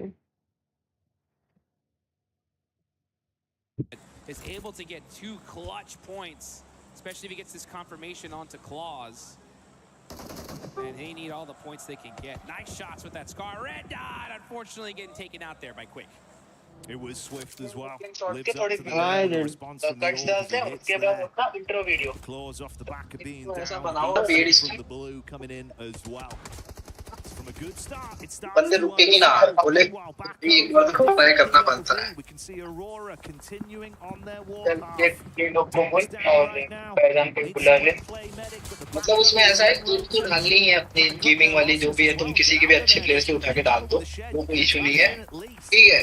उसके बाद तुम्हें ऐसा intro बनाना है ना अपना कि अपन पेड इसके कि अपन ऑग के ऐसे बेंचो तुम प्राइम स्पोर्ट्स नाम से ऑग रिलीज करवाओ। So Aurora pushing up from military, working their way little by little. They got 5 eliminations. T1 player के मत डालना, अच्छे खेलने वालों के डालना। मतलब इसकी ही डाल दो, अपने में से ही डिसाइड कर लो कौन कौन है। मेरी टीम का मैं बता देता हूँ, लिनक्स है, अगर मेरी टीम है, मेरी टीम का यूबी है, मैं उसकी प्लेयर दिखा सकता हूँ। And they're going to have to use it because this zone is starting to close. 8 seconds left on the clock. Things are going to definitely heat up here in this next circle. Start sprinkling in those spices. It was KRX just off to the left side as well. It seems like Aurora, their eyes have lit up as they do get visual onto them. Few shots back over. See if they can equalize the situation here, Jukes, and begin to build. Alula going down as well. Zone shifting upwards. And we can see where things are going to go from here. Aurora making the fight for survival up against KRX. Well, let's get it. Let's see what KRX could do. They are right next to Aurora when it comes to leaderboard. So this is a pretty huge fight here. Aurora with 6 eliminations, KRX with 2 so far. Only 2 points separating the two on the leaderboards. And the blue zone is so far away from them. So this is a fight they just have to make happen. KRX getting in the vehicles. Are they going to push this? And it looks like they are. Vinny trying to find some angles here. Ziol up close and personal. He's got to hit the shots with the shotgun. He gets one, but it ain't going to be enough. KRX gets the better of Aurora. The lights have gone out for Aurora on that one as they are silenced by the attack from KRX. Even with the quick reaction with the shotty, it wasn't enough to save the day. The plays don't pay off, and KRX can keep moving. Got to quickly get themselves suited and booted once again, though. Restore the HP and then get a move on inside towards the new zone. Oh, yeah, they better do it quickly here. This is their opportunity, right, to really lock down that first place position before they go into Miramar. RRQ, though, did a great job of just trying to slow down their rotation. Hoxie saying, oh, come on, Blue Zone, give me a break. Give me a break here. As Benny said, I can't even wait for you, bro. I got to get to this next circle. Self-preservation, Jukes, it's got to be done. Keep the dream living for all of them if he can get into a better position. Thankfully, not slain by the blue. It would have been an upsetting way to go out. But the challenges are yet to come, buddy. Yes, they are. They are still not in this next circle, and they got an entire squad of AGAL right in front of them. Things are going to get sticky here, especially when Maple's on the squad. Oh, yeah. Always sticky business from him. Hit some sickening shots as well. We've seen it so far. Let's see if they can build back into a play like this up against the duo. Attention being taken off them, but Flower deals with it instantly. Super annoying circle here for these teams. This is a lot of open field, very little coverage here to work with. That's why we're seeing so many teams out in stage 5. Usually at this level, we'll see a whole lobby with Flower H. Oh, Vinny spinning out, and he's taking out the vehicle. Now it's Hoxie left for the squad of KRX, just trying to survive.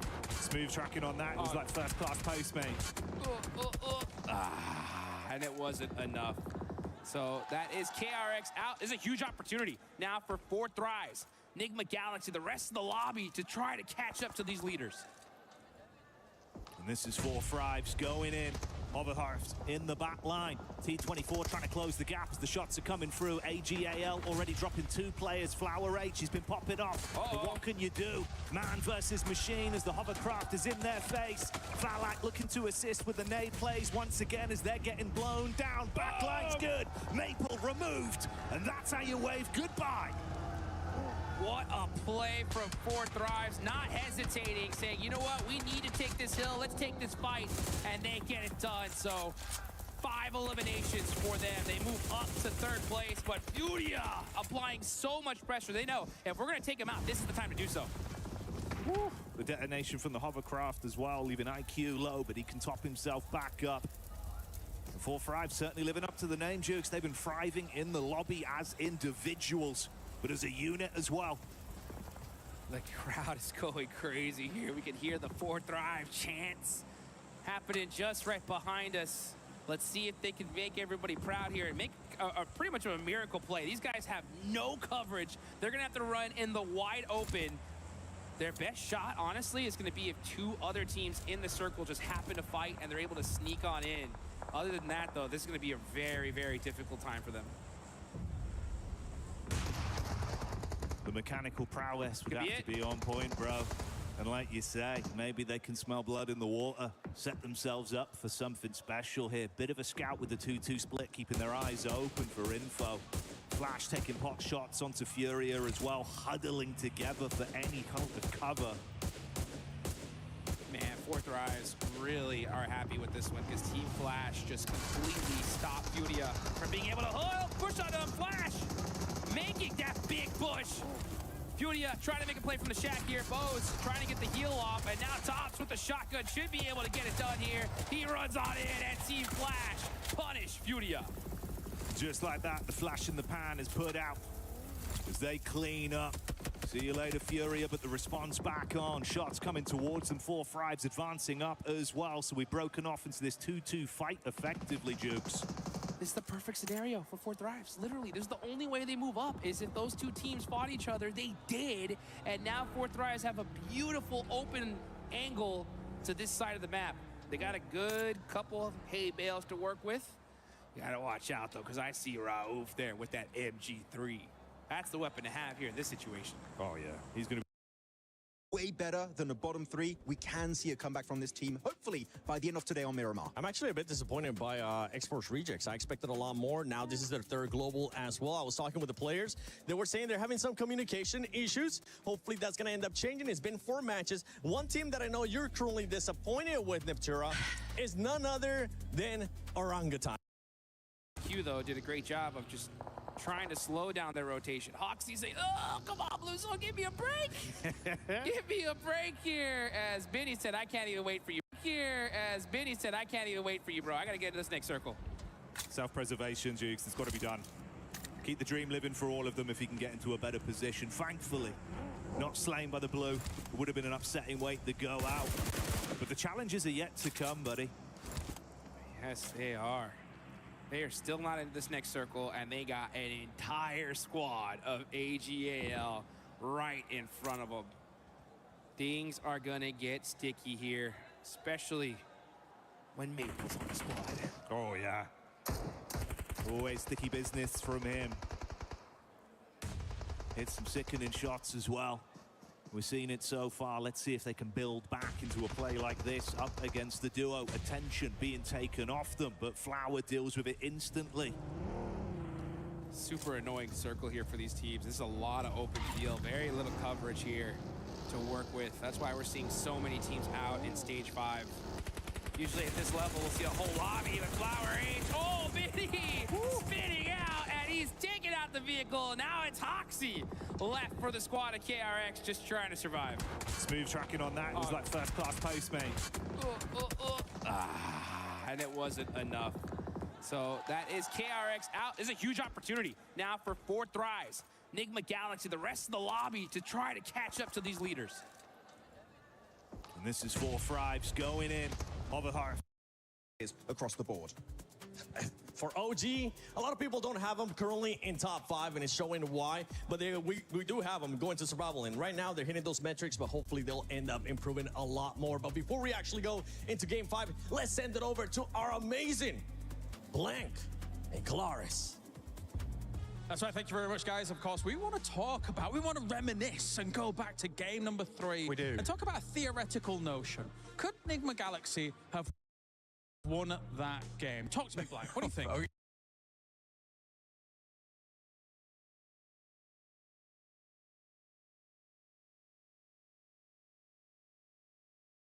As well for Nigma Galaxy, they were always received as quite a passive team, but I think that Coops applies a bit that more aggression that they need to follow up on, which has got them to these really, really high heights today. All right, well, thank you very much, Blank. I need you to do the bat again as we knock that ball straight on over to the commentator team. Oh, and it's a home run from Blank. A beautiful connection there with a microphone back, caught perfectly by Jukes as we set ourselves back up for another spectacular game of PUBG Mobile. Back in the building, the lights are changing. You know what that means, Jukes? It's PUBG time. That is right, and not just any kind. It's Miramar, baby. Let's get it going. We are headed to the desert. 2 more matches left to go, and at the end of this one, we are halfway done with the group of death, Group A. And just a reminder for anybody that could be just tuning in, I don't know why you weren't here on time, because this has been a wild show so far. But remember, it is top 5. Top 5 move straight to the finals. Bottom 3 are done. Their keys will be crushed tomorrow. And the rest of those teams are going to have to make it happen in the survival stage. But it ain't over yet. Let's get into match number 5. Oh yeah, baby. Another plane path on the go. We start to change the scenery, like you said, moving into a Miramar. Hopefully should be another exciting game as well. We've seen an exchange of blows from various different squads today, Juice. It's been kind of hard to predict if it will be a consistent run from a lot of our teams, but known quantities building up their points, and the top 3 right now looking a little bit more defined. It's good to see some of the big squads getting the flex going. Yeah, now we got Nigma Galaxy pushing their way all up the way to first place, so they are sitting pretty here. As we take a look at the most eliminations, Balak still owns that top spot, 13 eliminations. He's busted out a baker's dozen here, but Coops not far behind him there with 10. And now you look as far as when it comes to that damage, top, he's gonna be on top there with 2,300, with Coops right behind him. Good to see, man. You got to give that shout out to Balak as well, right? Instantly came in like an inferno, but I think he just hit his stride immediately from game 1 where the shots were on point. It's the way he's going into these fights as well. He's just handling himself with this almost arrogant like confidence where it doesn't matter what's around him. He just hits his shots, plays his game, doesn't seem to buckle under the pressure that you know is there. It's a big stage, a lot of excitement. Paris has been getting loud as well. And we've got our zone for this one, Jukes. That's a lot of water, buddy. That's H2O for you. That is way too much water. We got a crazy shift on the Puerto Payaso. Let's see who's going to be able to make them moves. Could you imagine if we get that island finish here? Oh, don't even. In Paris? Oh, don't even. I should have even said it. I shouldn't have even said it. Like, drop the Eiffel Tower in, mate. That's all we need. Let's get it on brand, Jukes. That's what I'm talking about. That's that synergy right there. But hey, you know what, teams? Drop it safely here. That's what I like to see, you know, because every time we go into a different map, especially on day 1, never know if we're going to reach one of those hot drops here. But hey, take a look at the bottom left. Go ahead and join that Uzumaki event. That Naruto. Get those skins quick and fast and in a hurry. Don't get much hotter than that. Maxman's been ranting and raving about them all day. I've not heard him say anything else other than Naruto. So fair play, Max. We know you love it, and you're rightfully so in that opinion. But hey, you're right on the money. That last game, obviously pretty aggressive on the hot drop, right? GK versus GOAT. Didn't really work out too well for GOAT, did it? Moxie barely limped away, tail tucked between his legs, resulted in him falling relatively middle of the game, but gets nothing from it, just the solo. So goodbye to any points being earned on that one. Learn from your mistakes, drop in further up. They're going to keep themselves safe. Nose is clean, at least for the opening drops. Yeah, very safe here. I like to see that here, because right now it's honestly crunch time, especially for, honestly, these teams at the bottom, right? We've been talking about the squads up top, but I mean, what is going on with a team like Thundertalk? Thundertalk Gaming, 15th place, only 12 points on the board. Esports Rejects right next to him. ONLYI in really big trouble with only 10. Honestly, if they really want to extend their tournament life here, now's the time, right? Get a good Miramar game here and now, and that could be just enough to at least extend that tournament just a little bit longer. Needs to give yourself some sort of confidence as well. Like you say, right, getting towards the end of day one here, it starts to sink in, the reality of the situation. If you're down those bottom 2 spots, by the time you get back to the hotel, bud, it's the fear that creeps in. You never want to leave your fate in the hands of another team. Definitely do not. Huge prize pool here for the group stage by itself. Over $1 million on the line just for this stage. Survival stage is going to have 152,000, but as we get to the finals, that's 1.7 million, man. That's some serious cheddar. And that's what everybody's going to be hunting down right here. Aurora going to be one of those squads for sure. They're sitting pretty in 3rd place. This could be a good game for these top squads, though, to make that gap, right? Just in case tomorrow doesn't go their way fully, at least it'll lock them in position to hopefully make it straight into those finals. It's where you want to be, the best of the competition. The tournament here only going to get more and more enticing. Because like you say, life-changing money in reality that's on the line there, but it's not only the cheddar, you got the bread on either side. That's a sandwich prize pool. Oof. And we are in Paris. They got phenomenal bread here. Hey, but get that up right now, boy. Let's go. Let's go. Turn up. As we're going to look at Ulf on the move here. They're getting into zone very, very quickly, so they're already in the circle. We're starting to see a lot of teams head on over to Los Leones. We got quite a few teams still far out from the zone. One of them I'm going to be looking at is those teams in my hot seat right now. ONLYI, you're going to be one of them. They're all the way up in La Correria. That's going to be on the complete opposite side of this circle. They got to get moving here pretty quick. For the pedal to the metal, start to get a bit of movement on the go. A fan favorite right now here in Paris as well, and a team that's so dominant, it's easy to understand why. 4 Fribes looking absolutely delicious out there today, Jukes. It's been big plays from the roster, and of course, the one man in Falak that's been really flying the organization's banner high.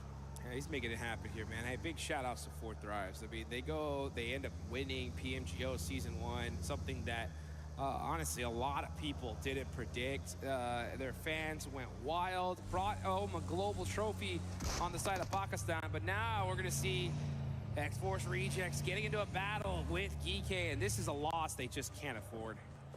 Well, our opening elim of the game then going the way of Ragnarok as he slams down early and gets that first pick hammered through. So Reject probably feeling a bit rejected on that one, but got to give up any space they got. Fragment out. It's tough, especially considering that they were already in the circle, so losing a player that early is not good. Unfortunate on the side of Esports Rejects, just everything going wrong. But still 3 players up. They could bounce back. We'll see if they're going to be able to do that, as a lot of the teams that were outside of the circle are finally starting to make that great rotation and find their little place in this zone. But where do you think the next zone is going to go, Jackie? Huh? You think we're going to be heading to that water after all? I wouldn't mind. Let's do it. You know what? Play Why devil's not? advocate, bro. Let's do it. Let's make this as awkward as humanly possible, Jukes. Let's go. I want to see some swimming action here. We've already had a bit of treading water today. We'll see if it happens once again. On your point as well, though, man, it's uncomfortable. A squad like Reject, right? We're talking about squads at the bottom of our overall standing right now. They're down there. They're literally trying to keep their heads above water in a sea of points that are being accumulated by the other squads above them. And losing one player, sure, as much as sometimes you can manage the situation early doors like this when you've had a rough run today, that's the difference of you just bottoming out again, having that extra layer, the upset, the sadness mounting on you, Dukes. It gets a bit uncomfortable, bro. That's for sure. And it's pretty crazy because, yeah, the level of competition here is ridiculous. I'm telling you guys, right before we came up here to start casting these matches, I walked by a lot of these players and I saw their coaches, and pretty heavy conversations. Let's put it that way. You know, I didn't see very much of like, oh, you know, good job, it's okay. No, it was pretty much just like, what are you doing, right? How are we gonna? We cannot afford these mistakes. So the pressure is definitely on here. But we're seeing some great adjustments from some squads, right? Enigma Galaxy lost that game 3 by just so dang close, but end up having a good bounce back couple of matches, and now they're on top of the leaderboards. But you can't let off the gas pedal just yet. Let's see where that next zone's gonna go, baby. Are we gonna go to the water? No! It goes right back to the mainland. It's gonna be a La Bendita finish. So all these teams on the south side, that's gonna be 4 Thrives. Gonna have to start making their way on up. Yeah, ignore the coast, get back to the mainland and set your focus on what's yet to come. And like you touched on there, bro, so many small margins that have defined some of our games today. Ammunition economy being a big one there. Big change up from them, though. We heard from the man himself about the setup with the call with the late nades. It was like 12 nades back to back. Crazy. That was horrific to be under. You go from thinking, yeah, we can kind of slow this one down, snake it out a little bit. Boom, boom, boom, boom, boom, boom. That pressure applying. Honestly, if you're gonna take out 4 Thrives, that's the way to do it, right? Utilize that util as much as you possibly can. Enigma Galaxy, we're not wasting any of it right there. And, you know, speaking of, like, resources, that's the one thing that you really got to make sure I'm pointing out when it comes to Miramar. This is the resource management map. You want to make sure you got plenty of that 5.5, plenty of health kits here, and a nice, fresh vehicle. Because that is going to be the way to win this one. And this is a very typical game now. It's still stage number 2, only 1 player down so far. So this end zone is gonna get hectic. Everyone lining up to climb over each other. Oh, we say it's quiet, but finally there's a bit of noise. Flash once again playing their card. That's a tag on the Reefus. Instantly get him dropped down on his legs there. Win looking for more, over top angle, good spam, slight tag, but not enough to convert it into a frag on the getaway. Yeah, I don't think they're gonna push this at all. Yeah, you just gotta let Aurora find their way in. Nice little pick off there. Aurora gonna have to do something with 3 players up now. Reefus getting taken out. And that zone, now we're starting to see teams really start flexing and take up as much real estate as they possibly can. But one of the teams that hasn't found a spot just yet is going to be Aurora Gaming. You saw that sign on that building. Beautiful day. Starting to feel a little bit less beautiful, though, as this blue zone starting to creep on it.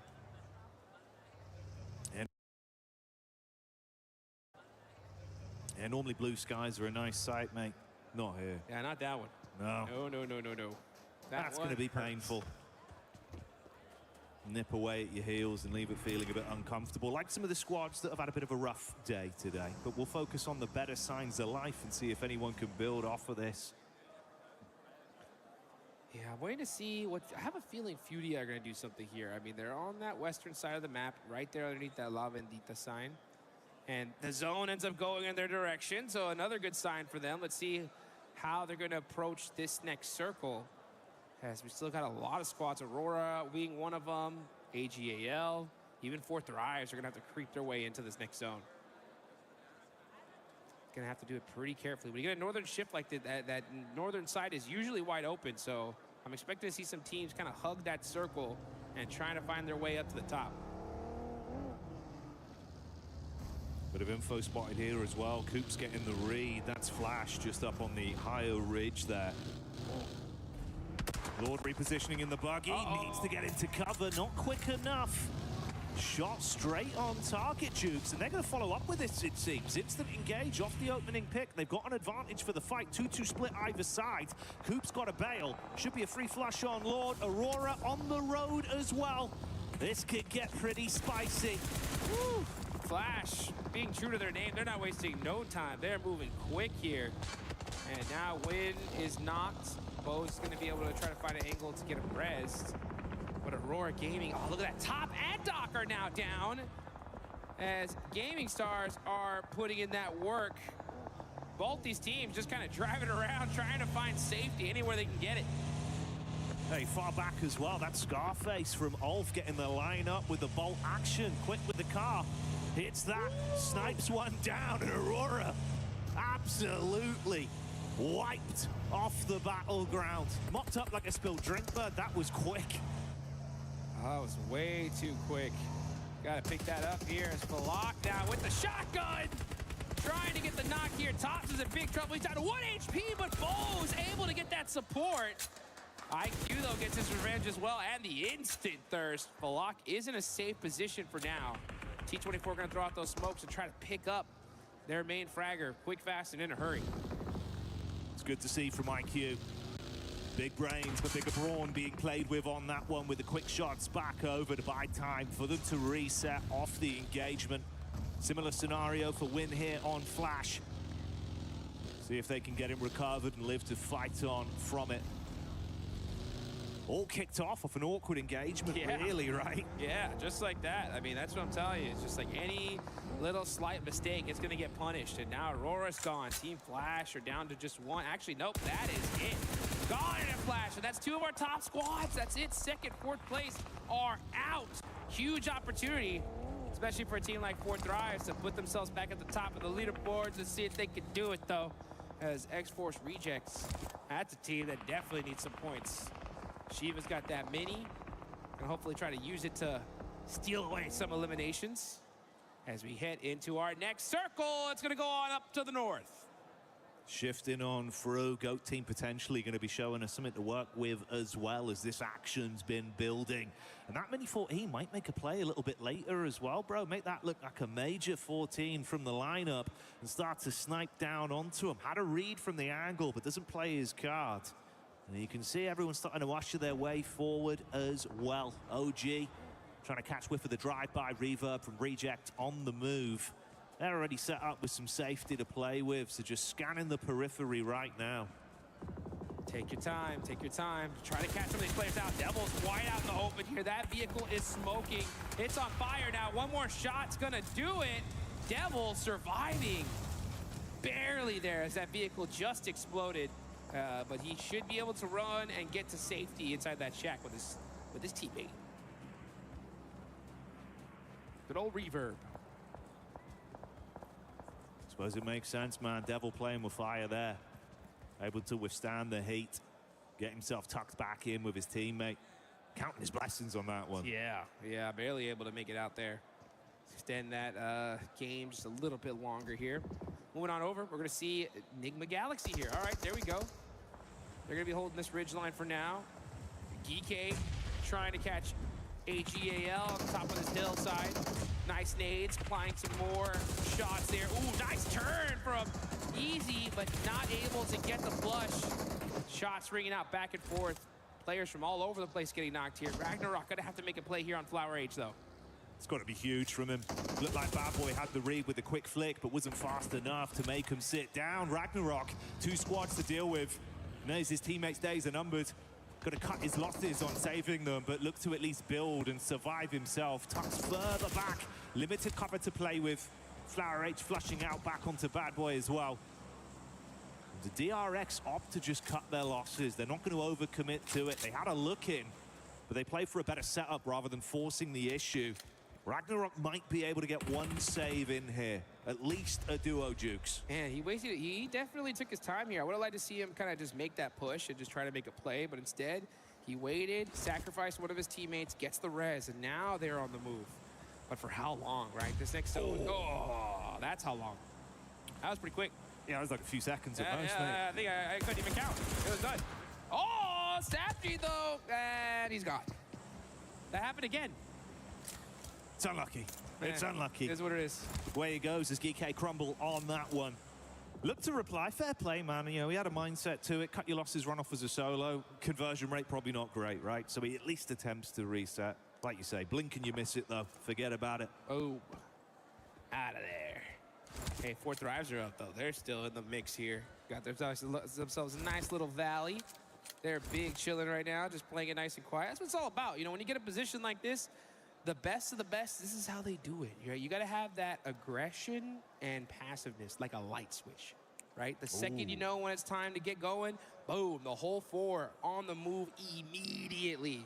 And let's see if they're going to do that now as this next zone is about to pop. Where are we going? We're going dead center. We're going down south. Hey, dead center right here. So yeah, 4 Thrives are going to have a great strategy here. You know what that is? Do nothing, dude. Just stay right there for now. Just sitting pretty. Yep. And they've been making it look good. It's been pretty beautiful the way it's gone so far. TT in the background as well, not looking great there. Unideal rotation, mate. Yeah, it's been a bit uncomfortable, really, Jukes. Super unfortunate. Yeah, they're down a player, but they're in 15th place, 13 points. That ain't going to cut it. And honestly, like, yeah, a lot of teams at a certain point, they're just like, hey, let's just make it to the survival stage. But that just pushes your tournament life only 2 more days. You know what I'm saying? Like, and that survival stage is going to be rough. So with so many games left, hey, start making something happen. Try to sneak one of those top 5 positions, because that's going to guarantee you to the big show. You got to build that pathway there. Like the tagline says, nothing is granted for Falak, though. That's an instant connection over. Moxie revealing his card as well from Goat Team there.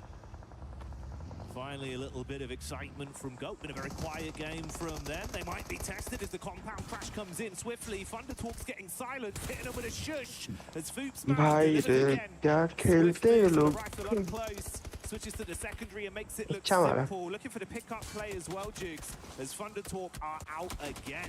Yeah, kind of a crazy push there, just getting. अबे गोट अपने reason में वो dominate करके आई, पता है लोग भाई तुम लोग को यहाँ पे क्या पता क्या हो गया है इसको गोट हो गई और अपना कौन कौन है रेगना में ओजी तो चलो ठीक है थोड़ा बहुत DRX भी है अपना बढ़िया बोले बाले तो ठीक ही ठाक है Gaming Star with the overlook in the rear as well. So many free bits of information being provided between these teams that are scrapping right now. They're looking for the lineup with the nades down onto Raouf. It's good sideline angles. मैंने सोचा था वैसा ending नहीं हुआ है Angle exposed, good connection. That's Raouf. ठीक है थोड़ा लेकिन इतना engaging नहीं है starting to heat up here as you got Coops now on the move. चल रहा है तो चलनी दो ना कोई थर्ड पार्टी ना कुछ एक्स्ट्रा पुश ऐसे खुद के रीजन में पुश करके खेलते हैं ना वैसे यहाँ पे नहीं है ये देखो and RQ now getting shot on the other side of Nigma Galaxy. Nigma Galaxy said we'll take these points all day long.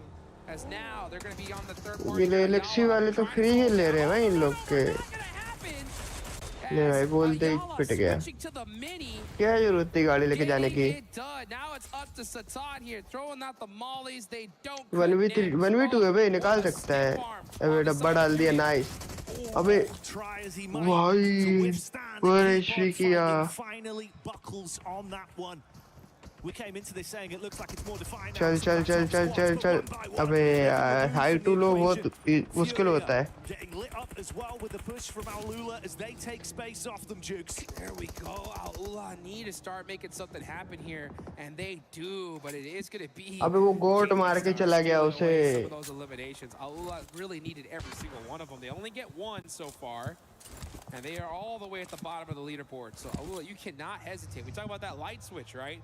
Flip that aggression on. You got to do it just a little bit faster. भाई उल्फू के 2 बंदे बहुत बीटे देंगे पता है ओजी को फंसे पड़े एक तरफ 40 अरे 4 बंदे उल्फू पे ये पता 40 और उनका फाइट हो जाए तो अपन फायदा उठा सकते हैं ये दोनों लड़े पे पुश ना करे भाई बस अपन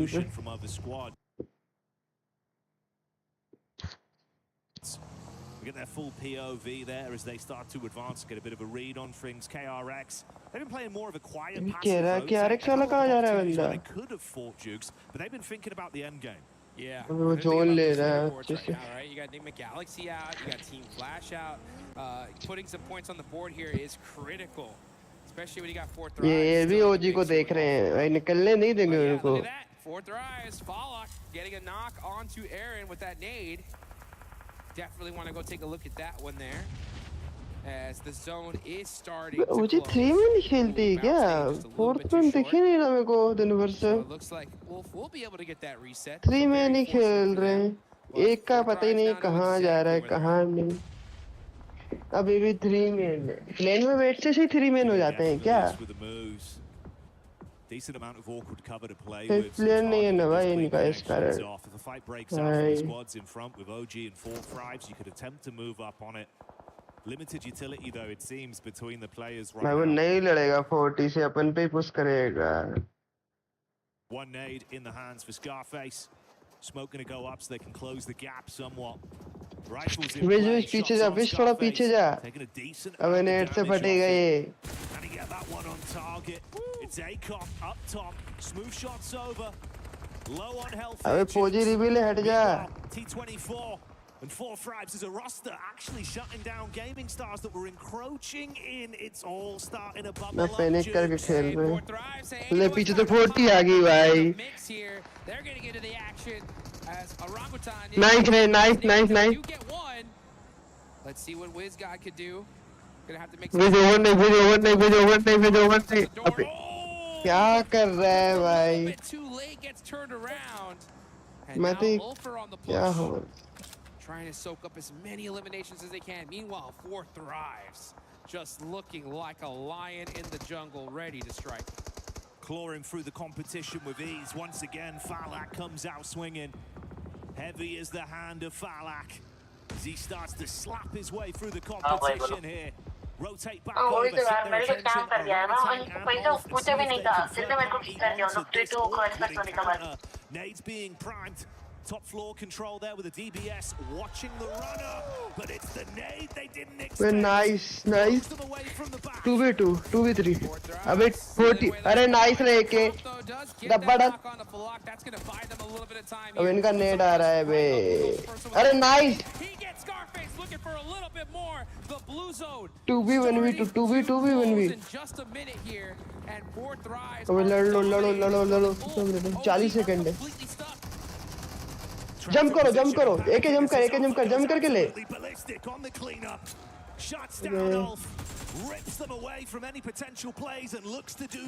ऊपर से पड़ेगा.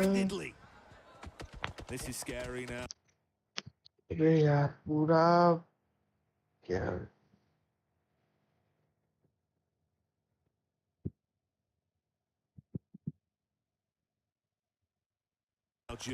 तो कवर टू कवर खेल रहे हैं वो पीछे से पड़ गया. अरे वो तो किल भी चला गया वे.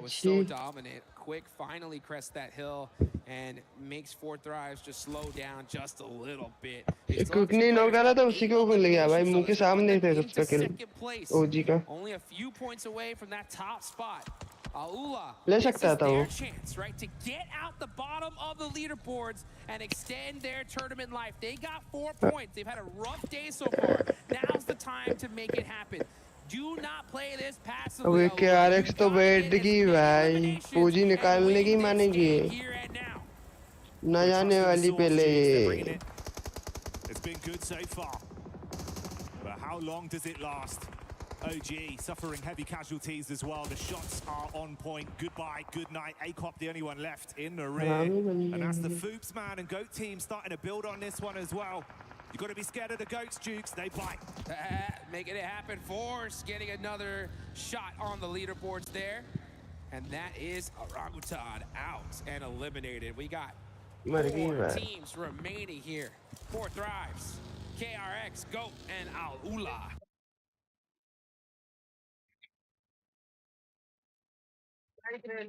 Nice.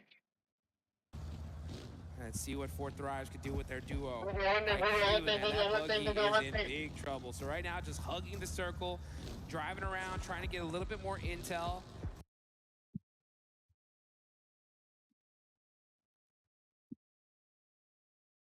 It's already Dukes. They're looking good. You know, Goat wants this win. They want to put themselves at the top. Figure out what is going to be the plan here. Oh, running into that tree definitely wasn't a part of the plan, I'll tell you that right now. But he does get away with it. Nades are starting to ring on out. He knows exactly where GOAT is. Yeah, he's got to have to move to safety here because they're going to start shooting that buggy if he ain't careful. This is vintage GOAT. अबे वो ULA वालों पे अच्छा advantage है। ले भाई ले गए उनको। गोट और यूएलए कंटेंडियर है भाई। थोड़ा सा जोन जाना है बस, अगर जोन का वीडियो हो तो फिर तो बढ़िया है। कैरेक्स भी जोन में है लेकिन इनको आने नहीं देगी वो।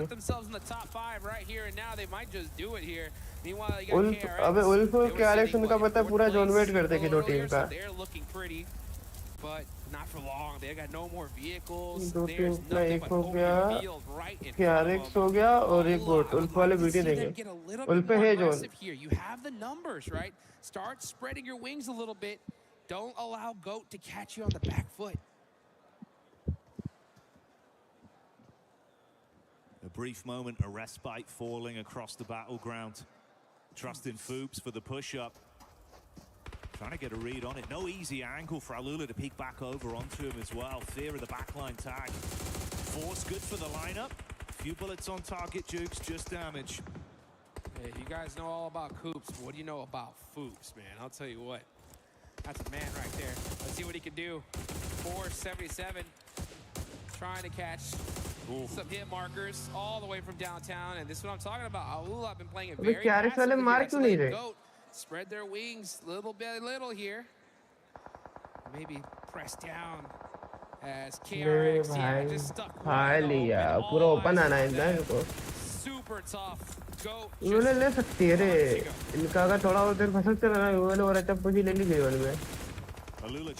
इनपे भी जोन आ गया लेकिन अरे पिट गए। चिकन है गोट का। बोल ही रहा था भाई गोट बड़ा डोमिनेशन का वो कर भी दिया। ले ये नॉक हो जाएगा ऐसे। किलर जो कर देगा। ले भाई chicken.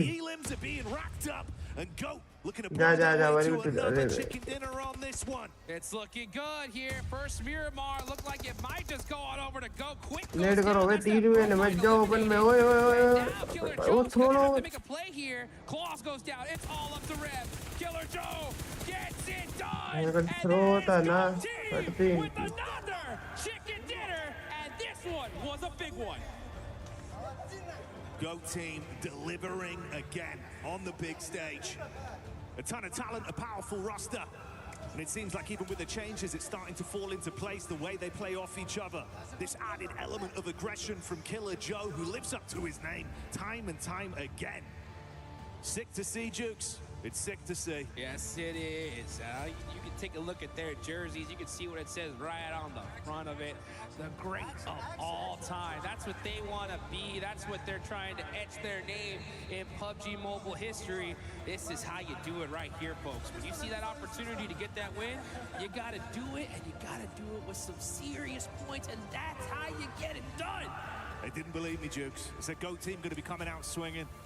James looked at me, he smirked. He smirked. I said, I tell you what, mate. GOAT team going to be giving it. And they're bleating right now. Oh, let's go, GOAT. You can see the crowd all hyped up for them here. And a great game for them. We'll see what CalArts is going to look like after that one. I'm pretty sure he's going to be pretty excited here. It's good to see. I think he'll be enjoying it. Yeah, it's so good to see a team like GOAT clutch it up there towards the end. And ONLYI, right? Getting some points on the board. Good for them. That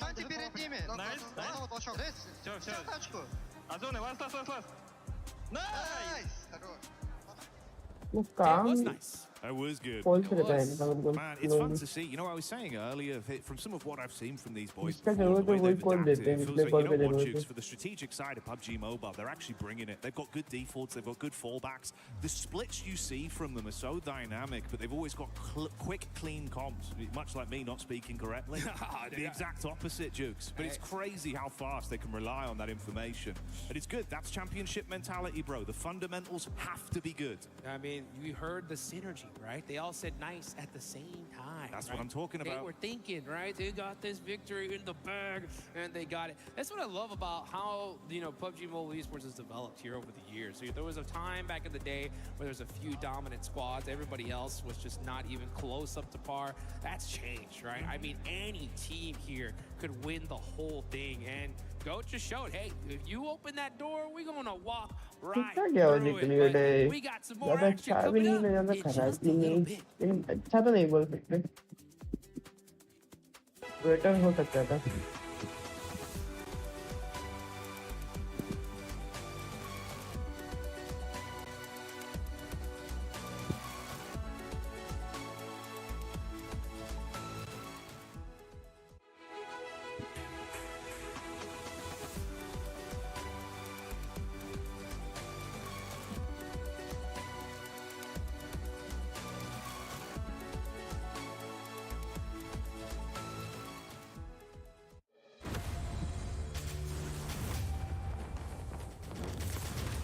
ये क्या scene?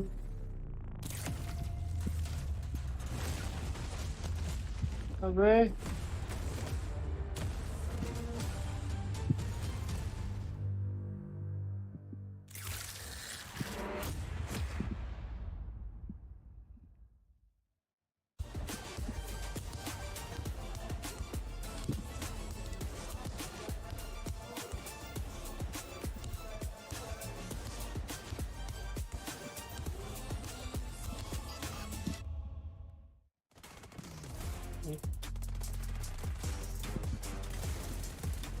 Nice. GOAT showing up with the second chicken dinner of the day. In Neptura, this squad was able to put up 16 eliminations. Very, very nice coming in from GOAT there. For the second time, show from them. I'm really enjoying the kind of rapid round plays we're seeing from them.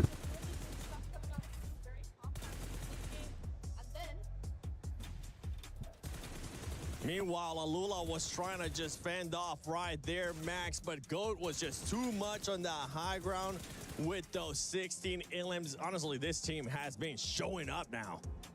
Without the hovercraft, which is super hyped to see, but no, what was very fun in particular is that Alula, there's a slight, well, I wouldn't call it a mistake, it's just a strategic play from Alula to just go slightly low on the ground to maybe put more of an emphasis onto KRX. And instantly, GOAT team spot that, like, wait, give that high ground position away. If we take it for ourselves, we have absolute oversight on the entire flat terrain of that field finish. Boom, let's send it, get the high ground position, leverage it to its full potential to claim that chicken dinner. GOAT team, a team that I was expecting no middle of the pack, maybe not #1 team, but man, they impressed me, and I'm so happy to be proven wrong here at PMWC. They might just be #1 after that performance in Neptura. Really enjoying what we're seeing here, being a leverage team. I think that's a really good word for it. They use everything to their advantage. They wait until they have a great opportunity. They wait until they have an opening on the south side, are willing to make that south rotation all the way around, and just to get that better position, just to have that leverage on all the other teams. It's just like the last game was on a wrangle they won earlier, right? When you think about it, they see, oh wait, they're fighting Ulf, Nigma Galaxy, they're a little bit busy, they're at their weakest, boom, that's when we send it, try and put them in a really bad position and leverage it to actually get that chicken dinner. So very opportunistic stuff, and here they get 26 points. Wow. This was not a Rondo, this is a Miramar. What's going on? Disgusting numbers out of that squad, and also we see 4 Thrives showing up as well. I was raising some concerns for that squad. Now we're starting to see a little bit more consistent here as we ended up jumping into Miramar. And if we keep going down the list, something I want you to keep an eye on is KRX. That squad was able to get all their points out of just placement, which usually tends to be the opposite, Max. We see teams being able to get all the points from eliminations and then nothing placement. They were like, no, we're going for placements this time. It's forgivable, really. In a game like that, they just had like a very small shed and a few cars to work with. And unfortunately, smokes don't stop bullets. I know it's quite unfortunate. I wish they had cover flares in that finish. It would have been great to see, but no, only smokes to survive when you have 2 teams in Alula and also at the side of GOAT looking your way. No way, Jose, are you going to survive that one? But I'm still happy that despite no chicken dinners coming away of KRX, they're so relevant at the very tippy top of these leaderboards. So KRX going hard here for that first place. Consistency is the name of of the game in right now. I mean, DRX maintaining a 4th place right there. But look at GOAT. GOAT is currently in first place. They have jumped up with those 47 points. It goes to show us what an amazing performance, what an amazing match. Really, really nice to see that. And the leaderboard is still so close. I mean, yeah, it's only 5 matches. Still, I think we've seen other tournaments where there's a much bigger discrepancy here amongst the top 5. So to have this so even across the board is really, really nice to see. And interestingly, right, we got 2 wins from GOAT, but the next team that actually has a win is Team Flash in 5th place. 4th Rise, Nigma Galaxy, and KRX all have been super consistent today so far with no wins under their belt. Don't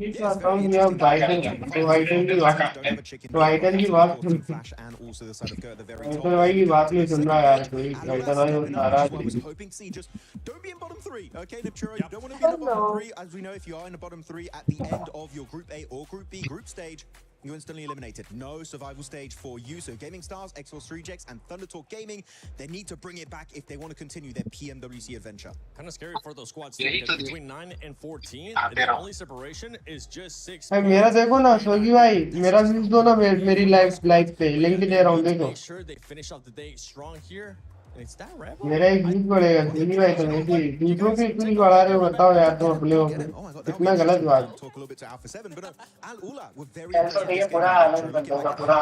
वही ना भाई अपनों को धोखा दे रहे हैं भाई देख रहे हो कुछ अपने बंदे मेहनत कर रहे हैं दूसरों को सपोर्ट कर रहे हैं भाई The reigning PMGC champion, none other than Alpha 7 Rebel. Rebel, I'm so glad you decided to join. How are you enjoying Paris, bro? फिर गलत बात कर रहे हो यार तो पूरे लिंक दिया था मेरे को देखो And let's see what's gonna happen. Now, I'm sorry for what I'm about to say next, all right? And you know this. With nice intent. What's been going on? You guys have kind of yeah, we did a bad things, we did a bad tournaments, we did a bad preparation, but now we come with different things with style. So let's see what's gonna happen. I think we are good to this championship, and we're gonna do our best. And if God let us win, we're gonna do it. Okay. I have a question for you specifically then, Revo, about you're saying you're trying to work on a few things since you're of course PMI, PMGO season 1. What specifically would you say was the thing you want to work and improve upon heading at PMWC?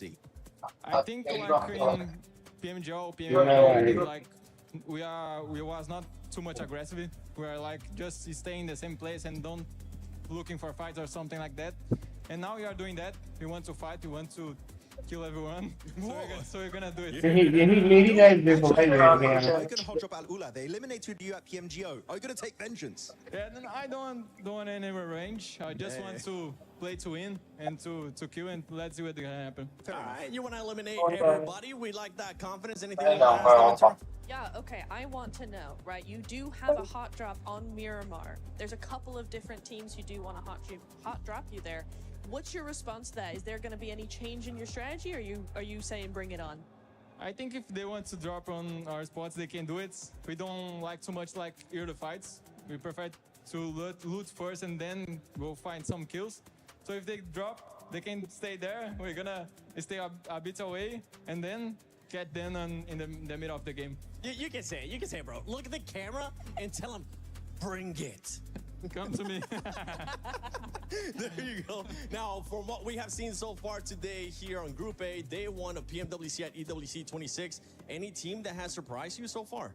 To be honest, GOATs, I don't expect them on top 1. I know it's a good team, but they are doing really well. So, yeah, I think them, and I am cheering for Fury also because they are Brazilian, so I hope they win this last match. I mean, there has been a lot of talk that Fury is better than Alpha 7 now. I'm pretty sure you're gonna be wanting to put a stop onto that. And how about another team? Let's talk about 4th Rise real quick, right? A team that was able to win PMGO Season 1. Yeah.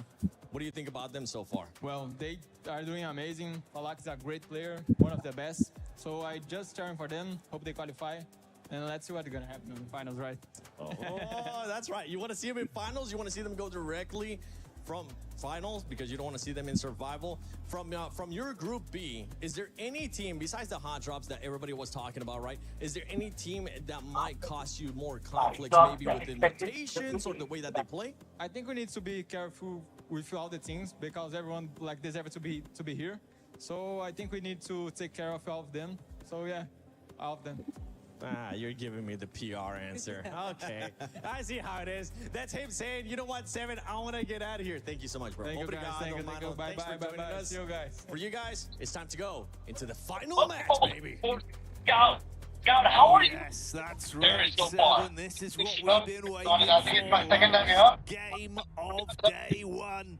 And already we're starting to see a bit of excitement about Go Team. Even for Seven, getting hype for them. Yeah, you gotta take it notice when a team is making it happen. Back on the With a stage, game like that, the whole lobby's got going. I'll tell you what, guys, How are you doing? before Points this so day far, started, I saw Jack in the back.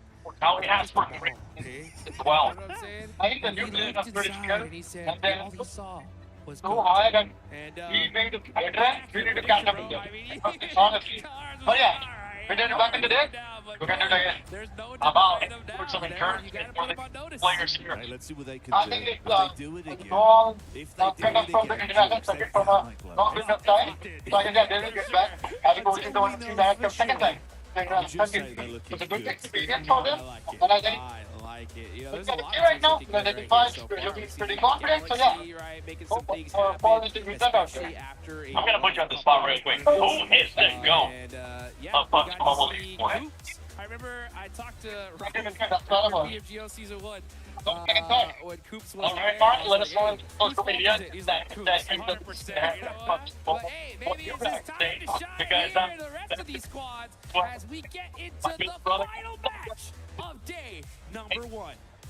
The biggest and brightest, we saved the best till last, and it is going to be an absolute blast here for everyone live in the arena in Paris, France. For the viewers at home, strap in, get a seatbelt attached to your chair, or else you may be blown straight out of it. Let's get it going here. We got a nice southern play path headed right up to the north. Unfortunately, El Pozo is not going to be within range, so these teams are going to be having to head out early onto the eastern side of here. But yeah, once this match is over, we got 6 more games left to go. अपना ये T3 का जो films का group 8 कौन सा है group 4 है sorry उसका आईडीपी टाइम पे आएगा उसमें एक्चुअली आईडीपी मेंशन नहीं है मतलब टाइमिंग मेंशन भाई आपका ग्रुप 6 और 8 है ना T3 का आपका तो ग्रुप पर है ही नहीं ग्रुप 6 का नहीं है T4 ग्रुप 8 मतलब group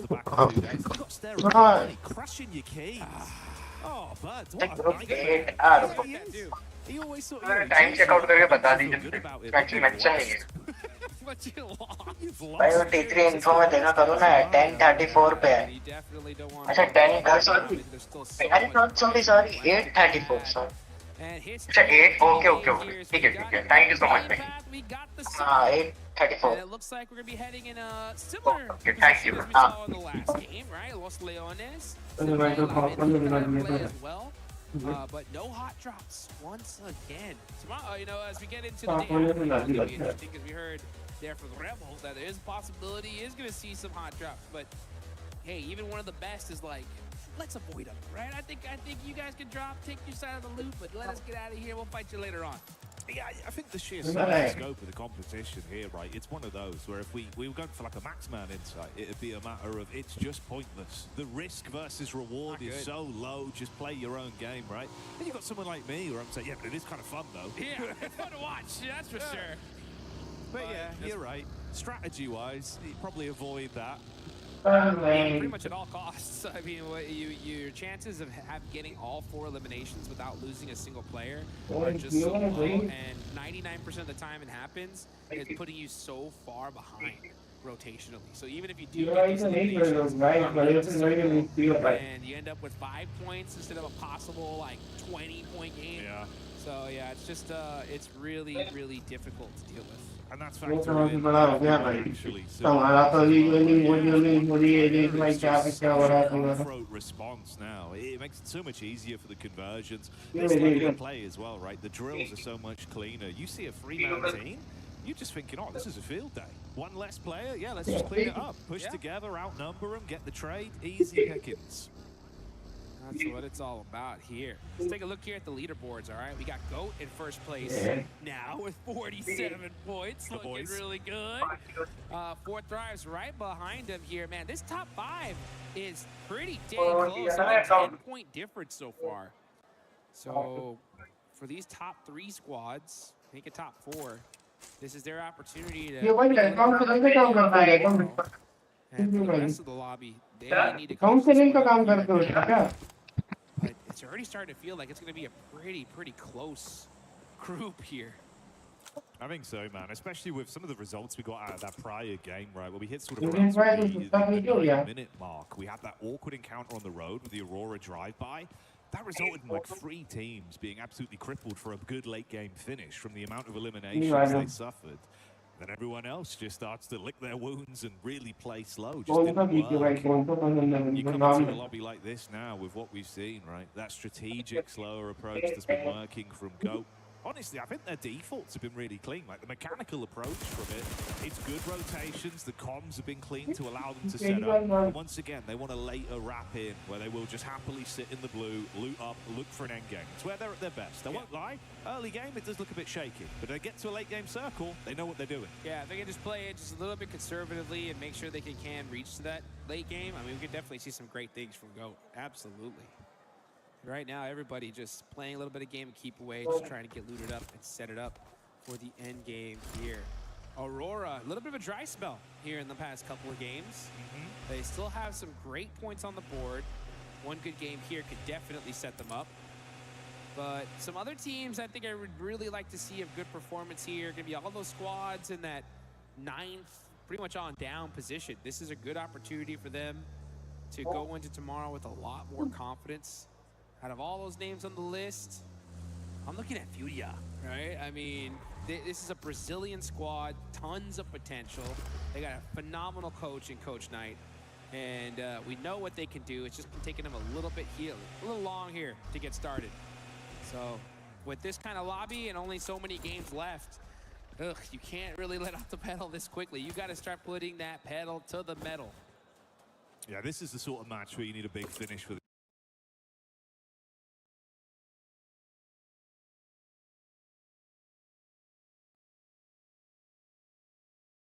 end of the day. Leave yourself in a better mindset when they get back to the sort of prac room or the hotel as well, right? They can unpack the bag, but obviously much easier if there is some good benefit to speak about. Some moments they can look on fondly and say, look, we were already adapting and fixing things as the day went on. Let's refine that going into day 2. If once again it kind of blows up in their face, then yeah, those conversations are more awkward. Like you say, it's similar at least as this has gone on for Aurora. Very talented squad, individuals that can absolutely camp other players out of the battleground if given a fair fight. But some awkward moments. I'm also kind of impressed by the fact that although it's not been the best day overall in terms of the point game for Gaming Star, the way they've been able to just ruin some good squads' lives, they're just stealing the odd player here and there. And those eliminations have been really bad for our top teams. It's like they have just been pestering these teams, right? Like you see a squad that just looks so good, like, oh, look, and then it's boom, all of a sudden you see random knock from Gaming Star. Like you see their name always in these critical fights. You know, they're in 14th place. So they need to get that big win. You know, I just want to see them, instead of just kind of going for those steal plays all the time, try to find that end game. That's where you're going to put up those serious points. You're right.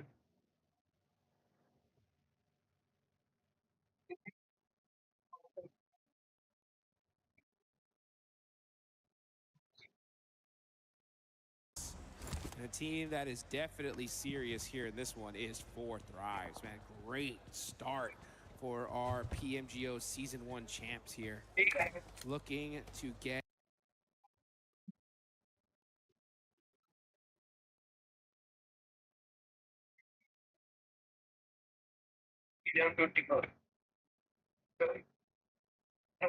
another title underneath their belt. And man, I'll tell you what, if 4 Thrives win this one, ooh, that's gonna put them in the history books at this point. It'd be unbelievable, dudes. The result would seem so much just for the players, the organization, but the nation as well, with the amount of excitement. Oh, yeah. It's the fact even here, live in France, right, we've heard some of that energy building up. Falak's popping off. It starts to get loud in here. Oof, man, I'll tell you what, even my DMs are blowing up. Like, hey, have you met Fourth Thrives yet? Have you seen them yet? You know, and I'm like, yeah, I've seen them, man. I got the jersey, yeah, don't worry. I talk to them. These guys are always such kind folks and a great set of people, great team overall. And I got a lot of high hopes for that squad, as well as so many others, man. I mean, it's great to see, like I mentioned earlier, just how well this whole lobby has developed here over time.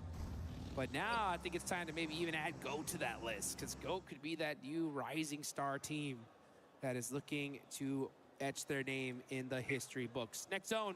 About to go on up. Very, very quiet start here. You could definitely see that these teams are not going to be dealing with any kind of fatigue here, as they know that they got to play hard up until the last second. And with a southern shift like this, that's going to make this brutal. We've gone from what will be a very quiet start to, you imagine, quite an explosive back-to-back connection of engagements on the rotation here now then. Looking far worse for wear with some of our teams. 4-5's already in a good position from where they were pre-zone shift, and they can try and get set up with a good compound to play with. You're going to have Furia and Aurora coming in to link up as well.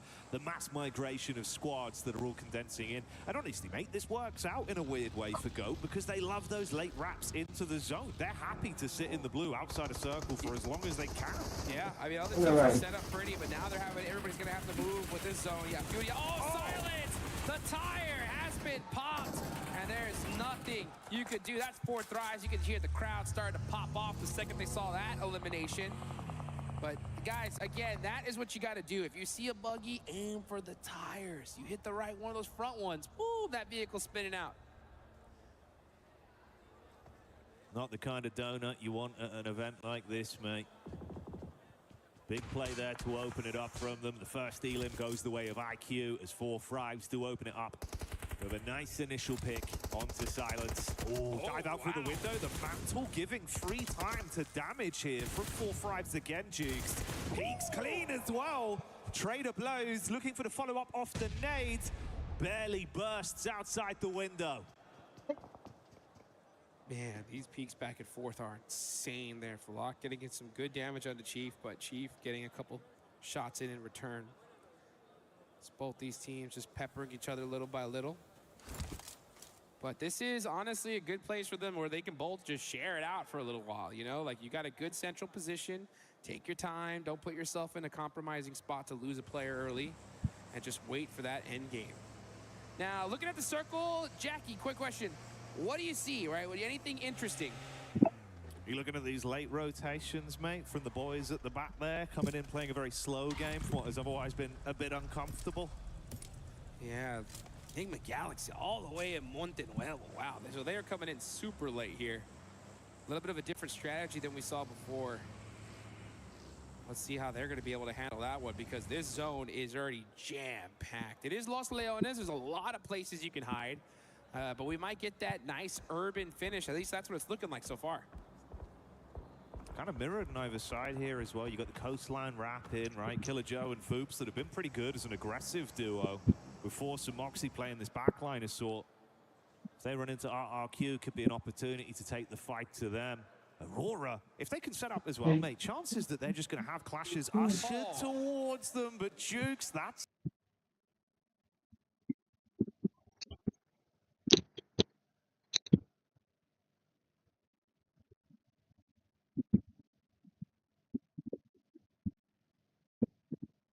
the shift. Are you kidding me? That's the play slightly further advanced. You got that close grouping from AGAL and Aurora, just trying to get the read on that from the elevation. Meanwhile here, Gaming Star and Furia, Ulf up on the ridge side. Let's see if they can do it again, but Gaming Star do seem to just throw spanners in the works in some of our top teams. They're getting involved in so many of these random fights here. Just haven't been able to last as a full squad and get like a really true engagement. But they're finding these little cheeky angles and just making it so difficult on the rest of these teams here. They are sitting in that cutoff position right there in 14th place. You can see that down on the bottom right. Top 3 at the end of tomorrow are eliminated. Their keys, their dreams are going to get crushed. So we'll have to see a team like Gaming Star make it happen here and now. Enigma Galaxy, yeah, still pushing in this blue zone. Wondering where this next zone's going to pop. A little bit more of a central zone here, so nothing crazy. We're going to have to see teams scramble into this next circle. And after that pop, Coops is like, all right, time to go. Let's get into this next zone and find our spot. In the meantime, KRX as well, getting their sights honed in. One shot back over, getting the initial knock onto TTG. So Thunder Talks losing Zing so far. Awake looking on the periphery to see where this is coming from as Hooksy hard commits onto it, gets the flush, and another Elim point going their way. They're first on the board for this last game here on day 1 of the competition. Thunder Talk in last place. Just, they ended up finding at least a spot of coverage in this zone. They're pretty dead center here, so this is their time to shine here. And there's Gaming Stars, right? Catching Ayala there. Rolex 20 gonna be busting out that nade. Let's see if either of these teams are gonna get one. Oh, yeah, you saw that one coming. Said back it up. And that's exactly what they're gonna do. I'd like to see Gaming Stars maybe group up a little bit more here, as they are very, very split, especially for a team currently in 14th place. Meanwhile, though, Furia, you got Ayala just holding this warehouse all by himself for now. The rest of his team's gone. Yeah, Chief, Igor are already dead center, so it's literally just Ayala against the world there. Meanwhile, this is what's been setting up over on the ridge side. It's RRQ up close towards Go. Oh, Force as he set up for it. He's got support from Killer Joe in the back line. Diving out of the vehicle, but he takes the fight straight to them. DBS doing blitz as he commits with a headshot. RRQ gonna rage quit from that one as he claps back instantaneously. And Force still tracking him down as well. They look to try and take the peak back over. SMG play gets paid off that one. Goat gonna lose a man. He did not expect the push that quickly. The rest of GOAT, unfortunately, not able to support him in time. Now they're hearing this engagement, though. That is a nice nade. That one definitely stung. Moxie said, I got one more for you. I got one more for Force. And now Foops Man is in the mix, looking to punish RRQ for taking out their teammate. But you're gonna have to do it the hard way here, because RRQ, they got the smokes up, they got the support, and the same exact play, but shut down from a nade of Killer Joe. Low on HP though, Foops can't afford to make another mistake, needs backup from the boys to save their bacon here. Killer Joe looking for the close quarters engagement. That's the spam on the first, take the confirmation.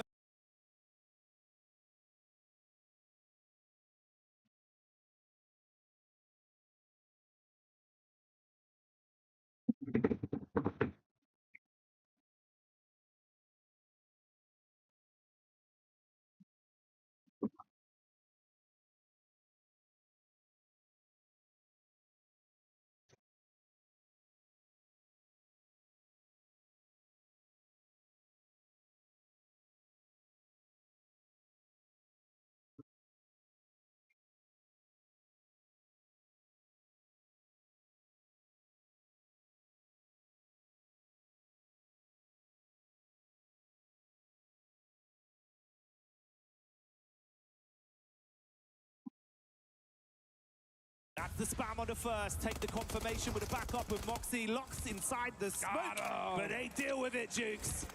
And that is GOAT on the move once again. 4 eliminations here. That's going to put a little bit more points on that leaderboard. Puts them up to 51. They did lose 1 player in the process.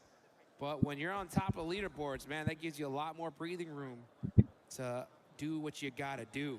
But, man, we got pretty much a true Los Leones finish here. This is going to be interesting. We're going into the last second. Urban combat embodied, but it's going to be a very different encounter from what we've seen on some of our final fights throughout today. Alula as well. Losing another man there as Gaming Star once again takes shots over, getting the confirmation off with a Mini 14. Bit of a knock back onto him as well. Looks like Maniac should be able to reset that one with Rolex deep in the back line towards the very split setup from Furia. Oh, and he goes down. Oh, yeah. So Gaming Star are going to lose 1. They're going to have 3 on the edge of this circle. GOAT team are going to have to start pushing on in. Everybody else is already in this zone, so don't expect a crazy amount of movement here. I think we're going to see a lot of teams just kind of turtle up for a little bit longer. But yeah, every time you have a Los Leones finish here, there's so much cover that I am not going to be shocked that we see this literally.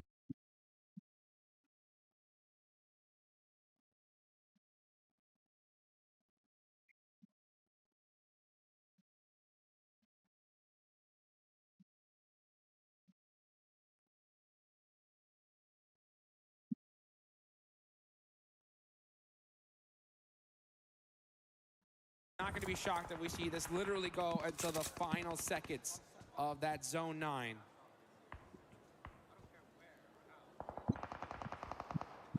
The coach cam POV there as well for Geekake. He's watching. Now he's looking at the camera. Those eyes dialed in, hoping the squad will be able to deliver once again here. 2 elims racked up so far, Duke. Still alive and standing with all 4 members as well. Had a great start to the day. What's their finish going to be like? Yeah, that's the question. That's the question. And you can see right now, looking at the leaderboards, we got a few squads that have done very well today. And the mid-pack can still bounce up here and now. So it's anybody's game here, folks. After this game, we'll have 6 more matches tomorrow. That's going to be it for Group A. But we ain't there yet. We still got this game left to go. So I am not surprised that we're seeing a lot of teams play this very calculated, very deliberate. Nothing fancy here in the last game, right? Don't make any kind of crazy pushes where you're going to get yourself third-partied. Just get some good coverage. You know, look out with that 3-peak. If you can see an easy knock and finish, go for it. Other than that, just play it safe. No reason to run unnecessary risks, but for Moxie, he might not have a choice in that matter. That's Flash finding the weakened knee. Back up being called for, Jukes, but it's a little bit late on a rotate, so Moxie's done for. Killer Joe peeks up top side. Good shots onto a win, changing his name to defeat off the back of that one with the headshot delivering. And tops all that's left. 1v2 versus the GOAT crew. And he is on the run now. Yeah, he said, you know what, I don't know if I want any of this. He hops in that buggy, and he's going to be looking for some random spot in this next zone to hopefully extend his tournament life just a little bit longer for his team.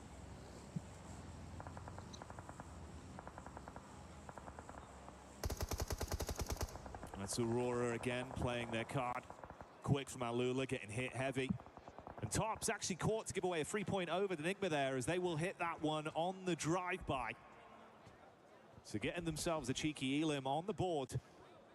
Seeing if they can start to build off the back of that. They've been given a lot of space since they got into the zone. It was a slow rotate, but they've been sitting pretty. At some point, OG might contest up towards them. We see the zone condense in. It could change things.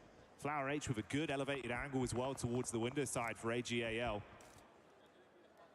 Here we go, though. 10 seconds left on the clock. And we're going to find out where this next zone goes. And when that happens, we are definitely going to see some eliminations. So let's just see, will it go up to that north and have so much coverage? It goes dead center. All right. I can feel a shift in the air of this room, as now we got quite a few teams that are going to have to make the move. You got X-Force, Rejects, KRX, Ulf, Gaming Stars. Even ONLYI going to have to start making a push into the zone. Meanwhile, Aurora sitting in a great spot. Ulf with the Golden Murado, trying to find a place of safety, and Aaron gets popped off by T24. That's 4 Frags coming alive again from the back.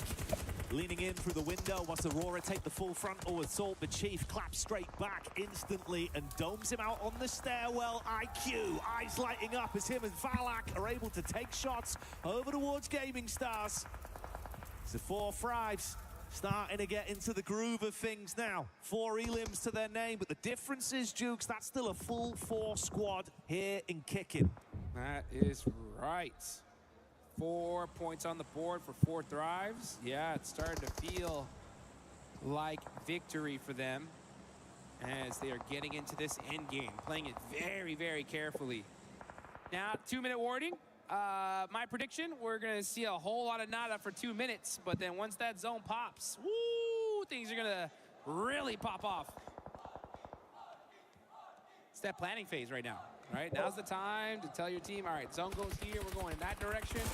And, oh, man, ONLYI running out the building there. You can't do that. The Qiddiya City grid starting to get loud as we can hear the crowd giving their energy over towards 4-5. You can see them getting excited, and they did deliver from the peak they took onto AlUla.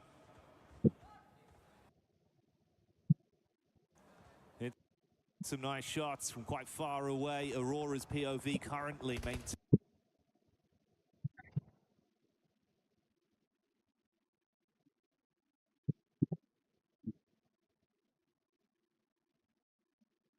Has to be conceded, and everyone else is scrapping down on the ground floor.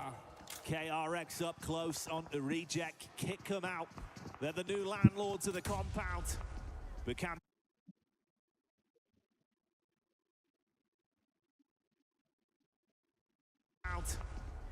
Baby make the payment in time? Looking for the push out with a nade here. Wants to cook it to.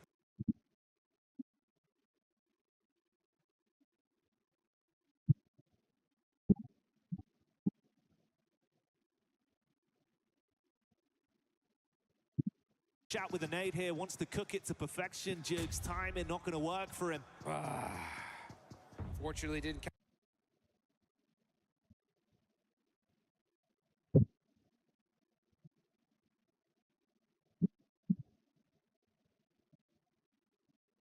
Calculate that interest just right, and now Benny said, how about some of that? Ooh, that one definitely was a warning sign. Let's see what KRX could do, though. Sitting in fourth place.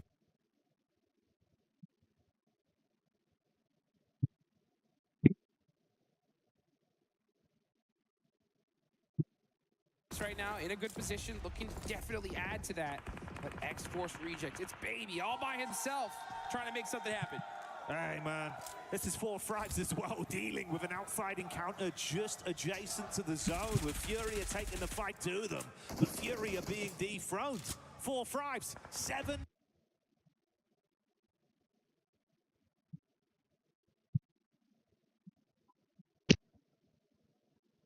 Elims. They are turning things up here. We saw them start the tournament so strong, and they're looking to end it.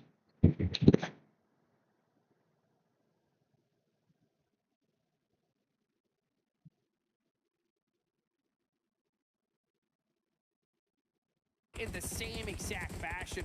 Aurora looking to make some noise here in this game as well, though. Rocking a big split. Doc up on top of that building is going to have to make something happen. There goes Killer Joe.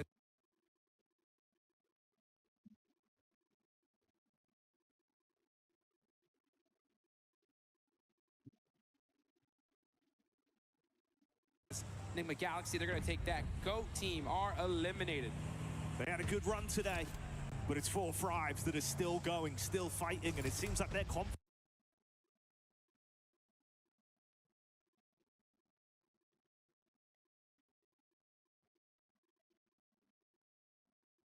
to attempt to push up, possibly collapse round onto Reject and KRX here as this one develops, Jukes. Oh, Falak getting shot in the back, though, by Baby. That's going to hurt. T24 now, and going to have to make a play, but Baby gets eliminated. That's now 8 on the side of 4-5s. They'll take that all day long. Falak down and out. The 3 fingers on one hand remaining here for 4-5s. KRX. They've got a read on the situation, but can't force the issue quickly enough to build or capitalize off the weakened players. They heal themselves up. Meanwhile, you can see this close grouping. Aurora, OG, Ulf, and Enigma Galaxy all on top of one another with pot shots being fired out. Here we go. The nades are starting to ring out. Satan's going to try to get this connection here onto OG. Ooh, Satan gets shot in the back. Going to have to go down with his teammate. Coops gets eliminated and thirsted. It's going to be all about the utility here.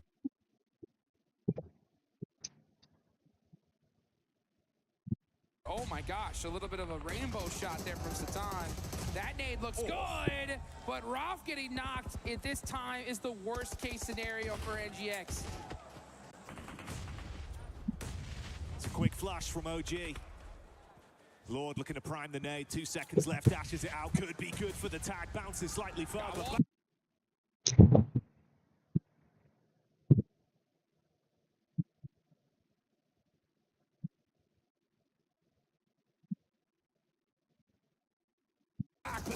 does it get the same safety? Goodbye, Satan, as OG take the fight straight to Nigma and remove them from the battleground. Orangutan making it happen.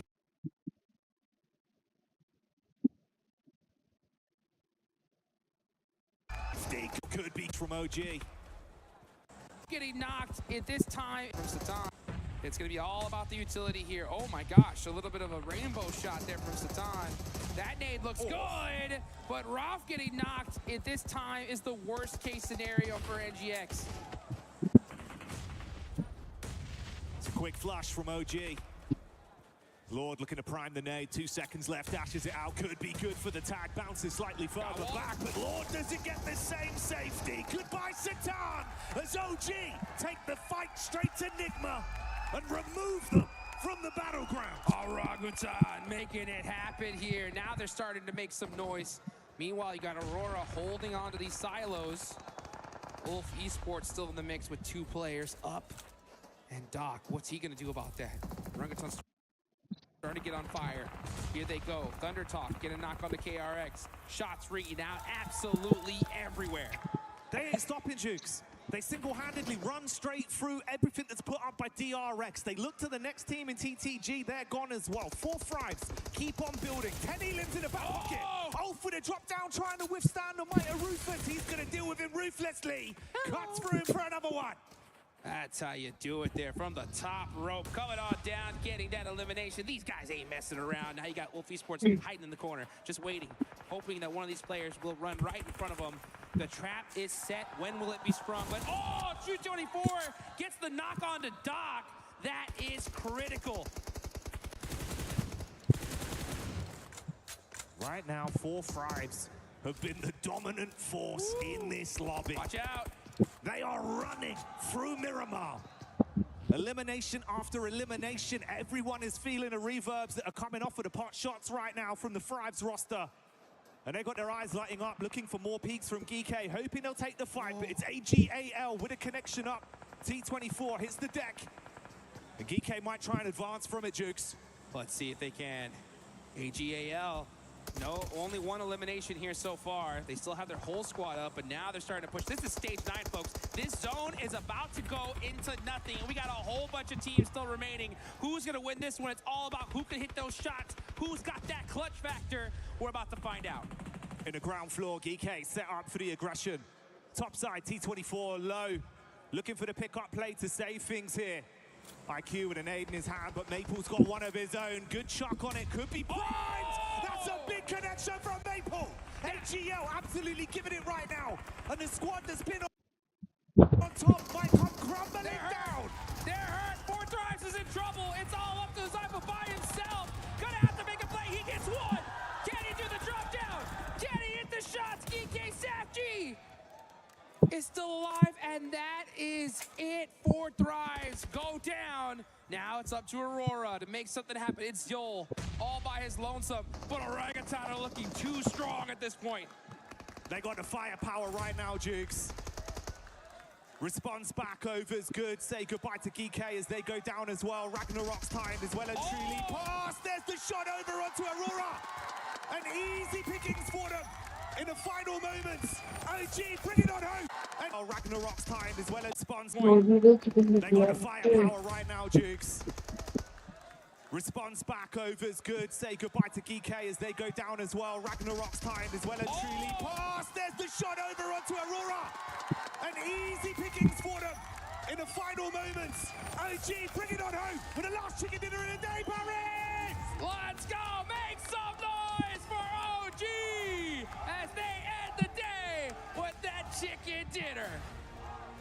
An incredible game. A display of talent, aggression, and so many sickening plays. We saw 4 Thrives living their movie on the grand stage. It was a blockbuster hit in Paris. But it's OG that see it through as the crowd gets fired up. You've been wonderful today, Paris. Give yourself a pat on the back. Let's get it going here, man. Paris ain't messing around here. Neither is Orangutan. Every single one of these teams are making some noise. That is right. Man, I'll tell you what, tomorrow is going to be absolutely insane. Guys, mark your calendars here because we're seeing 3 teams go home after that. 5 teams heading straight to the finals, and the rest gonna be sweating bullets, baby, because this lobby is stacked. It's been clinical today, Jukes. And you can see the difference of expression, man. Oh man, Malak just staring into the distance right now, just thinking, I wonder what the finals is gonna be like. These guys are looking good. Man, it's insane. So damn good as well, just hearing everyone's energy getting fired up. Yes, I love this setup. We got the crowd right behind us right here. Everybody's bringing the hype. That's what I love to see. You got the OG cheers as well. Let's Jumping go. in the crowd, Jukes. They're getting nice and hyped. And to be fair, they deserve it. You close it clutch at the end there, man. Not an easy game at all, guys. I mean, that was not gifted in the slightest. It was a brutal last match. Los Leones finish. 6 teams remaining in Zone 9. Are you kidding me? But, I mean, hey, they had that little ridge line on the south side. They used it to their advantage. But you still got to hit those shots and make those plays. And OG said, hey, you know what? You give us that opportunity, we're going to take it. And they bossed it. They absolutely bossed it. So many moments of excitement there. The ebb and flow of storylines we've had today. Let's have a little bit of a look back at a replay from that one as well, Jukes. Yeah, we can see right now that drop down. Unfortunately, Fourth Thrive's not able to make that crazy play. It was all up to Zjol right there at the last second. He does get 1 knock, but OG just said, nah, we are not hesitating. We ain't letting this one slip through our fingers. They pull out that win right here towards the end. And right on time, too, considering that, you know, not in the top of the leaderboards, you know, but now they should be feeling a lot more comfortable going into tomorrow. Yeah, dude. I mean, look, there was a couple of uncomfortable results for them, right? Where you were thinking they need a big game. They need something to give them points, give them energy, and give them confidence. And that's what they got off the back of that result. Yep. I mean, they're going to be feeling really set up here. I mean, definitely job's not finished, right? I mean, 6 more matches left to go is a lot of work to be had, but a lot less compared to those teams on the bottom of the leaderboards. They're going to have to go home tonight, talk to their coaches, figure out what adaptations they're going to need to make. This is the pinnacle of esports, guys. I mean, if you are even near this location, you have got to check it out and see it for your own eyes. Videos do not do it justice. It literally is like I was a kid and dreamed of like the ultimate gaming experience. It's been really, really beautiful. Even more insightful coming your way.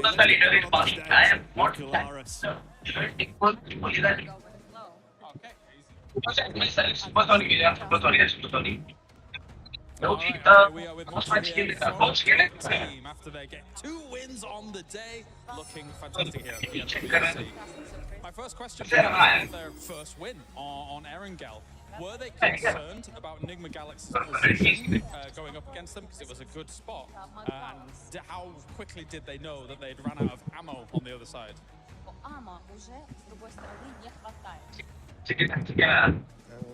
По поводу таблицы в топе по очкам Enigma. You mean the table in terms of the overall points that we got? The table? Где мы топ взяли? That we got the gamma top, that's what you meant? So they won the Erangel game. Yeah. Мы беспокоились, конечно, зоной немножко повезло, но мы доиграли просто. No, I got it. Well, we were not so concerned. You know, we got the points, we gathered our forces together, and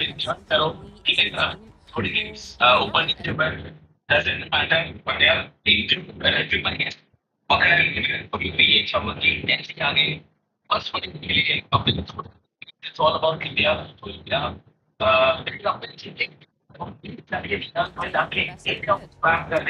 So let's move on to the mirror.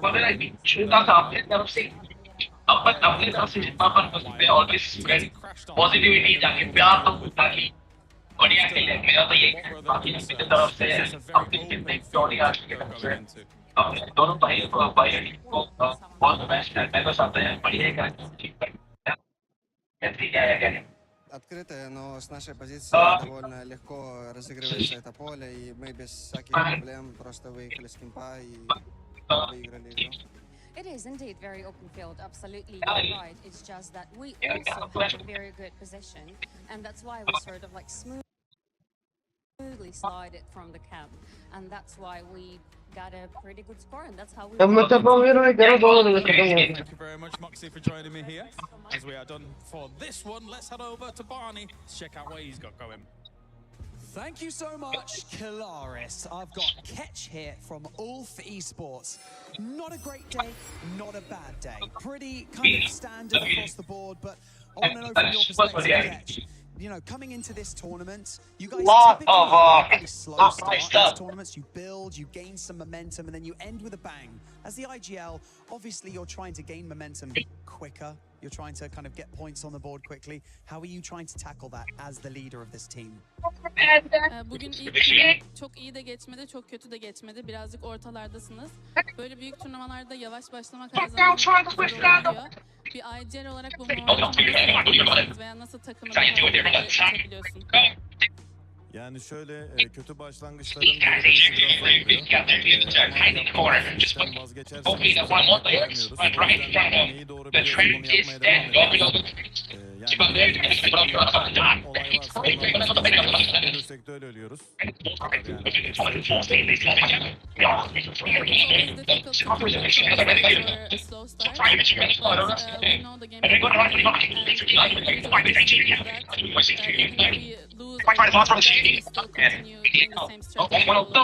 I like that. Stick to your game plan. Before I go, I want to talk to you a little bit about your team. Erin's your latest addition to the squad, joining just before PMGC last year. How integral or instrumental is he to your guys' success? Because as soon as he joined, he came second at PMGC. You guys are putting up, you know, amazing performances on LAN. So how important is he to the team? Eren'le ilgili soru sormak istiyorum. Takımınıza sonradan dahil oldu. PMGC'den kısa bir süre önce ve hemen PMGC'de ikinci sırada bitirdiniz. Yani takımınıza büyük bir etkisi var ve bu etkisi senin gözünde nasıl, o nasıl bir, yani takıma nasıl bir katkı sağlıyor?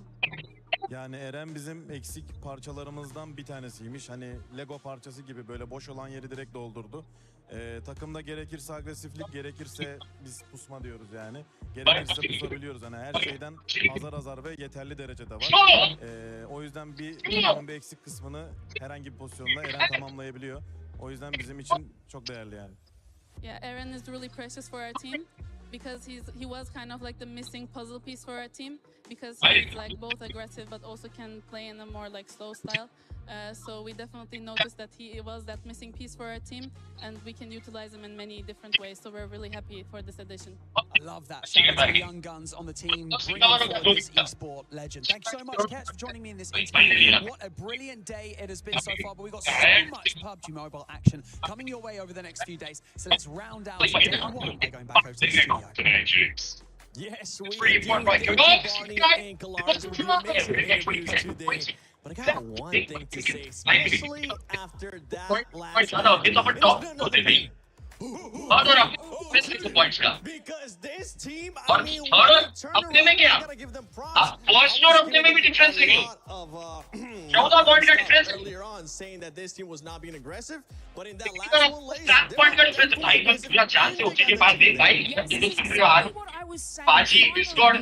the damage that they capitalize on it with not only not a terrible but a difficult push up the hill as well, but they were able to get themselves into that spot, eliminate Aurora, who was sitting on the fence line, and obviously take the chicken dinner. What I hope is that they look at this game and realize they can make the rest of the lobby play on their terms, because it's not like that they were doing anything wrong in the original games. It's just capitalization to push forward. It was kind of like, oh, should we do it? But this is exactly what we know that OG can do. Yeah, big feedback from us was those eliminations. And right now, they ended up getting 10, but it's the way that they ended up doing, Max, because we ended up seeing them just not only get a knock on Raul from Nigma Galaxy, we saw them finally being aggressive. Yeah, and you know what? I'm not just going to say that's the best fight we've seen from them so far in PMWC. Yep.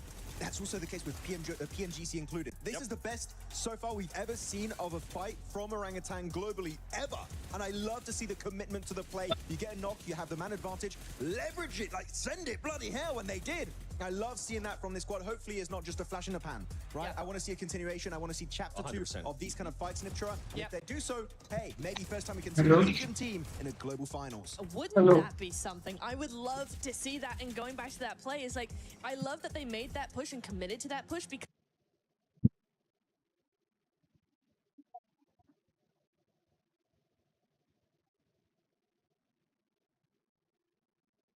that fight in particular was really scary because they had a whole wall that was not going to be it was not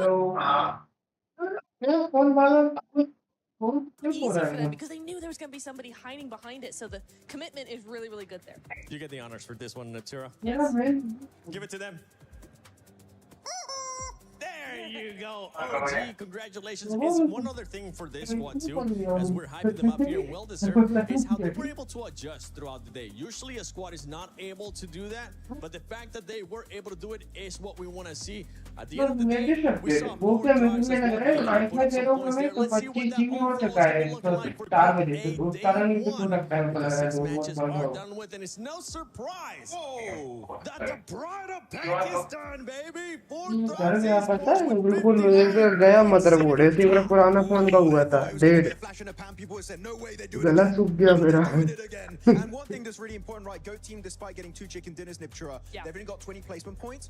Without a single chicken dinner, they are only 5 placement points away from the results of Goat team, highlighting again, getting into these late game scenarios, getting a few points, but especially the eliminate. Last match में ओजी ने chicken निकाल लिया, पता है ना भाई? ओजी अपनी team में ओजी ने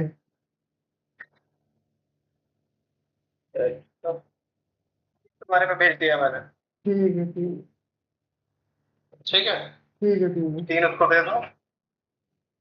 3 बोलना मंथ एंड तक लेगा. ठीक है टोटल एक तो हाँ ठीक 6 नहीं, कितना कम ही था, 6 से कम ही था.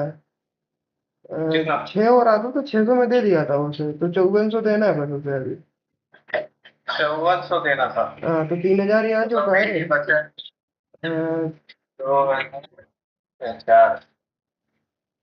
2004.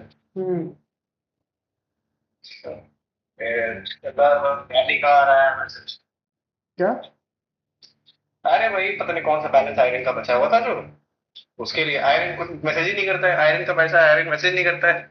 अरे सुनो, मैं बोलूँ ना, छोड़ो कुछ मत बोलो. हाँ देखो ही मत, दे दिया ना इनका 5-6 हजार दे दिया ना तुम लोग इनका, तुमने इनका 5 दिया था. 5.5 है. ये ज्यादा ही हो जाता है ना भाई, पता है इतना भी. क्या है यार, थोड़ी ठीक है यार. फिर से मैसेज आया था क्या? हाँ डेली ही आता है, अभी शाम में आया था. देखो मत, रिप्लाई मत दो. बेवकूफी है भाई, इतना मैंने खर्च कर, इतना दबा के मैंने खर्च किया है. मैं मांगू ऐसा, मैं मांगू को ऊपर से छिड़कना, फट के चौराहा हो जाएगी. नहीं आयरन के ना कर यार, आयरन ने कोई मैसेज ही नहीं किया मुझे. आयरन रोज की भेजता है, पूछता ही नहीं, उसको खींचता ही नहीं. अरे वो बढ़िया किसका बंदा है किसका है, नहीं समझ नहीं आता. वो इतना वो नहीं लेता स्ट्रेस, उतना ये लेता है दूसरों का भी. ठीक है, मैंने बोला थोड़ा दिक्कत चल रही है तो अभी तो नहीं हो पाएगा. भाई गुस्से में बिल्कुल एकदम.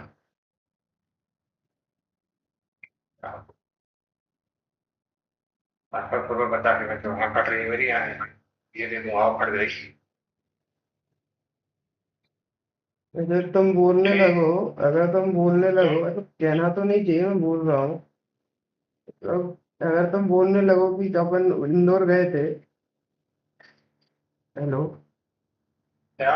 इंदौर गए थे तो वहां पे तो तुम्हारा जो खर्चा नहीं लगना चाहिए तो वो भी लगा था ना. बाद में जो उज्जैन गए थे घूमने के लिए, वही वो भी लगा. भोपाल भी गिरा दूँ अगर मैं.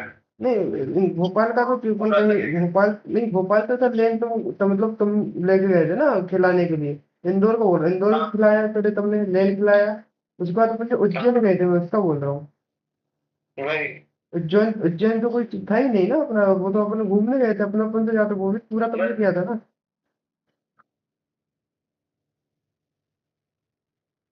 इतना उसका भी पूरा होटल से लेके वहां पे एक दिन का डिले हुआ था पूरा, उसका भी तो तुमने किया, तो वो तो और भी शामिल नहीं था वो चीज तो। वही चीज अपन अपन बोल दो। सामने पे कितना मेंटल प्रेशर है। अपन बोल दो ना, अपन बुरे हो जाएंगे। एक चीज अगर अपन कुछ बोल देंगे ना, अपन बुरे हो जाएंगे। और उनका 10 चीज नहीं दिखाएगा भाई फिर उनका 10 बताओ ऐसा बोल रहा है। उनका 10 चीज नहीं दिखाएगा किसी को। You remove all their placement points, they would still be. अपना एक काम एक परेशान, मुझे 10 लोग की टेंशन है, 10 लोग को लेके चलना है, तो आपको एक खुद को लेके चलना है खाली। From them so much, we're starting to see a really consistent global team वो emerging out of the squad, right? They're हफ्ते भर के 2-4 दिन ट्राई करूंगा, इनका भी निपटाए खत्म हो गया। वो क्या मेरा दिमाग खराब होता है यार, ये प्रेशर फील होता है यार। उससे क्यों बात करो? आयरन को देना ना, आयरन को लगा था शायद, जो भी आयरन से बात करो। उससे काफी पहले, एक महीने पहले किया, एक महीने नहीं 15 दिन हुआ, वही चीज उसने कहा है ठीक है कोई बात नहीं, कुछ नहीं दिखा। तो मैंने को बोल दो ना, रोज रिंग भेजता है, वो रोज रिंग भेजता है मुझे, वो बोलता ही नहीं कि यार कुछ। वो बढ़िया बंदा भी आता रहता है, उसका कॉलेज मतलब सेटअप भेजता रहता है। उससे बोल देना कि मेरा आयरन के पास हो गया है। ठीक है, मेरे को बोलती है कि थोड़ा केयरफुल रहना, मतलब ये अपना पैसा निकालने बहुत आगे है, क्या केयरफुल रहना है। पीका तो जानती है ना, उसे पीका से कल ना सकती है। वो है तो चल नहीं देगी, क्लियर करूंगा, हार में जाए डायरेक्ट भी दे दूंगा, मैं आयरन नंबर को मतलब नहीं है। क्या पैसा उसको ज़्यादा टेंशन नहीं, जो है अच्छी बात है। 10 जगह जाके नाम ही खराब करेंगे और क्या, ज़्यादा क्या ही करेंगे। साल भर जो किया वो नहीं बोलेंगे और क्या। Esports Rejects, which honestly I was expecting a much better performance out of that squad. I said it halfway through the day, I'm gonna say it again. Highly disappointed by the way that Esports Rejects has been playing today. Yeah, I thought साल भर एक और में रहे यार, आपको सब कुछ मिला भाई, सब कुछ दिया गया आपको। this is one of those पहले क्या घंटा नहीं गया यार। will just grow over time and get more confident, get a little bit more of that risk-taking mentality on board. एक टाइम में और सारा उसका एक काम करो। For them, टोटुगा वाला देखे थे कुछ? और टोटू को बोलो मुझे, तुमने क्यों नहीं किया? सर्वर टैग ही नहीं आ रहा उसमें। अरे मैं 2 बार कर चुका हूँ वो, किसी का ना स्काई वालों का आ रहा है ना।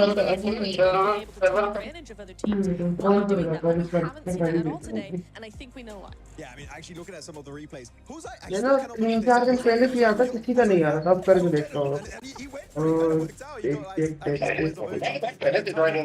Genuinely surprised that worked out, but it goes to show that for 4 Thrives, and we talked about them a lot today, but every player has that capability, and that is why they are in #1 position.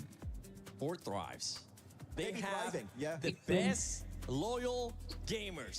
BLG, and it goes to show here, and we're gonna continue. Access दे रहा हूँ, लेंगे दे रहा हूँ, इसके assess चाहिए। It's gonna be the second day of PMWC at EWC 26 for Group A.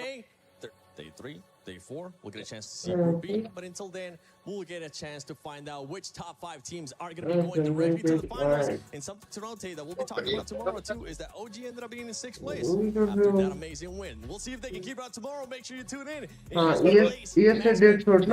The 7WG, the amazing casters, and the rest of the we'll see you tomorrow. हाँ, तुम आ गए है ना, और ये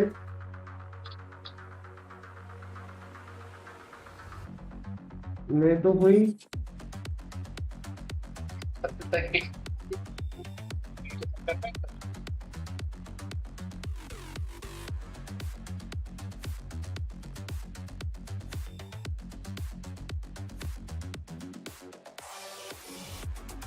हो गया टाइम उसका भी। 1 मिनट रुको, हो गया। दिखा रहा था, वो दिखा रहा है कि नहीं दिखा रहा है? हाँ, काउंट होने लगा है, स्ट्रीमिंग आज दिखा रहे हैं, काउंट होने लगा। अभी 28% हुआ, बढ़ रहा है। नहीं पहले 24 हुआ था, फिर 25 हुआ, फिर 26, फिर 27, अब 28 है, अभी भी बढ़ता ही जा रहा है। परसेंटेज में काउंट हो रहा है कि घंटे पे काउंट हो रहा है? घंटे परसेंटेज में काउंट हो रहा है। घंटे परसेंटेज में काउंट हो रहा है? हाँ, ये बात है। मोनेटाइजेशन इस पे है कि नहीं है? चैनल पे अरे नहीं ये हाँ है ना, मोनेटाइजेशन है तब तो 100% हो जाएगा ना। और मतलब से 100% हुआ तो 800 मिलेंगे, और फिर जितना भी 1 घंटे करेंगे उसका 1 पॉइंट मिलेगा, और 25 घंटे पे फिर से 1600 मिलेंगे। 800 1600, हाँ। डॉलर? नहीं नहीं, इंडियन रुपीज। मेरे को काउंट नहीं हो रहा है अभी, धीरे धीरे काउंट हो रहा है वो सब कहते हुए। क्या करूँ क्या करो, बाकी इक्विपमेंट का तो कुछ जुगाड़ रहा हूँ, प्रॉपर इक्विपमेंट, थोड़ा टाइम लगेगा 1.5 महीना। अभी तो ये नेबुला वाला भी देख रहा हूँ, उसके लिए भी अरेंज कर ही रहा हूँ। अभी तुम उस पे ज्यादा फोकस करो, अभी अपना तो अपन कर ही लेंगे, अपना शो अपना तो कर ही लेंगे जैसे तैसे। वो मैं आज के लिए देखा था मैंने, और हो जाएगा था तो बाकी दिल्ली नहीं बुला रहा था, चलोगे? दिल्ली कब जाना है? कोई जो है बोला था कि मतलब वही 20-22 तक बैठते हैं, मीटिंग के लिए बोला है। ठीक है, तो ये कर लो। जाना कंफर्म कब होगा? जाना कंफर्म 17-18 तक हो जाएगा। देखो ये गूगल मीट पे हो गया तो ठीक, नहीं तो बैठ के बात करनी पड़ेगी सामने से। ठीक है। इसकी ऑफर चले कि मैंने ही करी थी, मतलब सामने थोड़ा ज्यादा क्लैरिटी होगी यार, गूगल मीट उतना नहीं हो पाता है ना यार। हाँ। सामने बैठने की बात अलग होती है। चलते हैं, सामने बैठते हैं, देखते हैं। तो ये मेरे को पता है, तुम 11 से 12 तारीख तक कंफर्म बता दोगे क्या जाने का? 11-12 हाँ बता दो, क्योंकि मेरे को ना बनारस तुम्हारे ही पास आ रहा हूँ फिर। लखनऊ आओगे? बनारस आ रहा हूँ।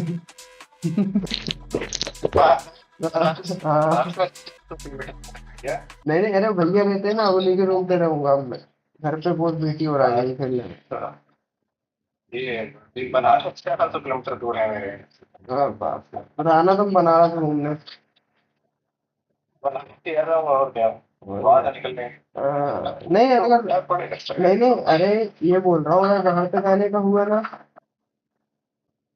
हेलो, अरे आवाज काट रही है। हेलो, अरे दिल्ली जाने का हुआ तो मैं बनारस का थोड़ा पोस्टपोन कर दूंगा 1 वीक का।